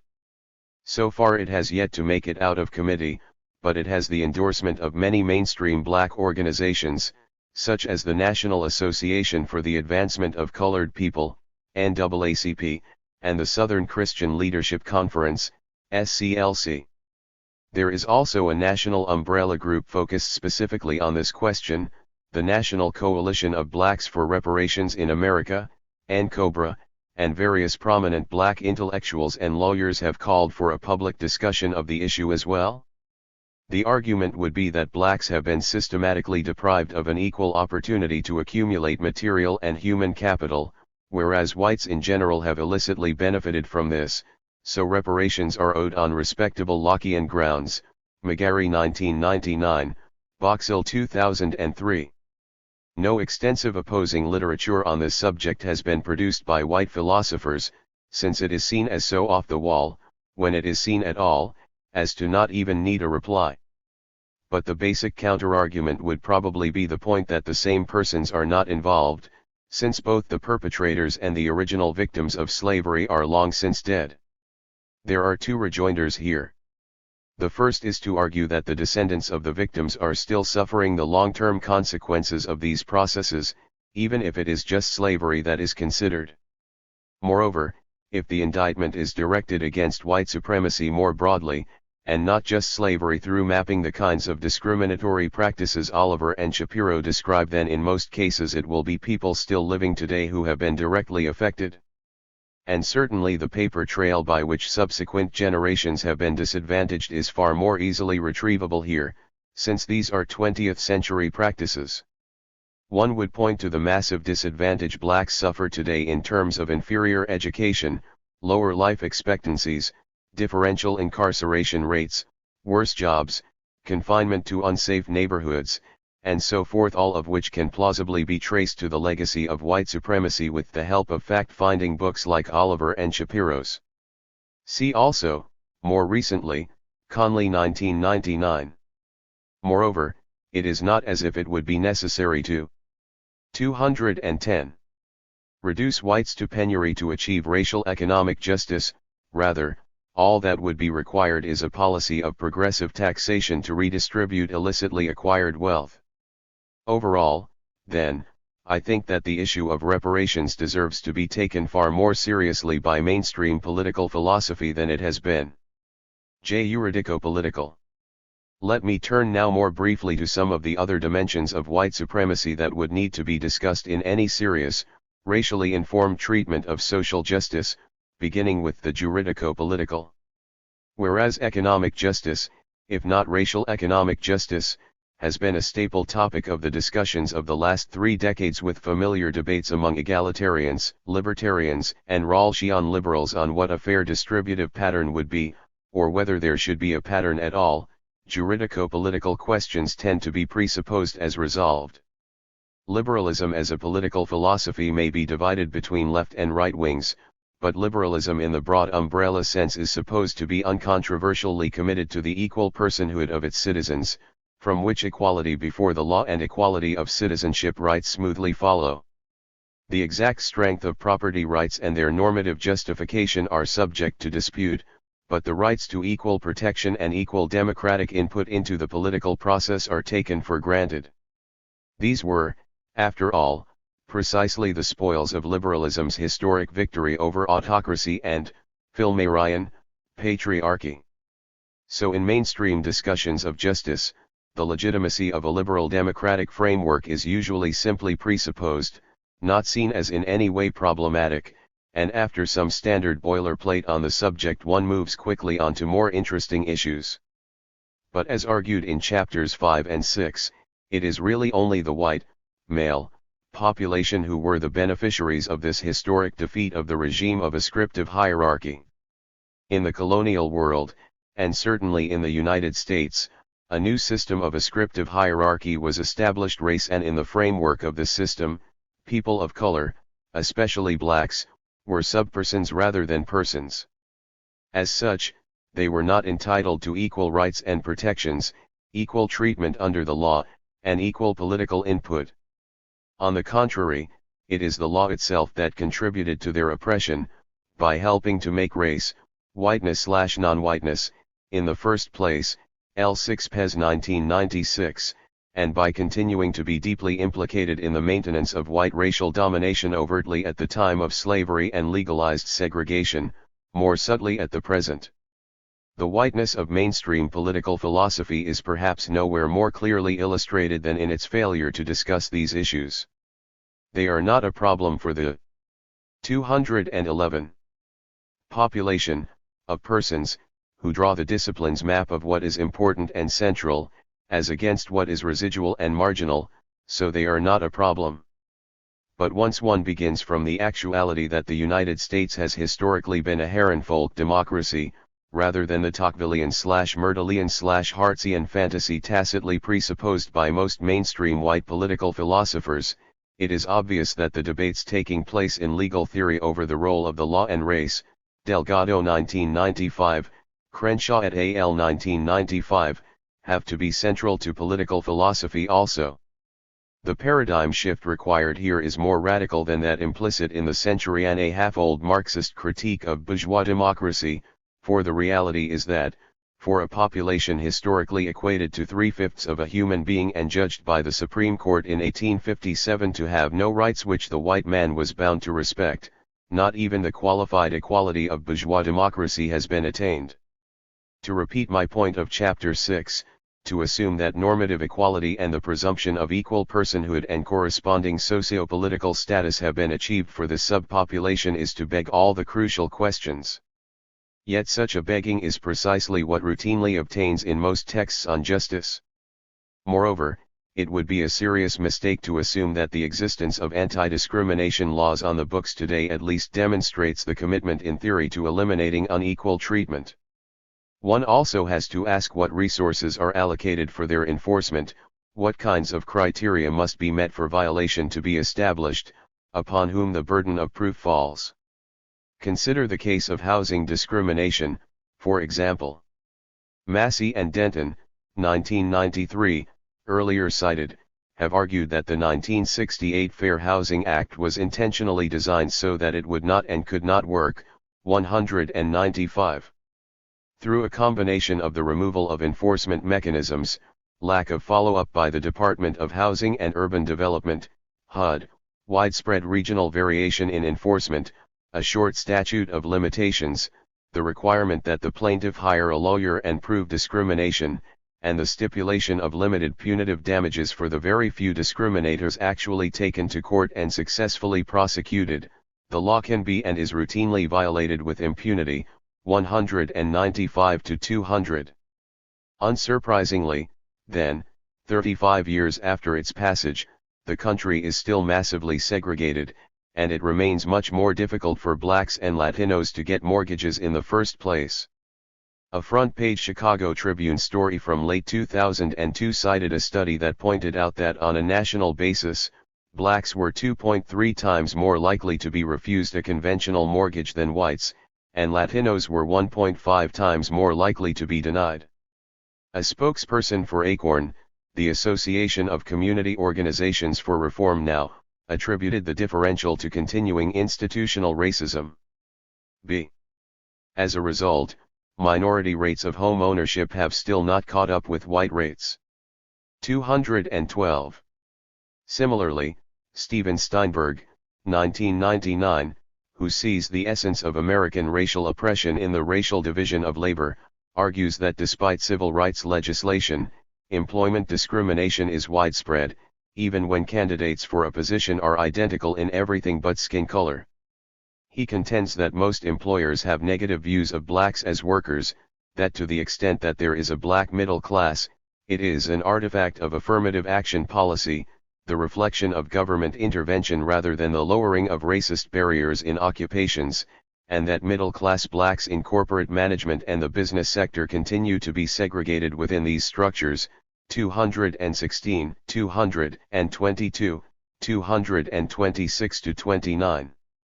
Through employment agencies, employee networks, and informal white grapevines, through coded references to blacks as undesirables and the invocation of supposedly neutral standards often dubiously related to actual ability to do the job, white employers continue to be able to bypass supposed safeguards and reserve the best positions for whites. But it is their status in the criminal justice system that most profoundly reveals blacks' inequality before the law. In effect, this is a criminalized population. In his recent book on the subject, starkly titled No Equal Justice, David Cole, 1999, summarizes the startling facts. The per capita incarceration rate among blacks is 7 times that among whites. African Americans make up about 12% of the general population, but more than half of the prison population. They serve longer sentences, have higher arrest and conviction rates, face higher bail amounts, and are more often the victims of police use of deadly force than white citizens. In 1995, 1 in 3 young black men between the ages of 20 and 29 was imprisoned or on parole or probation. If incarceration rates continue their current trends, 1 in 4 young black males born today will serve time in prison during his lifetime. Nationally, for every 1 black man who graduates from college, 100 are arrested. 4 to 5. Cole goes on to discuss racial profiling, police brutality, the history of empaneling all white juries, the differential value attached to the lives of white as against black victims, as manifested in prosecutors seeking the death penalty more often in the former than the latter cases, the failure to provide adequate counsel for the indigent, all to make his argument that race and class inequalities are built into the criminal justice system, with double standards as the rule rather than the exception. And in the last few years, numerous high-profile national cases of police beatings and killings, as well as the Innocence Project's work in utilizing DNA testing to overturn death penalty convictions, have made it clear how often poor black defendants are doomed to injustice in any encounter with the criminal justice system. The most recent and spectacular example is the 1989 Central Park jogger case, where a confession by the real perpetrator in 213. 2003 confirmed that the 5 convicted Harlem teenagers widely depicted as brutal animals in the press at the time had been innocent all along. But one would search in vain in most white mainstream philosophy texts on justice for any discussion of these matters. Finally, with respect to political questions, the menu of liberal democratic rights is standardly taken to include the right to vote and run for office, so that as a citizen one has equal political input. But historically, of course, blacks have been denied the vote, so that what is a given for white liberalism is a recent achievement for a population originally seen as less than persons. And even with the franchise, majoritarian white domination means that, because of the racism of their co-citizens, blacks have a harder time electing representatives. While progress has obviously been made in comparison, say, to 50 years ago, it is still the case, as Donald Kinder and Lynn Sanders, 1996, point out, that blacks are substantially underrepresented since fewer than 2% of elected officials in the United States are blacks, and what progress has been made has been due in large measure to the creation of favorable districts through reapportionment or court order, since it remains today not quite impossible but very difficult for black candidates to succeed outside black majority districts. 5.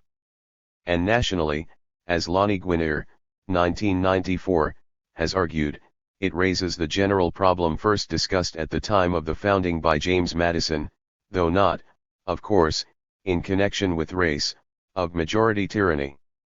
A majority rule is unfair in situations where the majority is racially prejudiced against the minority to such a degree that the majority consistently excludes the minority, or refuses to inform itself about the relative merit of the minority's preferences. This is because the claim that majority rule is legitimate rests on two main assumptions that do not hold where racial prejudice pervades the majority: 1. That majorities are fluid rather than fixed, and 2. That minorities will be able to become part of the governing coalition in the future. The documented persistence of racial polarization, however, defeats both of the assumptions supporting the legitimacy of majority rule. Simply put, racism excludes minorities from ever becoming part of the governing coalition, meaning that the white majority will be permanent. Because it excludes minorities from joining the majority, racism also renders the majority homogeneous, comprised of white voters only. 103. Again, then, we see how thoroughly liberal verities can be overturned once the difference race makes is taken seriously. Nominated in 1993 by the Clinton White House as Assistant Attorney General for the Civil Rights Division, Guinier was defeated amidst national controversy over some of her recommendations for remedying this patently unfair and undemocratic situation. For example, through cumulative voting or supermajority voting, Guinier 1994, 7xx. So the problem remains for theorists of justice: what? 214. Corrective measures are called for when the democracy under theoretical consideration does not conform to the raceless model imported from the Old World, but is instead the Herrenvolk democracy of the New World. Cultural. Recent work linking culture with the politics of recognition has made the demand for respect for people's cultures a familiar part of overall justice. Insofar as cultural identity is intimately linked with one's self-concept, social recognition of the worth of the cultures of the racially subordinated is a central part of the struggle for social equality. The well-known exchange between Nancy Fraser and Iris Marion Young, Fraser 1998a, Young 1998, Fraser 1998b, raises the question of whether the politics of recognition is in necessary tension with the politics of redistribution, but certainly in the case of the racially oppressed, both dimensions of subordination have to be overcome, and they are interwoven with one another. The long 20th century struggle for black civil rights and equal opportunity always had, as a crucial component, consciousness raising about black history, the repudiation of the imposed identity of the white man's Negro, and the demand that blacks recreate themselves in their own image. However, the situation is particularly complicated in the case of blacks, since the destructive legacy of slavery means that the extent of African retentions has long been contested, and in any case people were kidnapped from many different African groups and communities. So it is not a straightforward matter of affirming a pristinely intact Old World heritage but of at least partially inventing tradition, as with Kwanzaa. The adjudication of authenticity is thus a far more complex, if not hopelessly unresolvable, process. Afrocentrist romanticization of a glorious Egyptian past may sometimes seem absurd to the outsider, especially considering the actual national origins of those Africans captured and brought to the Americas. But is it intrinsically more absurd than a common European identification with the glories of ancient Greece and Rome? Further complications are the spread of rap and hip-hop from the American inner city to the world stage, so that in some respects the most successful form of global popular culture is black, while black Americans continue nonetheless to be oppressed. In addition, the music of genuine protest competes with celebrations of thug life and hyper-consumerist acquisition, which are not at all threatening to the status quo or to the huge corporations commodifying ghetto style, Tricia Rose 1994. So is ghetto culture more authentically black than the experience of the black middle class? And may the dancing out of revolutionary fantasies actually displace real-life political activism? Black cultural theorists will have to continue to debate. 215. These and many other questions in the quest to turn cultural success into actual political empowerment. Somatic. The idea of somatic injustice easily lends itself to parody, and, as a hostile reductio, the derisive challenge as to whether science fiction scenarios about preemptive genetic engineering or advanced cosmetic surgery at state-subsidized clinics to modify human appearance would be the desirable solution.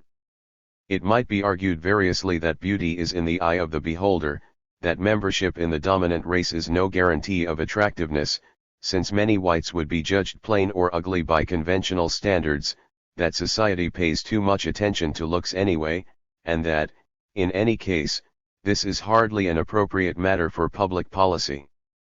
But as discussed in the previous chapter, while individual variation always exists in aesthetic judgments, there is nonetheless a social panoptical beholding eye with fairly uniform standards, and historically these standards have been white racist ones.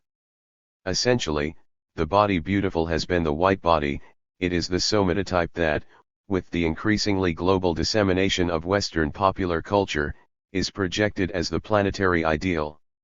A preoccupation with physical appearance is undoubtedly superficial, but even if in our society it is a trait encouraged to perverse hypertrophy by the media and the cosmetic industry, comparative research suggests it is in fact universal, transcultural, and deeply rooted in human behavior. And as such, it seems unfair that entire races, or the darker-skinned and less Caucasoid members of entire races, should be stigmatized for their physical appearance and made to feel inferior, except insofar as they can approximate the white somatic norm.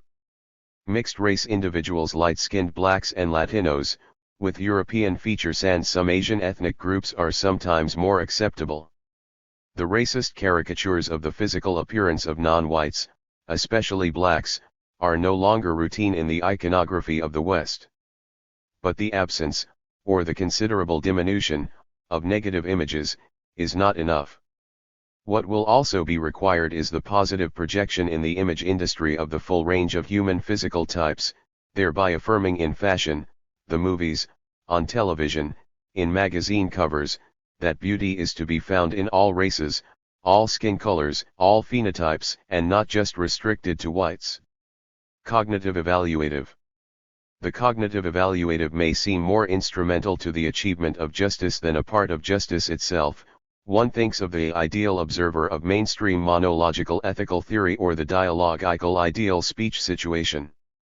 216. Of Georgian Habermas.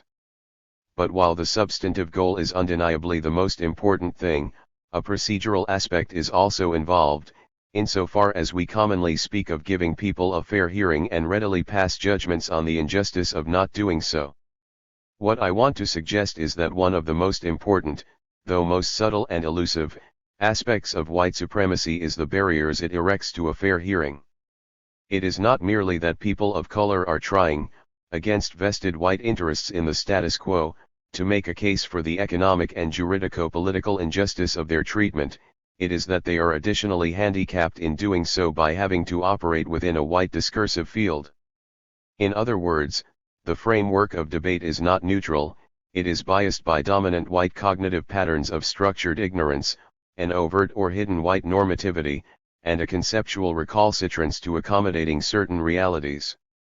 Both at the lay and academic levels in terms of what is generally taught in high schools and the university, and what is portrayed in the media, movies, television, popular novels, there has been a long-standing pattern of the historical suppression of the ugly realities of white domination in their full detail. Moreover, the physical segregation of the white and non-white populations itself leads straightforwardly to a segregation of experience, and on this basis alone, quite apart from hegemonic framings and constructions of social reality, to radically divergent pictures of the world. Typically white and typically black realities in terms of everyday experience with government bureaucracies, the police, the job market, housing, and so forth are simply not the same.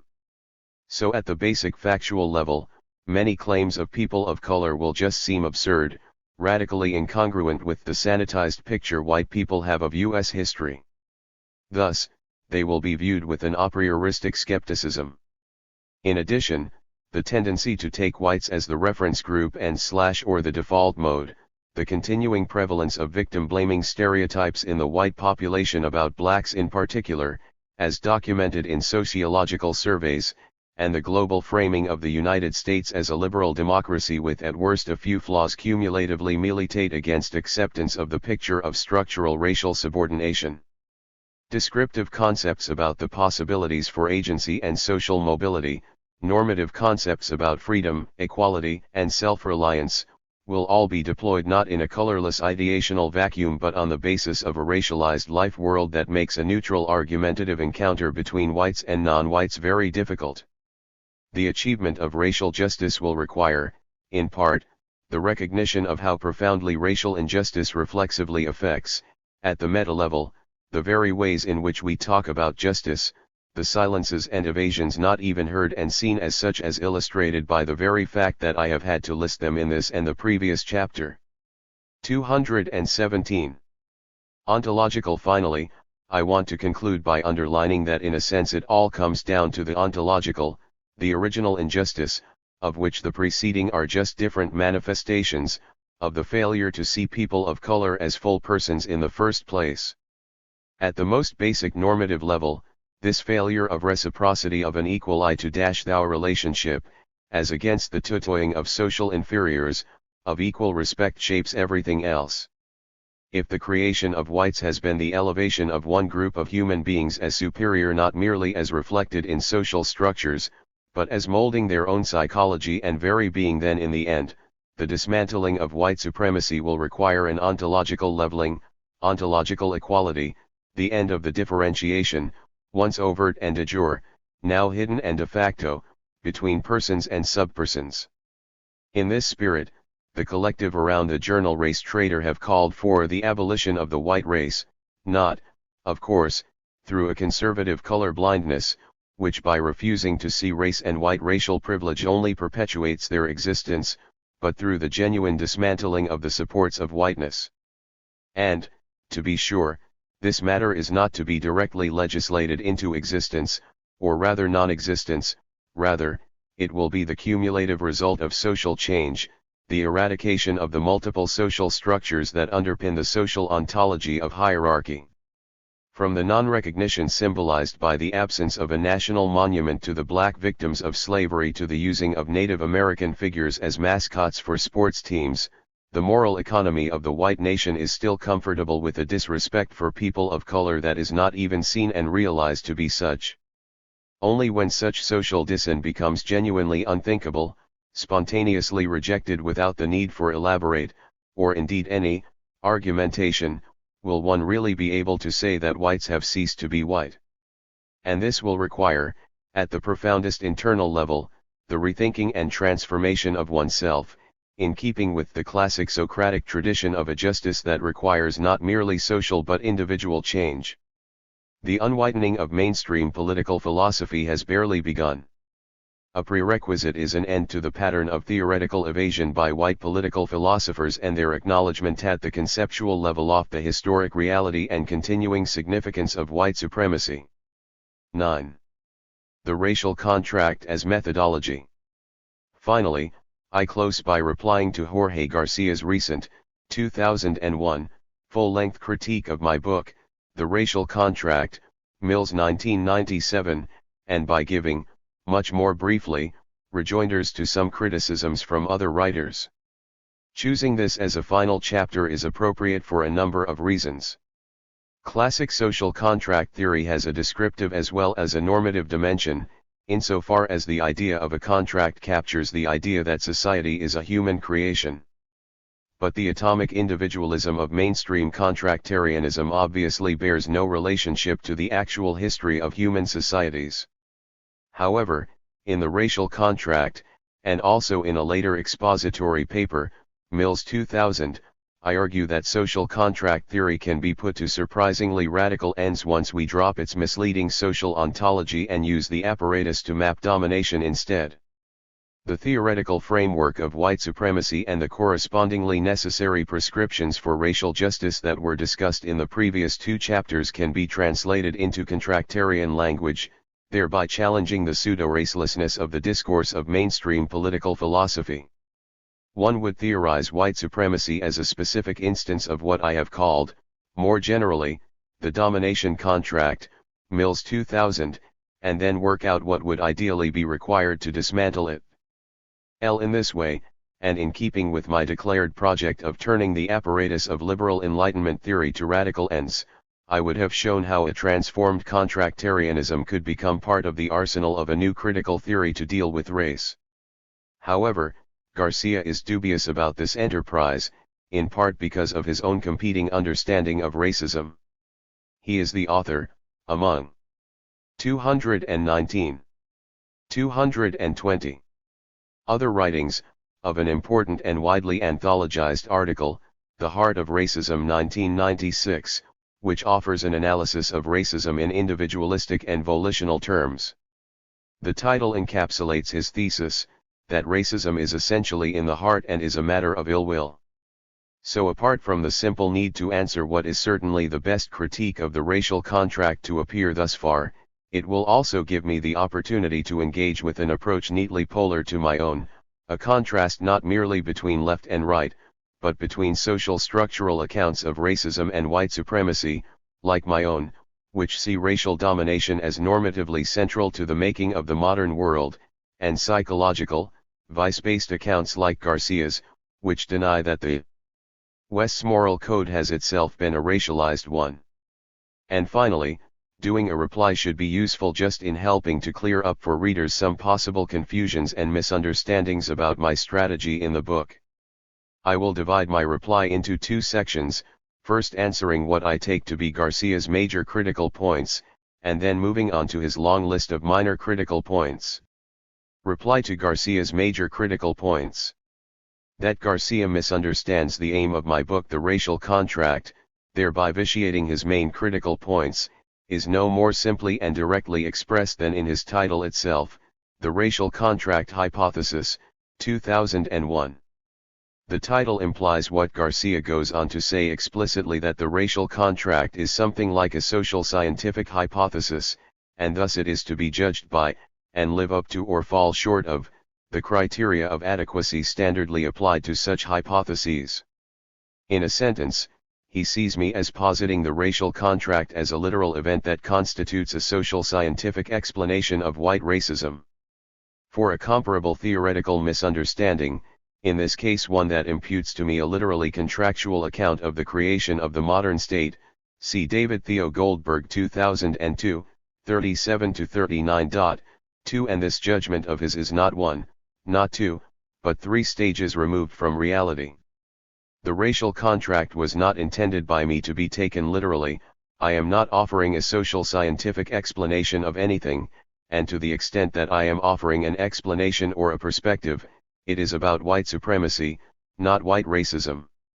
Thus in a sense his entire critique, though thoughtful and provocative in many respects, is based on a series of misunderstandings, summarized in his conclusion that I would have done better to have treated the racial contract as a hypothetical model, since racism is best understood as a matter of moral and intellectual vices, rather than as an 221. Actual historical agreement among almost all white people to depersonalize non-whites, Garcia 2001, 37. The framework of the original discussion needs to be borne in mind throughout. Social contract theory. I did not invent social contract theory, I am merely trying, given its importance and centrality to Western political philosophy, to utilize it for importing into mainstream ethics and political philosophy the discussion of issues of racism and white supremacy. And the simple analogy for theoretically locating the racial contract is as follows: racial contract theory is to the understanding of racialized social structures and the white supremacist polity, as social contract theory is to the understanding of egalitarian social structures and the liberal democratic polity. This is the appropriate reference class. Social contract theory is not in theoretical competition with Kant, Marx, Weber, Durkheim, Simmel, Parsons, Foucault, and others. Someone who finds social contract theory useful is certainly not saying that we can now dispense with the sociological work of these authors. Rather, it is deployed in a different conceptual space. Similarly, racial contract theory is not in theoretical competition with Kantian, Marxist, Weberian, Durkheimian, Simmelian, Parsonian, and Foucauldian theories of racism, if and where they exist. The racial contract is not meant as a detailed, nuts and bolts account of the origins of white racism and white supremacy any more than social contract theory, as used today anyway, is meant as a detailed, nuts and bolts account of the origins of society. So in both cases, for a detailed social scientific account, you would need to turn elsewhere.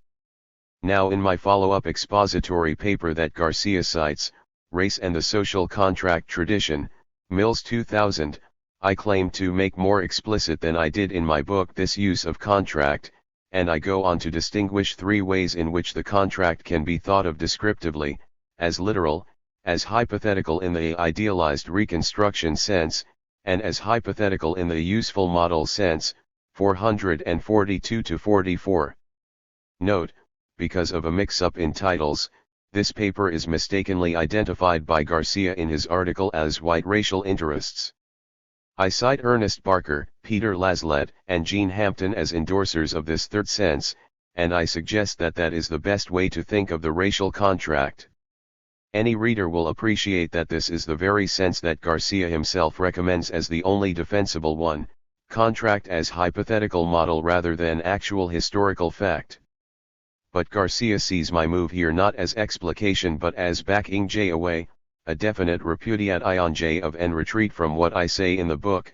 Whatever the merits of this more modest approach, it is largely new, Garcia 2001, 38-39. And finally, while he concedes that the idea of a racial contract in this sense may be viable, he is ultimately dubious about its value and usefulness. I want to reply to this first major set of Garcia's critical points in three parts.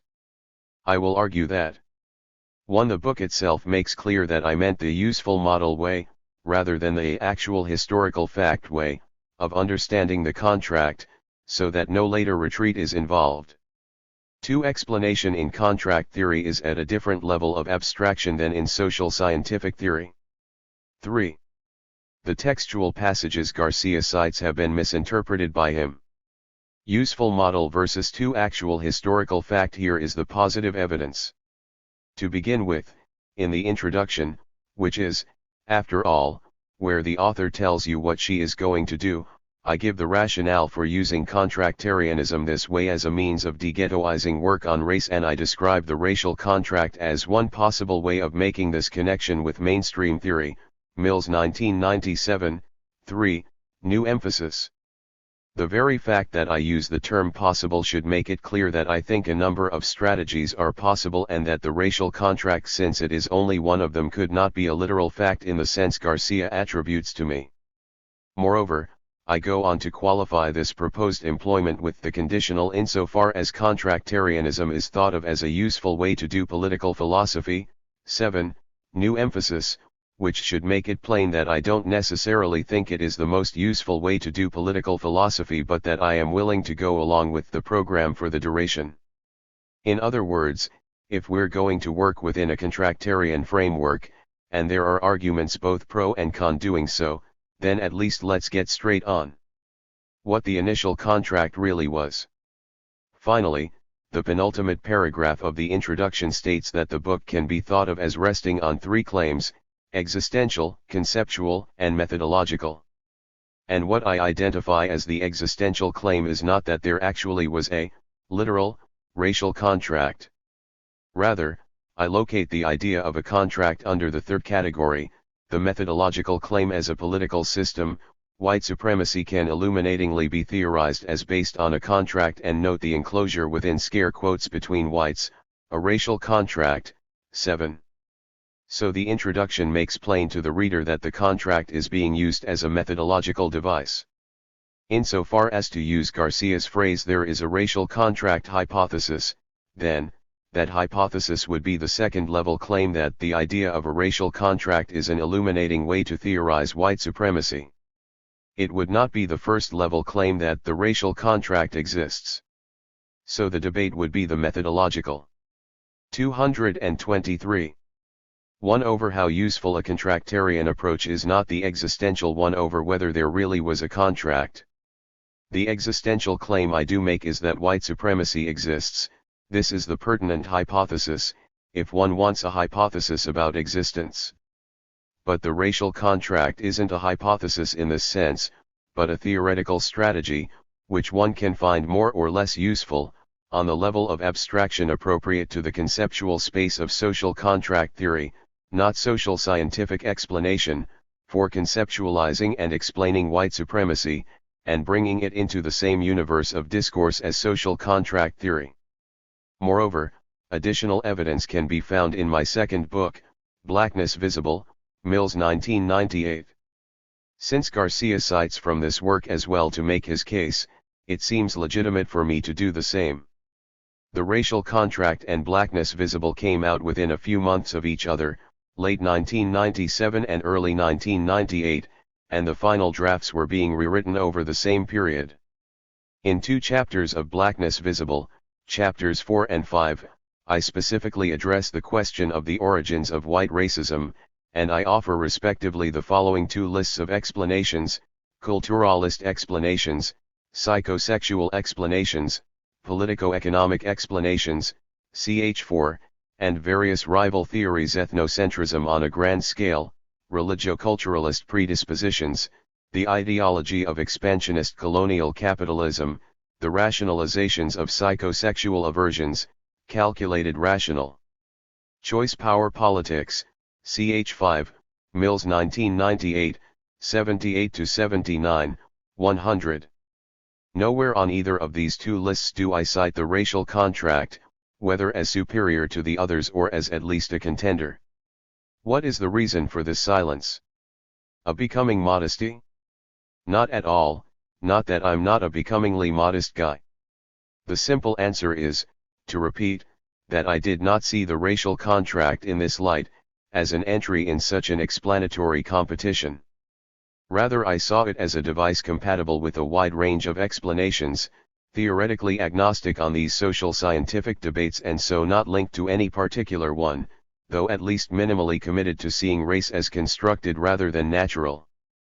Different levels of abstraction. So how is the contract to be cashed out, if it doesn't literally exist? And how can one assert that a non-existent contract may still in some sense be historical, descriptive, and explanatory? At the risk of tedium for the reader, I want to cite from several authorities here: 1. Because this is the crucial place where Garcia goes wrong, and 2. So as to underline my point that my usage is not at all idiosyncratic, but congruent with mainstream readings of the theory, though my own employment, of course, is for radical, non-mainstream ends. 224. First, Michael Walzer in the Oxford Companion to Philosophy. Perhaps the most significant claim of social contract theory is that political society is a human construct, and not an organic growth. There is no body politic but only this artifact, made in, fictional, time and in principle open to remaking. Walzer 1995, 164. Likewise Jeremy Waldron. We do not need to take contractarianism as the claim that political institutions were set up in a single dramatic event, or a small series of events, in order to take it seriously as a historical hypothesis. Note Waldron's acceptance of what Garcia finds a contradiction in terms. That some arrangement is a human invention or contrivance, answerable to human purposes, does not necessarily mean that it was invented all at once. Human inventions, the arch, the water wheel, can be developed gradually over time, even over long periods of time, without losing their essentially artificial or conventional character. A set of institutional arrangements may evolve by gradual steps over a period of time, but if each step involves elements of choice, deliberation, and purpose, then the whole process takes on an intentional flavor, becomes susceptible to intentionalist categories, and may be evaluated in terms of human purposes in the way that contract theory requires. Waldron 1994, 69. Similarly, Christopher Morris, editor of a recent anthology on social contract theory. There may, however, be some explanatory import to the idea of states of nature and social contracts that should not be overlooked. Even if our particular societies did not result from any actual agreements, and even if we never found ourselves in any pre-political setting, nevertheless our political institutions and arrangements are, in some sense, our creations. They are brought into existence by humans and maintained by our acquiescence and support. Morris 1999, X. Finally, and in greatest detail, a lengthy quote from the late Gene Hampton, which makes clear at what level of abstraction and in which conceptual space the contract is intended as explanatory. Philosophers hate to admit it, but sometimes they work from pictures rather than ideas. Contract imagery has struck many as enormously promising. I will argue that social contract theorists have intended simultaneously to describe the nature of political societies, and to prescribe a new and more defensible form of such societies. Invocation of a social contract among the people as the source of the state is, in part, an attempt to make one modest factual statement, namely, that authoritative political societies are human creations. The contractarian's term of social contract is 225. Misleading insofar as it suggests that people either tacitly or explicitly exchange promises with one another to create or support certain governmental structures. We do no such thing. Certain institutions, practices, and rules become conventionally entrenched, in a variety of ways, in a social system, and insofar as the people continue to support them, these conventions continue to prevail, and thus comprise the political and legal system in the country.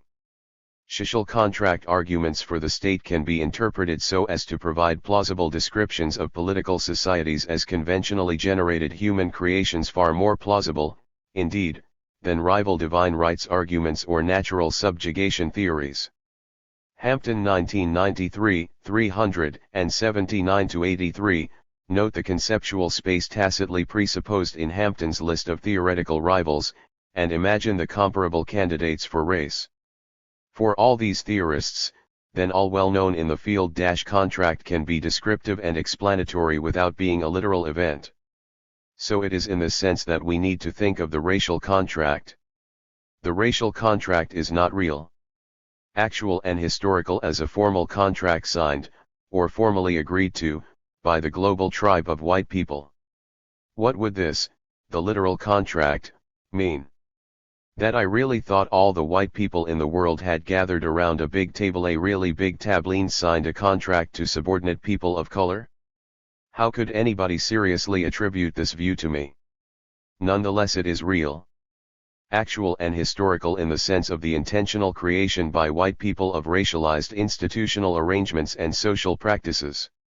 In other words, I am distinguishing the literal contract, that's not real, from the translation of what contract comes to in this formulation, that is real. If the contract is glossed as these theorists suggest, then it is obviously not imaginary at all. White supremacy as a set of institutions and social practices, indeed race itself, is a political artifact, a human construct, Walzer, an artificial human contrivance involving elements of choice, deliberation, and purpose, Waldron, brought into existence by humans and maintained by some humans' acquiescence and support, Morris, in short, a conventionally generated human creation, Hampton. So, to repeat my initial statement of intent in the racial contract, I would, if successful, have shown how contract theory can provide a global theoretical framework for situating discussions of race and white racism. And here we need to address a matter earlier postponed. As readers can confirm for themselves, my declared intention throughout the book is to elucidate white supremacy. Thus, nowhere do the terms racism or white racism appear in the introduction's penultimate paragraph, where I am setting out the three simple claims on which the book rests. Instead, my stated focus is on white supremacy. Indeed, racism does not even have its own index entry in the book. The reason is that, as explained in Chapter 7, 226, I have an analysis of race according to which white supremacy is more fundamental. It is related to white racism as patriarchy is to sexism and as class society is to class prejudice. White supremacy is objective, a politico-economic system of racial privilege. White racism is subjective, a set of ideas, beliefs, values, and attitudes. So given my framework, it made sense for me to strategize the theorization of white supremacy through the device of a contract, since I am seeing it as a political system. Now Garcia brushes impatiently and dismissively past these claims, 2001-32, on the grounds that I do not adequately clarify and explain the terms, what white supremacy is, how it is political, and he proceeds for the rest of his critique to operate, for the most part, as if I had made white racism my major explanatory focus and were using contractarianism to understand that. This is a remarkably cavalier attitude toward authorial intent. Whether I have done a good or a bad job of explanation, it will obviously distort the critical and interpretive project to represent an author as trying to do something he is not in fact trying to do. Quite apart from any of the other critical points I have made, this misrepresentation of my textual aim must necessarily make Garcia's critique somewhat problematic, since his initial assumptions are askew. I am, primarily, trying to conceptualize race as a political system. He is taking me to be, primarily, trying to explain the genesis of individuals' racist attitudes, beliefs, and values. Given this divergence, is it surprising that, by his criteria, some of my claims will be inadequate? Textual passages misinterpreted by Garcia. Let me turn now to the textual evidence, apparently, against me. In the introduction I say, and Garcia cites me as saying, things like the following: this use of contract is naturalistic, a reversion to the original anthropological approach in which the contract is intended to be historically explanatory, so that the contract possesses descriptive/explanatory life, Mills 1997, 6.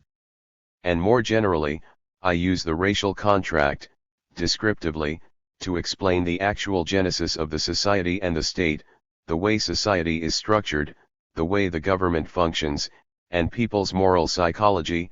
5. So Garcia sees these and similar assertions later in the book as statements of my central realist and explanatory contentions. Plainly, anything that correctly, genuinely, and causally explains historical events must itself be something historical, real, not a mere imaginative device. Garcia 2001, 28. With the help of the quotations in the previous section, I hope I have shown how the racial contract can be descriptive and explanatory without being a literal event. But what about Garcia's insistence that by real in the book I do mean a literal contract, so that I am now watering down? 227. My thesis without wanting to acknowledge it? The simple refutation of his claim is that I cite Hampton's article as an endnote, and 7, to this very passage, I use the racial contract, descriptively, to explain. Here at the very start of the book, where I am laying out how I plan to use terms, I write that Hampton points out that the imagery of contract scare quotes in the original, yet again, and the use of a term, imagery, clearly designed to forestall literalist readings captures the essential point that authoritative political societies are human creations, not divinely ordained or naturally determined, and conventionally generated, Mills 1997,136. And in the final endnote to the introduction, N11, I conclude. Hampton's own focus is the liberal democratic state, but obviously her strategy of employing contract to conceptualize conventionally generated norms and practices is open to be adapted to the understanding of the non-liberal democratic racial state, the difference being that the people now become the white population. 137. So how could I be clearer? I am stating that I am going to adapt for my own purposes the strategy of a writer who thinks contract can still be thought of descriptively, but not literally. At the very start of my book, though admittedly in the notes, rather than the text itself, I am glossing how I plan to use contract. Significantly, though Garcia refers to some other passages where he concedes I distance myself from a literalist reading, he doesn't refer to these endnotes at all. Subsequent statements about the reality and historical actuality of the racial contract then need to be read in the light of this preliminary gloss. What is real and historically actual are the racial institutions, practices, and rules created by one section, the white one, of the human population. Now it is true that I also claim, Mills 1997, 19-21, that the racial contract is comparatively differentiated from the social and sexual contracts by having the best claim to being an actual historical fact, by being real, and by being not just metaphorically but close to literally true. But as Garcia himself admits, indeed, this is part of his criticism of me. Garcia 2001, 29, I never go all the way on these pages, the scare quotes are in place, and the gap between literal and something weaker is never closed. What I was trying to capture here was 2 points. First, the fact that, insofar as racial subordination, on most analyses, is a product of the modern period, a paper trail does exist, whereas one does not exist for an original social contract or an original sexual contract. Thus in his famous essay of the original contract, David Hume writes, "It cannot be denied, that all government is, at first, founded on a contract, but in vain are we asked in what records this charter of our liberties is registered. It was not written on parchment, nor yet on leaves or barks of trees. It preceded the use of writing, and all the other civilized arts of life." Hume 1960, 149. Similarly, though it is obvious that women 228 have been subordinated for thousands of years, it remains controversial when this subordination took place. But in the case of race, we actually have the documents. Second, we think of the iconography of the signing of a contract as a discrete, fairly sharply spatio-temporally locatable event, so, the contract imagery comes closest here, in the case of race, to the non-metaphoric, since formal and informal structures are put in place, accompanied by explicit discussion of the status of non-whites, as compared to what one presumes occurred with gender, over a relatively short time period. Think, for example, of the famous debate at Valladolid, Spain, between Sepulveda and Las Casas on the humanity of Native Americans, or consider the pro- and anti-slavery debates, or the Berlin Conference to partition Africa. So Hampton's institutions, practices, and rules are conventionally entrenched in a way much more self-conscious and documented, over a period much shorter, and in a manner much more like an actual agreement, than is the case for the other two. It was these differences that I was trying to highlight in the kind of locutions Garcia cites, and I do concede that they are susceptible to misinterpretation. But I would claim that my original endnotes, which, in retrospect, should have been imported into the text, and my battery of qualifications, Garcia 2001, 29, should have made clear that I did not mean there was a literal contract. Reply to Garcia's minor critical points. I turn now to 12 of the more minor critical points he raises. The sequence here is roughly, though not exactly, their order of appearance in his text. Problems with tacit consent. Garcia, 2001, 30-31, warns of the dangers of using contractarian tacit consent to infer racist complicity, for the reason some 16th-century Spaniard peasant, say, chose not to speak out and struggle against royal imperialism. Maybe not that she consented to the crown's abuse of non-white people, but that she saw the costs of protest as too great. I think Garcia makes some good criticisms here. Tacit consent is admittedly a slippery notion, and as such it constitutes one of those many problem areas of social contract theory. Moreover, given hierarchies of power within the white population, the detailed assignment of moral re 229. Responsibility would need to take into account class and gender differentiation also. The racial contract is a simplified story that treats whites in a fairly undifferentiated way, but in a long endnote near the start of Chapter 1, Mills 1997, 137-38, I signal my awareness that a more nuanced account would need to modify this approach. But Garcia is right that one should be wary of inferring racist complicity too quickly. Though it should not be forgotten either that working-class whites, both male and female, were often directly and uncontroversially complicit in racial subordination and were participants in racial atrocities as with European soldiers and settlers in the service of imperialism, for example, or as with white women who helped with the enforcement of Jim Crow. I should also point out that in my list of white renegades and race traitors, Mills 1997, 108-9, I had not meant to imply that only by carrying out such spectacular acts of opposition as a Las Casas or a John Brown could one show one's repudiation of the contract, Garcia 2001, 41, n8. By definition, the well-known cases involve the heroic figures whose names have come down to us, which is why they sprang to my mind. But I cite in that same list more low-key actions, like getting involved in two Aborigines protection societies, which ordinary white individuals, Garcia 2001, 30, could have joined. So one could do a range of useful things that are well short of the supererogatory.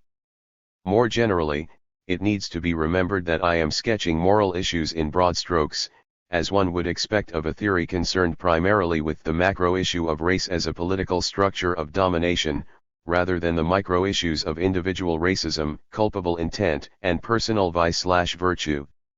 Tacit consent is a blunt tool as well as a slippery one, and in the same way that one would not expect social contract theory to tease out these fine points of individual moral responsibility, one should not expect it of racial contract theory either. What I really wanted to capture is the crucial point that non-white subordination comes about through collective white agency, thereby producing a general moral complicity that needs to be theorized somehow. Writing about segregation and the making of the black underclass, for example, Douglas Massey and Nancy Denton, 1993, 2, emphasized that, this extreme racial isolation did not just happen, it was manufactured by whites through a series of self-conscious actions and purposeful institutional arrangements that continue today. And they go on to cite the 1968 Kerner Commission report, what white Americans have never fully understood but what the Negro can never forget is that white society is deeply implicated in the ghetto. White institutions created it, white institutions maintain it, and white society condones it. 4. It is this kind of racial social causality, and this kind of collective moral complicity that I was using the concept to map. 230. White Moral Consciousness and the Epistemology of Ignorance. Garcia, 2001, 32, criticizes my claims about white moral psychology, and he points out the possibly question-begging pitfalls of a strategy of invoking an epistemology of ignorance. His claim poses the danger that the racial contract hypothesis becomes non-falsifiable. Why should we believe Mills's account of someone else's psychology when his own relies for its support on the itself of dubious credibility? This smells of begging the question.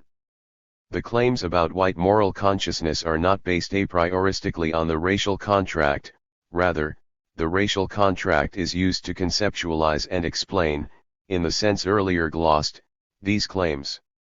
The claims themselves are based on the historical evidence, namely, that most whites over the past few hundred years, i.e., modernity, have been racists and have not seen people of color as full persons. I cite numerous texts in the notes to back up this assertion. As a claim, it is a statistical generalization and so is subject to the standard problems of such generalizations, that is, it needs to be applied to individual subjects cautiously and in a probabilistic fashion. If 90% of the white population in a given area at a given time period are racist, then obviously the odds are that a given white person picked at random will be racist. But since there have always been anti-racist whites, though historically they have been a minority, this statistically based presumption is not infeasible and can, by the appropriate evidence, be shown not to go through in particular cases. As for the concept of an epistemology of ignorance, this was my attempt to express, in the simplified vocabulary of social contract theory, the crucial point that structures of social oppression will themselves have a pernicious effect on social cognition. I chose this term because, in keeping with its Enlightenment origins, accurate cognition is central to the modern social contract, so it seemed a nice ironic touch to turn this upside down to dramatize how, in a system of oppression, the socially privileged become epistemically disadvantaged in seeing the social truth. Admittedly, Garcia is right that the concept may be dangerous if abused, my own points in Chapter 1 about ideology, but this just shows that it should be used carefully, not that it should be abandoned. What needs to be avoided is an intellectual short-circuiting where, in lieu of evidence for one's case, one simply characterizes one's opponent's views as wrong and then responds to demands for proof by invoking an epistemology of ignorance to explain their disagreement. This response would exemplify the circularity and question-begging that Garcia warns of.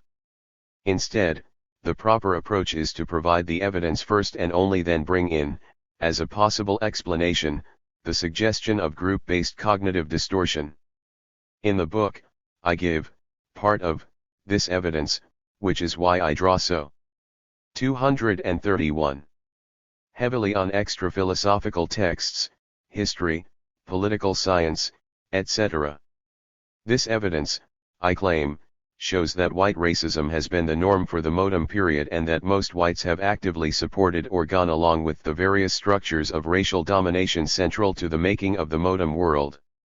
So most whites have been signatories to the racial contract, and insofar as that involves averting one's eyes from certain uncomfortable factual and moral truths, ignoring the evidence, being blind to things they should see, they will indeed be influenced by an epistemology of ignorance.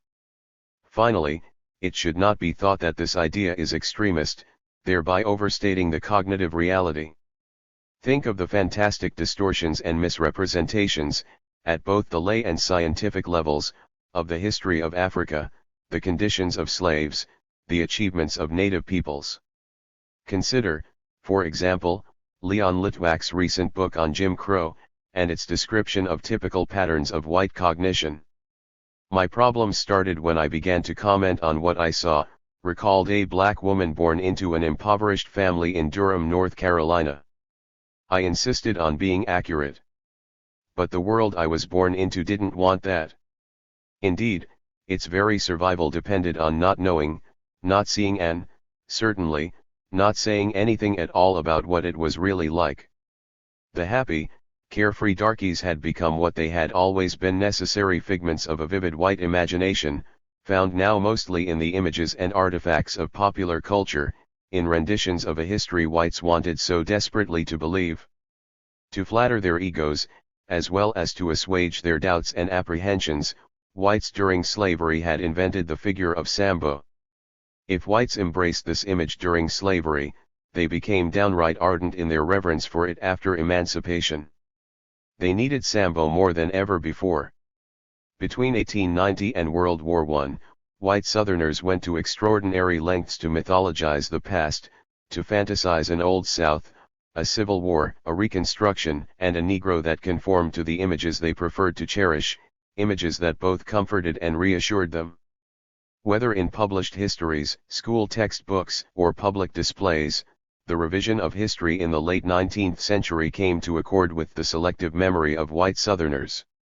The fantasies of whites knew few if any restraints. Litwack 1998, 34, 115, 184-85, 194, 197. Doesn't this sound like an epistemology of ignorance?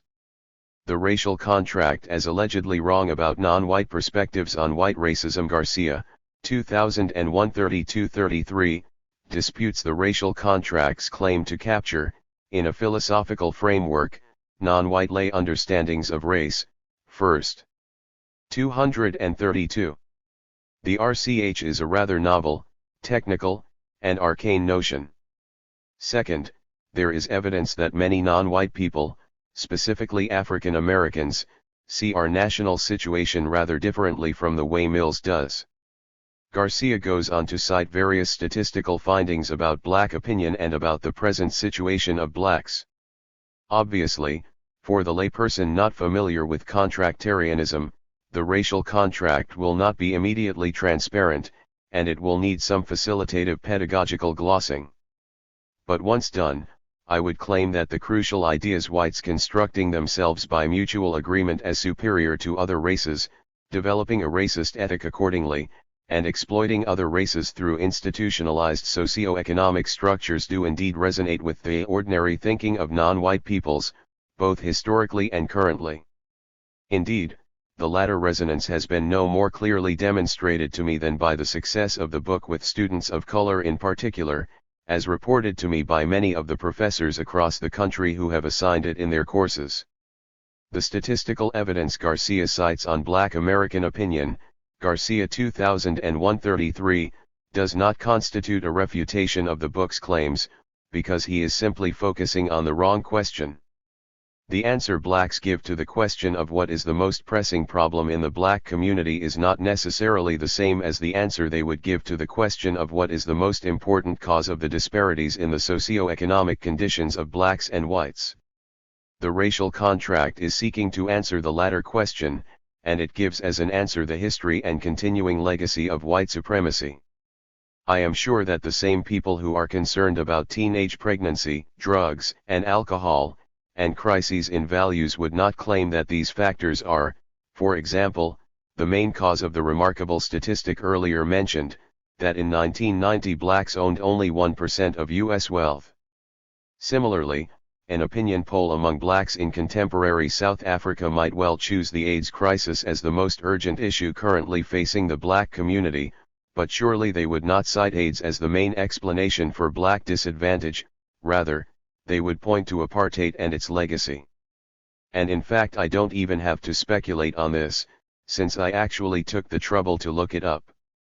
In the latest revised and updated edition of Racial Attitudes in America, seen as the definitive sociological study on the subject, the authors have a section on explanations of inequality, that is, endorsement of various explanations for black disadvantage in jobs, income, and housing. They conclude that blacks emphasize discrimination as a cause of black economic disadvantage 66%, the top choice 1996 figures, then the latest to a much greater extent than do whites, a difference of 32 percentage points.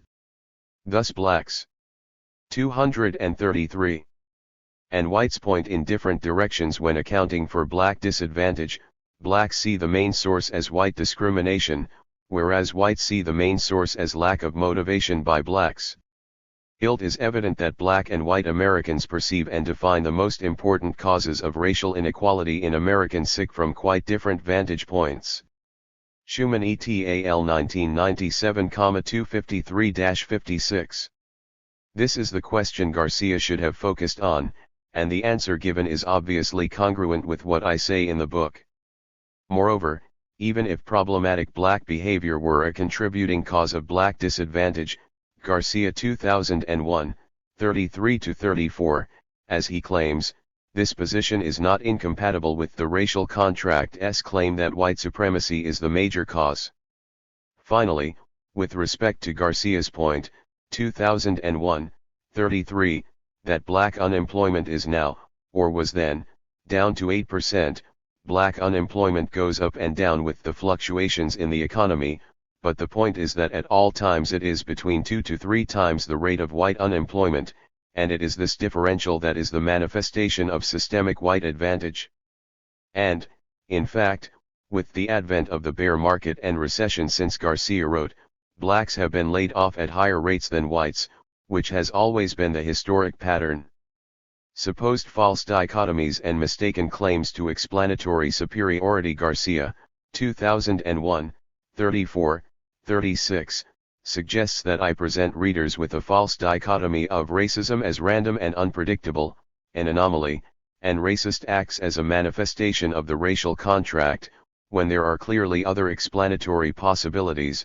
he goes on to say that in any case traditional social contract theory does not attempt to explain what Mills wants to explain: racist incidents, structures, and so forth.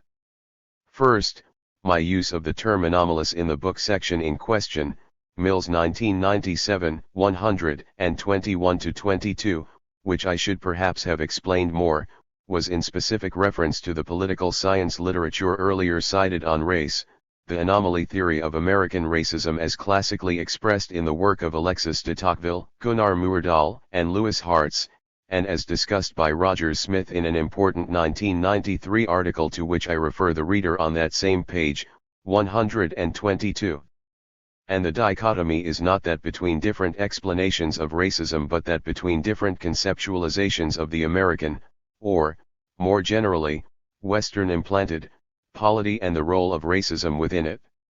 Smith's point, later expanded into his pre-Ewing book Civic Ideals, 1997, is that the mainstream theorists of American political culture, 234, such as the aforementioned gentlemen, have, usually, evaded the fact of and, always, evaded the conceptual implications of the centrality of racism and white supremacy to U.S. history. Smith discusses gender and nativist exclusion also, but we are focusing here on race. Instead, they have conceptualized the United States as an egalitarian and inclusivist liberal democracy, for which racism has been an anomaly.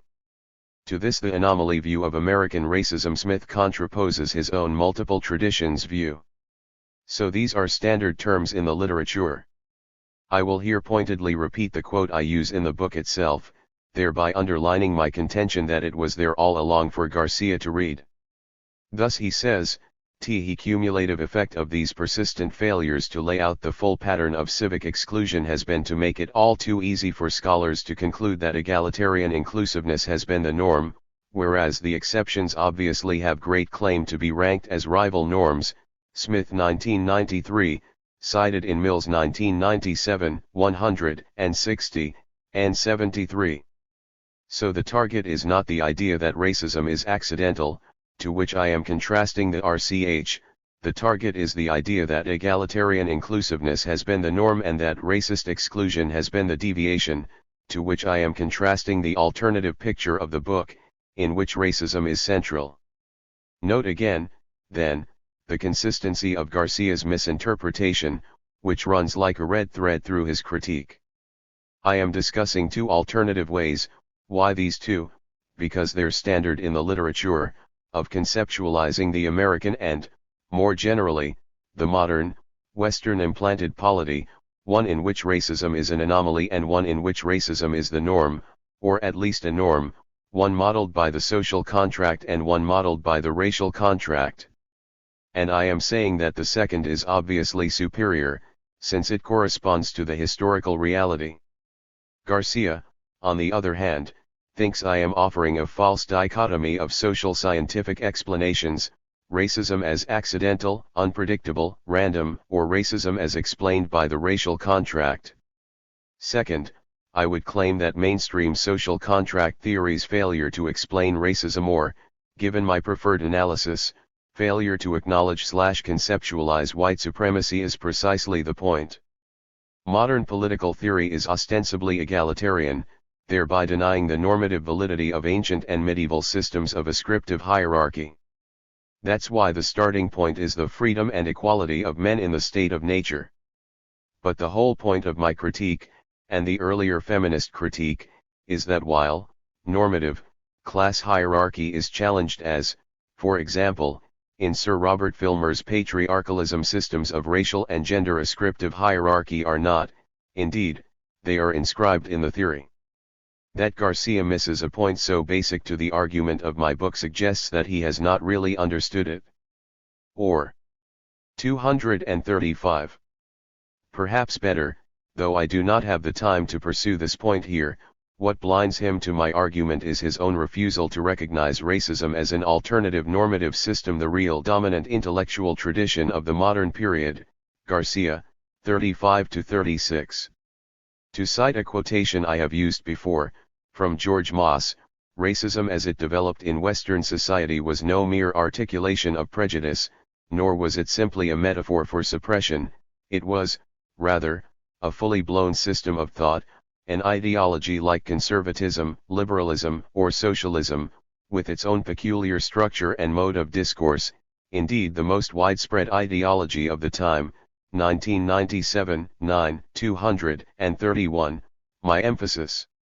Wild men, racist moral psychology, anti-non-white violence, colonial expropriation. Garcia, 2001, 34, 28, 34-35, 35, argues, in opposition to my claims. 1. That in social contract theory even the uncivilized are free and equal persons. 2. That the racial contract would be recognized as immoral by its signatories. 3. That, since white people become civilized by the racial contract, they would not condone violence against non-whites, and 4. That the European seizure and colonization of non-whites' lands can find no Lockean justification. I will deal with these 4 objections together, since they are obviously interconnected, and points made in reply to one will be pertinent for the others also. On the first issue, I am not quite sure whether Garcia is conceding that non-whites, allegedly, in the state of nature were seen as intrinsically inferior through the eyes of the European culture of the time, while denying that social contract theory specifically represents them as such, or that he is asserting that they were seen as intrinsically inferior neither by European culture nor social contract theory. But for safety's sake, and to remind us of the cultural background, I am going to begin by establishing the former, namely, the pejorative conception of Native Americans and its link with their alleged wildness. In an essay from 30 years ago, long before the current boom in work on philosophy and race, Richard Ashcraft provided an account of Hobbes' views on Native Americans, which included how they were shaped by and how they would themselves go on to shape contemporary. 236. European perceptions. He starts by summarizing the 17th century view of Native Americans. We might begin by considering the comparative status of men, beasts, devils, and Indians, because such a comparison will disclose some of the connecting links between cosmology and natural history.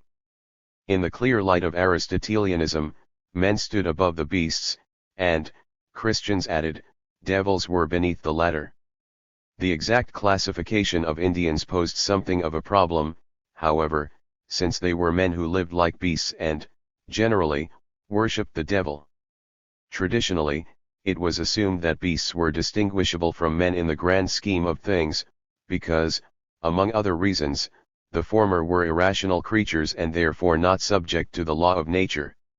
An obvious and relevant issue, then, concerned the relationship between the wild American and natural law. That was by no means an easily answerable question. 17th century Englishmen were raised on the belief that without religion and a notion of the deity, men would live like savage beasts. Naturally, this opinion easily shaded itself into the conviction that it was Christianity which rescued men from their beastly condition. However much they extolled natural reason, and even natural religion, most Englishmen simply were not willing to place themselves, enlightened as they were by the precepts of Christianity, on a par with these beast-like men as obedient subjects of the law of nature. The growing store of information about America, therefore, only served to blur the ancient landmarks of Aristotelianism. The European attitude of superiority to the Indian was part of the cultural baggage of any voyage to America. Hence, the metaphorical language of travelers' reports emphasizes the bestial nature of primitive life. These new men, as Joseph de Acosta refers to them, were like savage beasts. Throughout his commentaries, Garcilaso de la Vega associates the Indians with wild beasts who have to be taught how to live like men. Virginia, one Englishman reported in 1609, is inhabited with wild and savage people that live and lie up and down in troops like herds of deer in a forest. We look upon them, the Indians, wrote another, with scorn and disdain, and think them little better than beasts in human shape. Indeed, others were prepared to set aside their human shape. In short, the Indians were regarded as being as wild as any other wild beast and were only grudgingly admitted into the ranks of humanity. Ashcraft 1972,149-51. It should be obvious, then, both that Native Americans were seen as inferior creatures, barely if at all human, and that their inferiority was linked with their wildness, that is, their living in the state of nature rather than society. And assessments like this are myriad. This point is completely uncontroversial and massively documented in the literature on colonialism and imperialism. So civilized Englishmen were contrasted to savage Indians. Now is it logically possible that a conceptual apparatus drawing in part on these terms, read, social contract theory, could remain? 237. Uninfluenced by their associations. Yes, it is, but psychologically/culturally/socially it is not remotely likely. The golden age of social contract theory, 1650 to 1800, overlaps with the imperial enterprise, and, as I document in the book, it is also shaped by it. The men who demonstrate their capacity for civilization by leaving the state of nature are, in general, white, and they are contrasted with the non-white savages who are incapable of leaving it. Savage, then, is by no means a neutral term, but a strongly pejorative one. Its role in what Francis Jennings calls the cant of conquest is to justify the European invasion of America as part of a civilizing mission. The basic conquest myth postulates that America was virgin land, or wilderness, inhabited by non-people called savages, that these savages were creatures sometimes defined as demons, sometimes as beasts in the shape of men, that their mode of existence and cast of mind were such as to make them incapable of civilization and therefore of full humanity, that civilization was required by divine sanction or the imperative of progress to conquer the wilderness and make it a garden, that the savage creatures of the wilderness, being unable to adapt to any environment other than the wild, stubbornly and viciously resisted God or fate, and thereby incurred their suicidal extermination. Jennings 1976, 15. Against this background, we can now appreciate how utterly ludicrous as a transracial generalization is Garcia's claim that in social contract theory even pre-civilized people were free and equal persons. This statement is in general only true for whites, and white men at that. As I emphasize in the racial contract, the contractarian apparatus is tacitly or overtly racialized by all the major social contract theorists, with the crucial differentiation being the ability to leave the state of nature. Hobbes is sufficiently a racial egalitarian in that he conceptualizes the state of nature as bestial for everybody, but the crucial point, obviously, is that Europeans are rational enough to take the steps necessary to leave it, while Native Americans are not. How could this not reflect on their inherent rationality? Garcia, when his book, Leviathan, is pivoted around the rough parody of men's mental powers, as detailed in Chapter 13, and its implications for contracting to create the Commonwealth and avoid the state of war, Hobbes 1996, 86-90. Ashcraft points out that Hobbes explicitly refers to Native Americans as examples of men who, in his time, were living proof that such a state of nature as he describes actually existed, Ashcraft 1972, 148. Moreover, these references appear not only in Leviathan, but also in De Civ and De Corpore Politico. Clearly, Hobbes' definition of the state of nature was explicitly intended by him to be associated with the brutish and savage life of the Indians, Ashcraft 1972, 154. And Native Americans are 238. Expressly singled out again in Chapter 30 of Leviathan for their poor grasp of the principles of reason, Hobbes 1996, 232.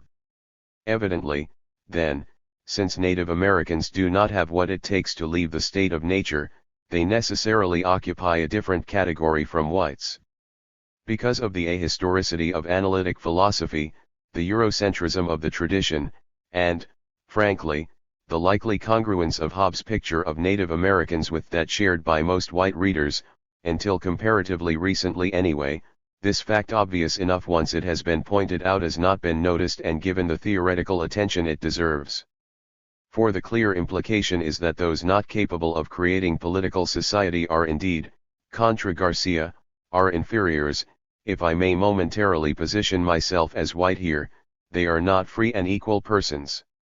As Ashcraft concludes, men are not recognizably different from other animals by virtue of divine creation, which may leave them, as the savages of America, still in the state of other animals, i.e., the state of war. They become different only because they themselves create a political society. Ashcraft 1972, 157. So no rigid distinction can be sustained between inferior state of nature savages in contractarian literature and inferior state of nature savages in the general political/literary/cultural writings of the time. The conceptions come from the same source and, with some variations according to the particular theorist, are driven by the same racializing and dichotomizing logic. And this brings us naturally to Garcia's sixth and seventh points. If, from the modem period onward, civilization becomes a racialized term, so that, generally, only Europeans can be civilized in the full sense, and if this civilization is threatened by the savagery/barbarism of non-whites, then within this racialized normative schema, what is reasonable and moral undergoes a change. The actual code that develops is a racist one, what I called in the book a Herrenvolk ethics, which makes non-whites in general subpersons, lacking the moral status of whites, and thus unprotected by standard white-on-white moral constraints. Put into practice on a large scale, this code inevitably leads to differential violence against non-whites, acts that would be judged atrocities by the idealized terms of the social contract, but that are perfectly legitimate by the terms of the racial contract. They are not recognized as immoral according to the moral codes of its presumed signers, Garcia 2001, 28, precisely because this moral code assigns an inferior moral status to people of color. In Jennings' words, the civilized-uncivilized distinction is a moral sanction, a weapon of attack rather than a standard of measurement. To call a man savage is to warrant his death and to leave him unknown and unmourned, Jennings 1975, 8, 12. Such atrocities may be patently immoral to us, judging from within the framework of a non-racial code. They are certainly not patently immoral to those who have used race as a device for the moral partitioning of their concern and the allocation of rights. 239. And under certain circumstances, atrocity moves from the permissible to the mandatory. Matthew Fry Jacobson cites a 19th-century American writer, "I believe that in killing the savage I performed my duty as a man and served my country as a citizen." Jacobson 1998, 17. This point should be so obvious, so little in need of belaboring, that I almost feel that I must be misunderstanding Garcia. It was not seen as wrong for white settlers to kill Native Americans or Native Australians in the wild.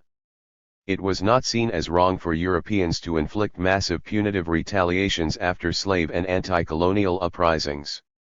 It was not seen as wrong for whites to lynch, or for white police to kill blacks judged to be threats to the social order.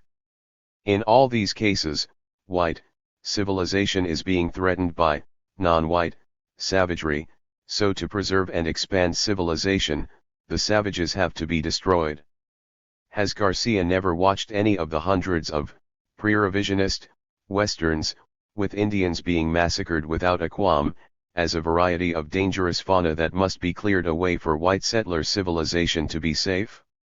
Has Garcia never read the accounts of lynchings, where thousands of white men, women, and children gathered, with trains sometimes being organized for out-of-towners, for the spectacle of black people being slowly burned alive, posing unashamedly for the cameras, and subsequently distributing postcards of the event? Let him read Without Sanctuary and peruse its photographs, Allen et al. 2000. These people were not doing anything wrong, anything unreasonable in their moral framework, since red/brown/black savagery is a menace to civilization. One manifests one's civilization by destroying it. In his Hellhounds chapter of Without Sanctuary, Leon Litwack gives a grisly account of the April 23, 1899, roasting at Newman, Georgia, of Sam Hose before a crowd of over 2,000 people. He comments, "As in most lynchings, no member of the crowd wore a mask, nor did anyone attempt to conceal the names of the perpetrators. Indeed, newspaper reporters noted the active participation of some of the region's most prominent citizens. And as in most lynchings, the white press and public expressed its solidarity in the name of white supremacy and ignored any information that contradicted the people's verdict. The use of the camera to memorialize lynchings testified to their openness and to the self-righteousness that animated the participants. Not only did photographers capture the execution itself, but also the carnival-like atmosphere and the expectant mood of the crowd. Many photographs of lynchings and burnings, such as the burning of Sam Hose, would reappear as popular picture postcards and trade cards to commemorate the event. Litwack 2000,9-11, my emphasis. These are not, in other words, people in any kind of moral turmoil because of their recognition of the patently immoral character of what they are doing. 240. What made this possible? Litwack quotes a black Mississippian. Back in those days, to kill a Negro wasn't nothing. It was like killing a chicken or killing a snake. The whites would say, niggers jest supposed to die, ain't no damn good anyway, so jest go on and kill 'em. The cheapness of black life reflected in the degree to which so many whites by the early 20th century had come to think of black men and women as inherently and permanently inferior, as less than human, as little more than animals. We Southern people don't care to equal ourselves with animals, a white Floridian told a Northern critic. The people of the South don't think any more of killing the black fellows than you would think of killing a flea. Litwack 2000, 12-13, Litwack's emphases throughout. Could the statement of a Heron folk ethics be any clearer? And isn't this exactly what I argue for in the book? Finally, with respect to point 8. Garcia argues that on a Lockean theory, Aboriginal peoples could acquire property rights that would have to be respected by Europeans. But as with his claims about Kant, see below, this really rests on a counterfactual Lockeanism, not what the real-life Locke actually said. Could one sanitize and deracialize the actual Locke to produce non-racial Lockean views on private property? Yes, one could, and in Mills, 2456-58, I argue precisely for this project as a way of justifying reparations. But it has to be recognized that one is producing a revisionist account, not the, somehow, actual account. The real-life Locke thought of Native Americans as so inferior to Europeans in their productive capacities that an English day laborer lived better than an Indian king, and since recognition of natural law requires one to be industrious, this has to be taken as a sign of their inferiority. Moreover, Locke's views were used throughout the white settler states, America, Australia, parts of Africa, to justify native dispossession. What does that have to do with the racial contract, asks Garcia. Obviously, it has everything to do with the racial contract, since non-whites are being seen as savages, as subpersons without an equal capacity to appropriate the world, and thus as expropriatable indeed, they are often not even there to the eyes of white civilization, hence the judgments in international law about terra nullius, virgin land, etc. Again, though Garcia obviously does not recognize it, this assessment is standard and commonplace in the literature on imperialism.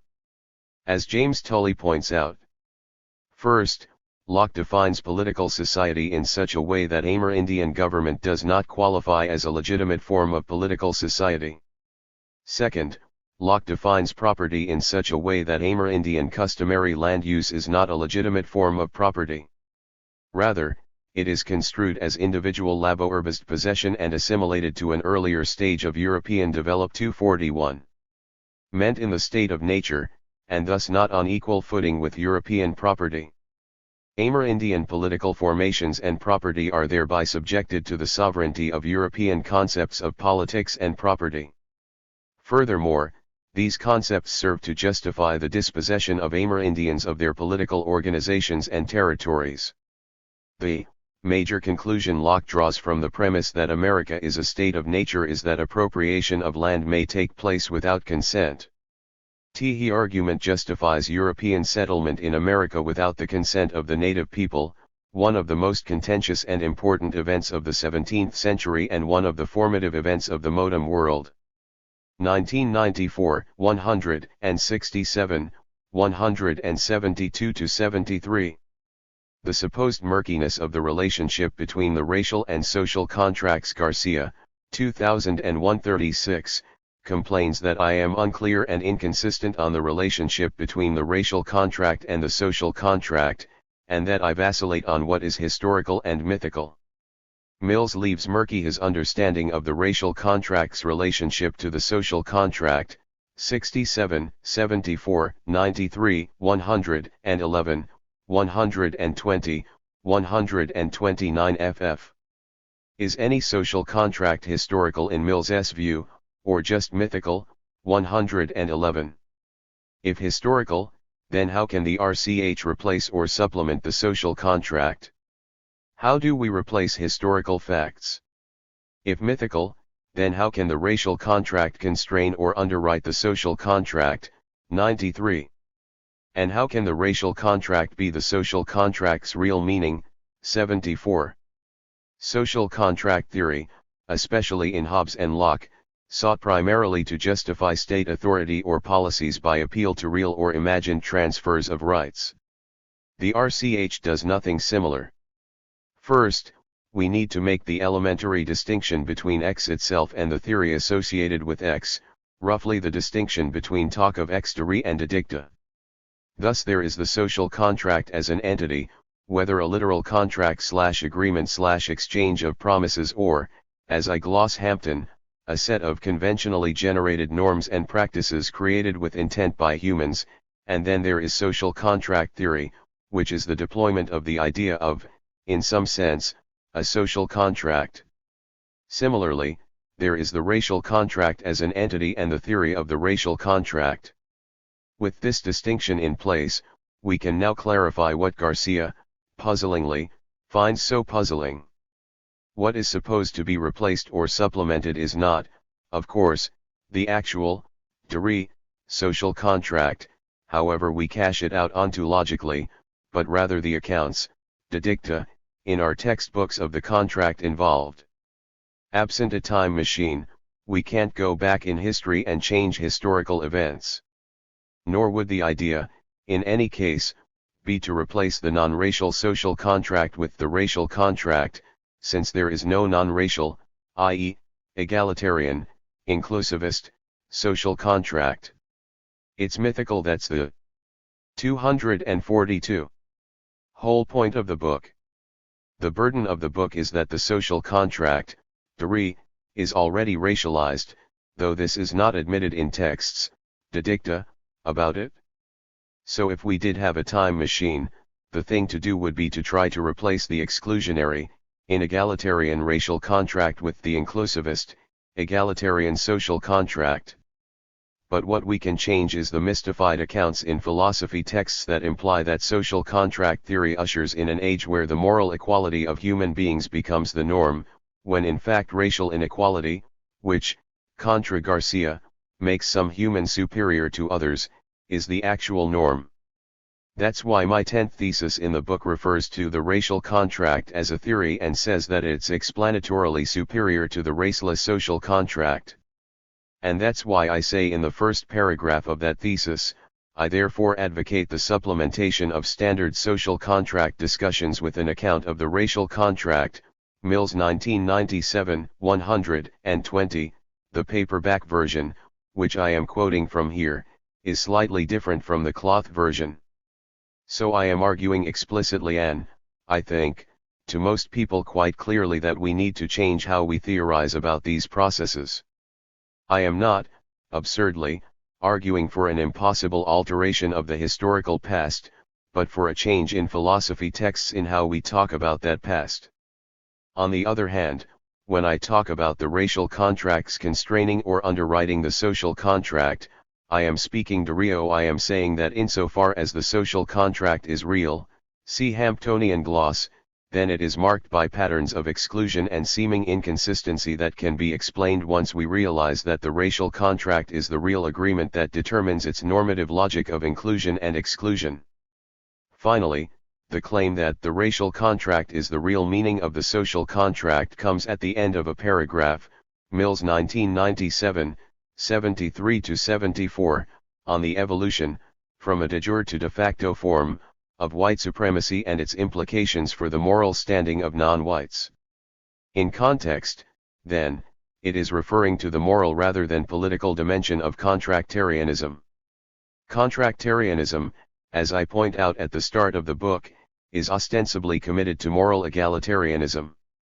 As one author writes, the emergence of the notion of the social contract is hence linked intimately with the emergence of the idea of the equality of human beings, Forsyth 1994, 37. And my claim in the book, of course, and in the paragraph in question, is that in reality this equality is restricted to whites, thus my conclusion that the racial contract is the real meaning of the social contract for whiteness as a contingent power construct. Garcia, 2001, 36, finds my claim about the historical contingency of whiteness ridiculous. Mills imagines that the concept of whiteness, white people, is simply a social power construct, so that in other societies, histories. 243. And possible worlds white people may not be the whites, but Asian or African or Native Americans could be white, 106, 124 ff. This could be termed argument by exclamation mark. As such, it serves as a reminder of what we all smugly tend to forget, that Group A's conventional wisdom is often Group B's outrageous claim. Apparently in Garcia's mind, and possibly in the social circles in which he moves, this unremarkable statement, virtually a cliché to current researchers in critical white studies, is so self-evidently absurd as to need no discursive refutation, merely stating it constitutes a disproof. But even allowing for our radically different politics, and correspondingly different social circles, I'm puzzled as to why. Presumably he's not attributing to me the view that Africans who are ruling over Europeans in an alternative universe would actually undergo a metamorphosis of skin color. But if not, then what's so ridiculous about the idea that in an alternative system of racial supremacy blackness, or redness or yellowness, would become the preferred skin color with African, or Native American or Asian, features the somatic norm, with African, or Native American or Asian, culture the hallmark of superiority, and so forth, so that black, or red or yellow, would become white? If he does find this concept absurd, then his reaction, I submit, is further evidence of his tacit naturalizing of whiteness and his failure to appreciate its historicity and contingency, which the racial contract tries to elucidate. Let us think of a system of racial supremacy in the abstract as RLRZR. 3. In our actual world, the R1s have for hundreds of years been white, thus, it is cognitively easy to conflate whiteness with R1ness, when in fact R1ness is a placeholder that, in a world with an alternative history, could have been occupied by some other racial group. So the point of my comments about other races becoming white was simple Brechtian defamiliarization, aimed at conceptually peeling apart whiteness as skin color and whiteness as occupation of the RL slot of racial privilege. Garcia's reaction is all the more puzzling since he himself cites, 35, the practice of some Native American peoples of referring to themselves as the human beings. Well, suppose one or more of the great pre-Columbian American empires with such a normative dichotomization had had the technology to cross the Atlantic and discover and conquer Dark Ages Europe. What social order might conquerors operating with such a partitioning of humanity have brought into existence? Enlightenment philosophers' moral theories as racist. Garcia, 2001, 34, 37, is dismissive of the claim that Enlightenment philosophers' theories are racist. He says, 41-42, and 20, that in any case I later retreat from this position. 244. I will focus on Kant, as the most clear-cut example. The first point is that there is nothing in the least murky and only marginally intelligible, Garcia 2001, 34, about the claim that the actual, as against the counterfactual, sanitized, cleaned up, etc., moral philosophical theory of Kant was racist. If you believe that all persons should be treated with respect, but you do not believe that people of color are full persons, and you provide a detailed theoretical account as to why, then your moral theory is a racist one. What's hard to understand about that? The elementary, circular fallacy Garcia commits, as do others who want to save Kant from himself, is to deracialize Kant's actual views and then triumphantly present the deracialized result as somehow the real non-racial Kant. Of course, I am not denying that a moral apparatus can be a categorical imperative, the kingdom of ends, though not Kantian in its struct, that is recognizably Kantian in its key terms, persons, respect, racial inclusiveness. But insofar as it is racially inclusive, I would claim, it is not Kant's actual theory.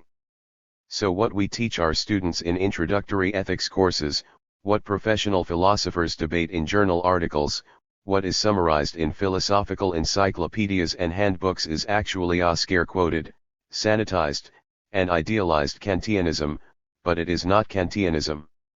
In a recent article, Robert Bernasconi warns against the common practice of editing Kant's philosophy to make it appear more wholesome and doctoring the Kantian corpus so that race disappears from it. Bernasconi 2002, 160-61. Bernasconi points out that Kant viewed blacks and Native Americans as natural slaves, and he envisaged a future in which all races but whites would have perished. Is this not relevant to his cosmopolitanism, his theory of history, his moral political theory of the Rechtsstaat and its obligations toward the autonomous persons who are its citizens, in short, his philosophy itself? The second point is that the implication that Mills, 2000, represents a retreat from Mills, 1997, in allowing for a positive normative use of the idealized, deracialized theories of Kant, Locke, and so forth, is false. Nowhere in the book do I deny that such an employment is possible, indeed desirable. Rather, I say explicitly at the start, Mills 1997, 7, that I am seeking to engage constructively with contractarianism, that the point of understanding the original and continuing contract, i.e., the racial contract, is so that we can correct for it in constructing the ideal contract, and that I believe contract theory can be put to positive use once this hidden racial history is acknowledged. 136-37. So there is no retreat from an originally more startling position. From the outset, I am quite clear that the aim is to salvage contract theory by putting it on a more realistic historical basis. But the reason it is important and revealing to distinguish sanitized Kantianism and Lockeanism from actual Kantianism and Lockeanism is twofold. First, to set the philosophical and 245 historical record straight, that is, that these and other Enlightenment theorists were arguing for a white egalitarianism, not a non-racial egalitarianism, and that this distinction affects the content of their actual theories. Second, to better position ourselves for tackling matters of corrective racial justice, which are currently obfuscated by the mystificatory mainstream orthodoxy that the modern period ushers in egalitarianism as the dominant norm, when in fact white racial superiority has been the actual norm. S. The integrated contractarian framework claim. Finally, Garcia, 2001, 38, rejects as clearly wrong my claim in Mills, 2000, that what I call the domination contract provides a superior basis for doing normative contractarian theory. Because the racial contract is plainly immoral. It is plainly non-binding. Besides, the Millsian claim that people act as though they were fulfilling an agreement is so different from the Rawlsian claim that people ought to act in accordance with agreed upon principles that the appearance of an integrated framework for our normative inquiries is, as far as I can tell, superficial, specious. I think this is just a simple misunderstanding, as against his earlier, more complicated misunderstandings. Following Gene Hampton, I pointed out in the book, again, all in the early endnotes, that the classic contractarians generally used contract to model the actual polity, in a suitably abstract sense, and to prescribe a better, more just one. Modern contractarians, however, such as John Rawls, 1971, in his famous thought experiment, just use it normatively, though my claim example Mills 1997, 121-22 is that they generally proceed as if moral egalitarianism were the actual norm obtaining, and in this respect they do presuppose the misleading descriptive contract. The advantage of reviving the older use, I argue, is to provide a more realistic sense of the actual history, structure, and functioning of the socio-political, which can guide us in our normative inquiries, in Mills 1997 and, in greater detail, in Mills 2000, which is where the phrase an integrated conceptual framework 455 comes from. Moral judgments about the world involve both value commitments and factual claims about that world. As any rational ethicist must, Rawls concedes that knowledge of the facts is important, and he does allow that people will take behind the veil general knowledge of history, how society works, and so forth. But nowhere behind the veil, as Rawls reconstructs things, is there any awareness of white supremacy as a dominant structure of recent world history. Nor, similarly, as feminists have long 246 complained, is there any awareness of patriarchy and how the family needs to be rethought.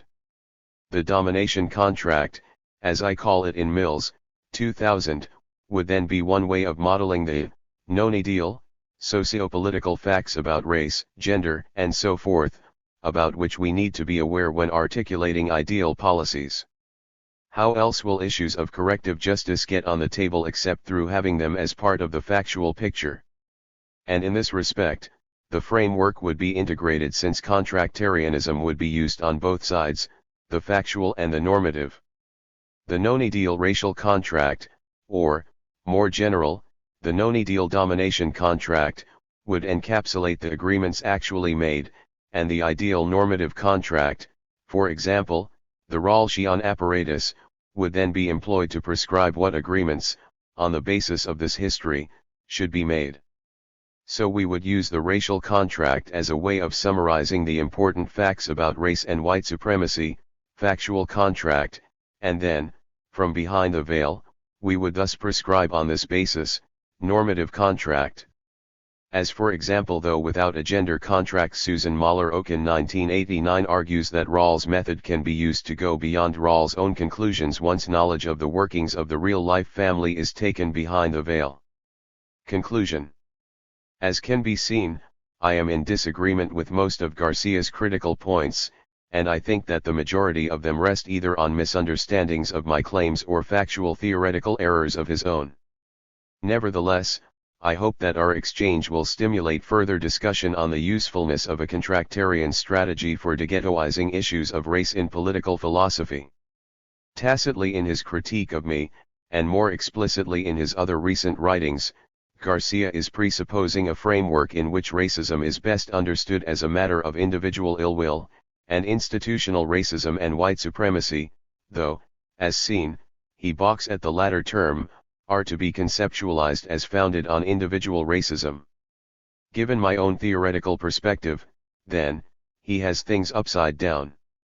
6. My claim from Chapter 5 onward is that white supremacy should be our theoretical starting point, with individual racism theoretically second. In this respect, I am, of course, following the classic model of Marxist theory, which famously rejects the Robinsonades of liberalism for social structural accounts of class domination and which seeks to explain prevailing norms and belief patterns in terms of people's socialization and interactions with this structure. Historically, social contract theory has been thought to be antithetical to radical approaches in political theory because of its misleading presuppo 247. Scissions of voluntary consent and egalitarian inclusion. But by working with the concept of what I call the domination contract, one can turn a mainstream conceptual apparatus to radical theoretical ends. The strength of the liberal political tradition has always been its values of freedom, moral juridical equality, rights protection, and self-realization, and those socialist theorists of the past who sneered at these as bourgeois values were, I believe, mistaken. In the wake of the collapse of official communism, of course, this claim is hardly controversial. The sensible approach is to argue that there is nothing wrong with the values themselves, but rather their limited realization in a society structured by relations of exclusion. Liberals have usually ignored or downplayed these problems, a theoretical neglect facilitated by an apparatus that, by its initial positing of abstract atomic individuals, obfuscates the relations of domination among them. In the mainstream contract, all humans are regarded as paradigm contractors, thereby blurring over the history of class, gender, and racial subordination. The domination contract, by contrast, makes explicit the differential power of the rich, Rousseau, and it highlights the fact that women and people of color were not seen as full persons in the modern Western and Western imposed polity, Pateman, Mills. So by making this our theoretical starting point, it precludes the routine glossing over of the distinctive normative challenges posed by the demands of justice for subordinated populations. By replacing orthodox contractarianism's mystified factual picture of the socio-political with the more realistic picture of radical contractarianism, we can reclaim what is valuable about liberalism while not accepting its social ontology. Insofar as critical theory seeks the completion of the Enlightenment, or the radicalization of the Enlightenment, such an approach, I would claim, is fully in keeping with its traditional agenda. So if my title is From Class to Race, it is, finally, nonetheless obvious that I have retained many of the crucial claims of traditional left theory, and I have even left open the door for a historical materialist explanation of white supremacy. The challenge for new critical theorists must be to win the normative battle with mainstream theorists by demonstrating that by their own ostensible values, the current social order is unjust and thus requires transformation. Racial emancipation will ultimately free whites as well as non-whites.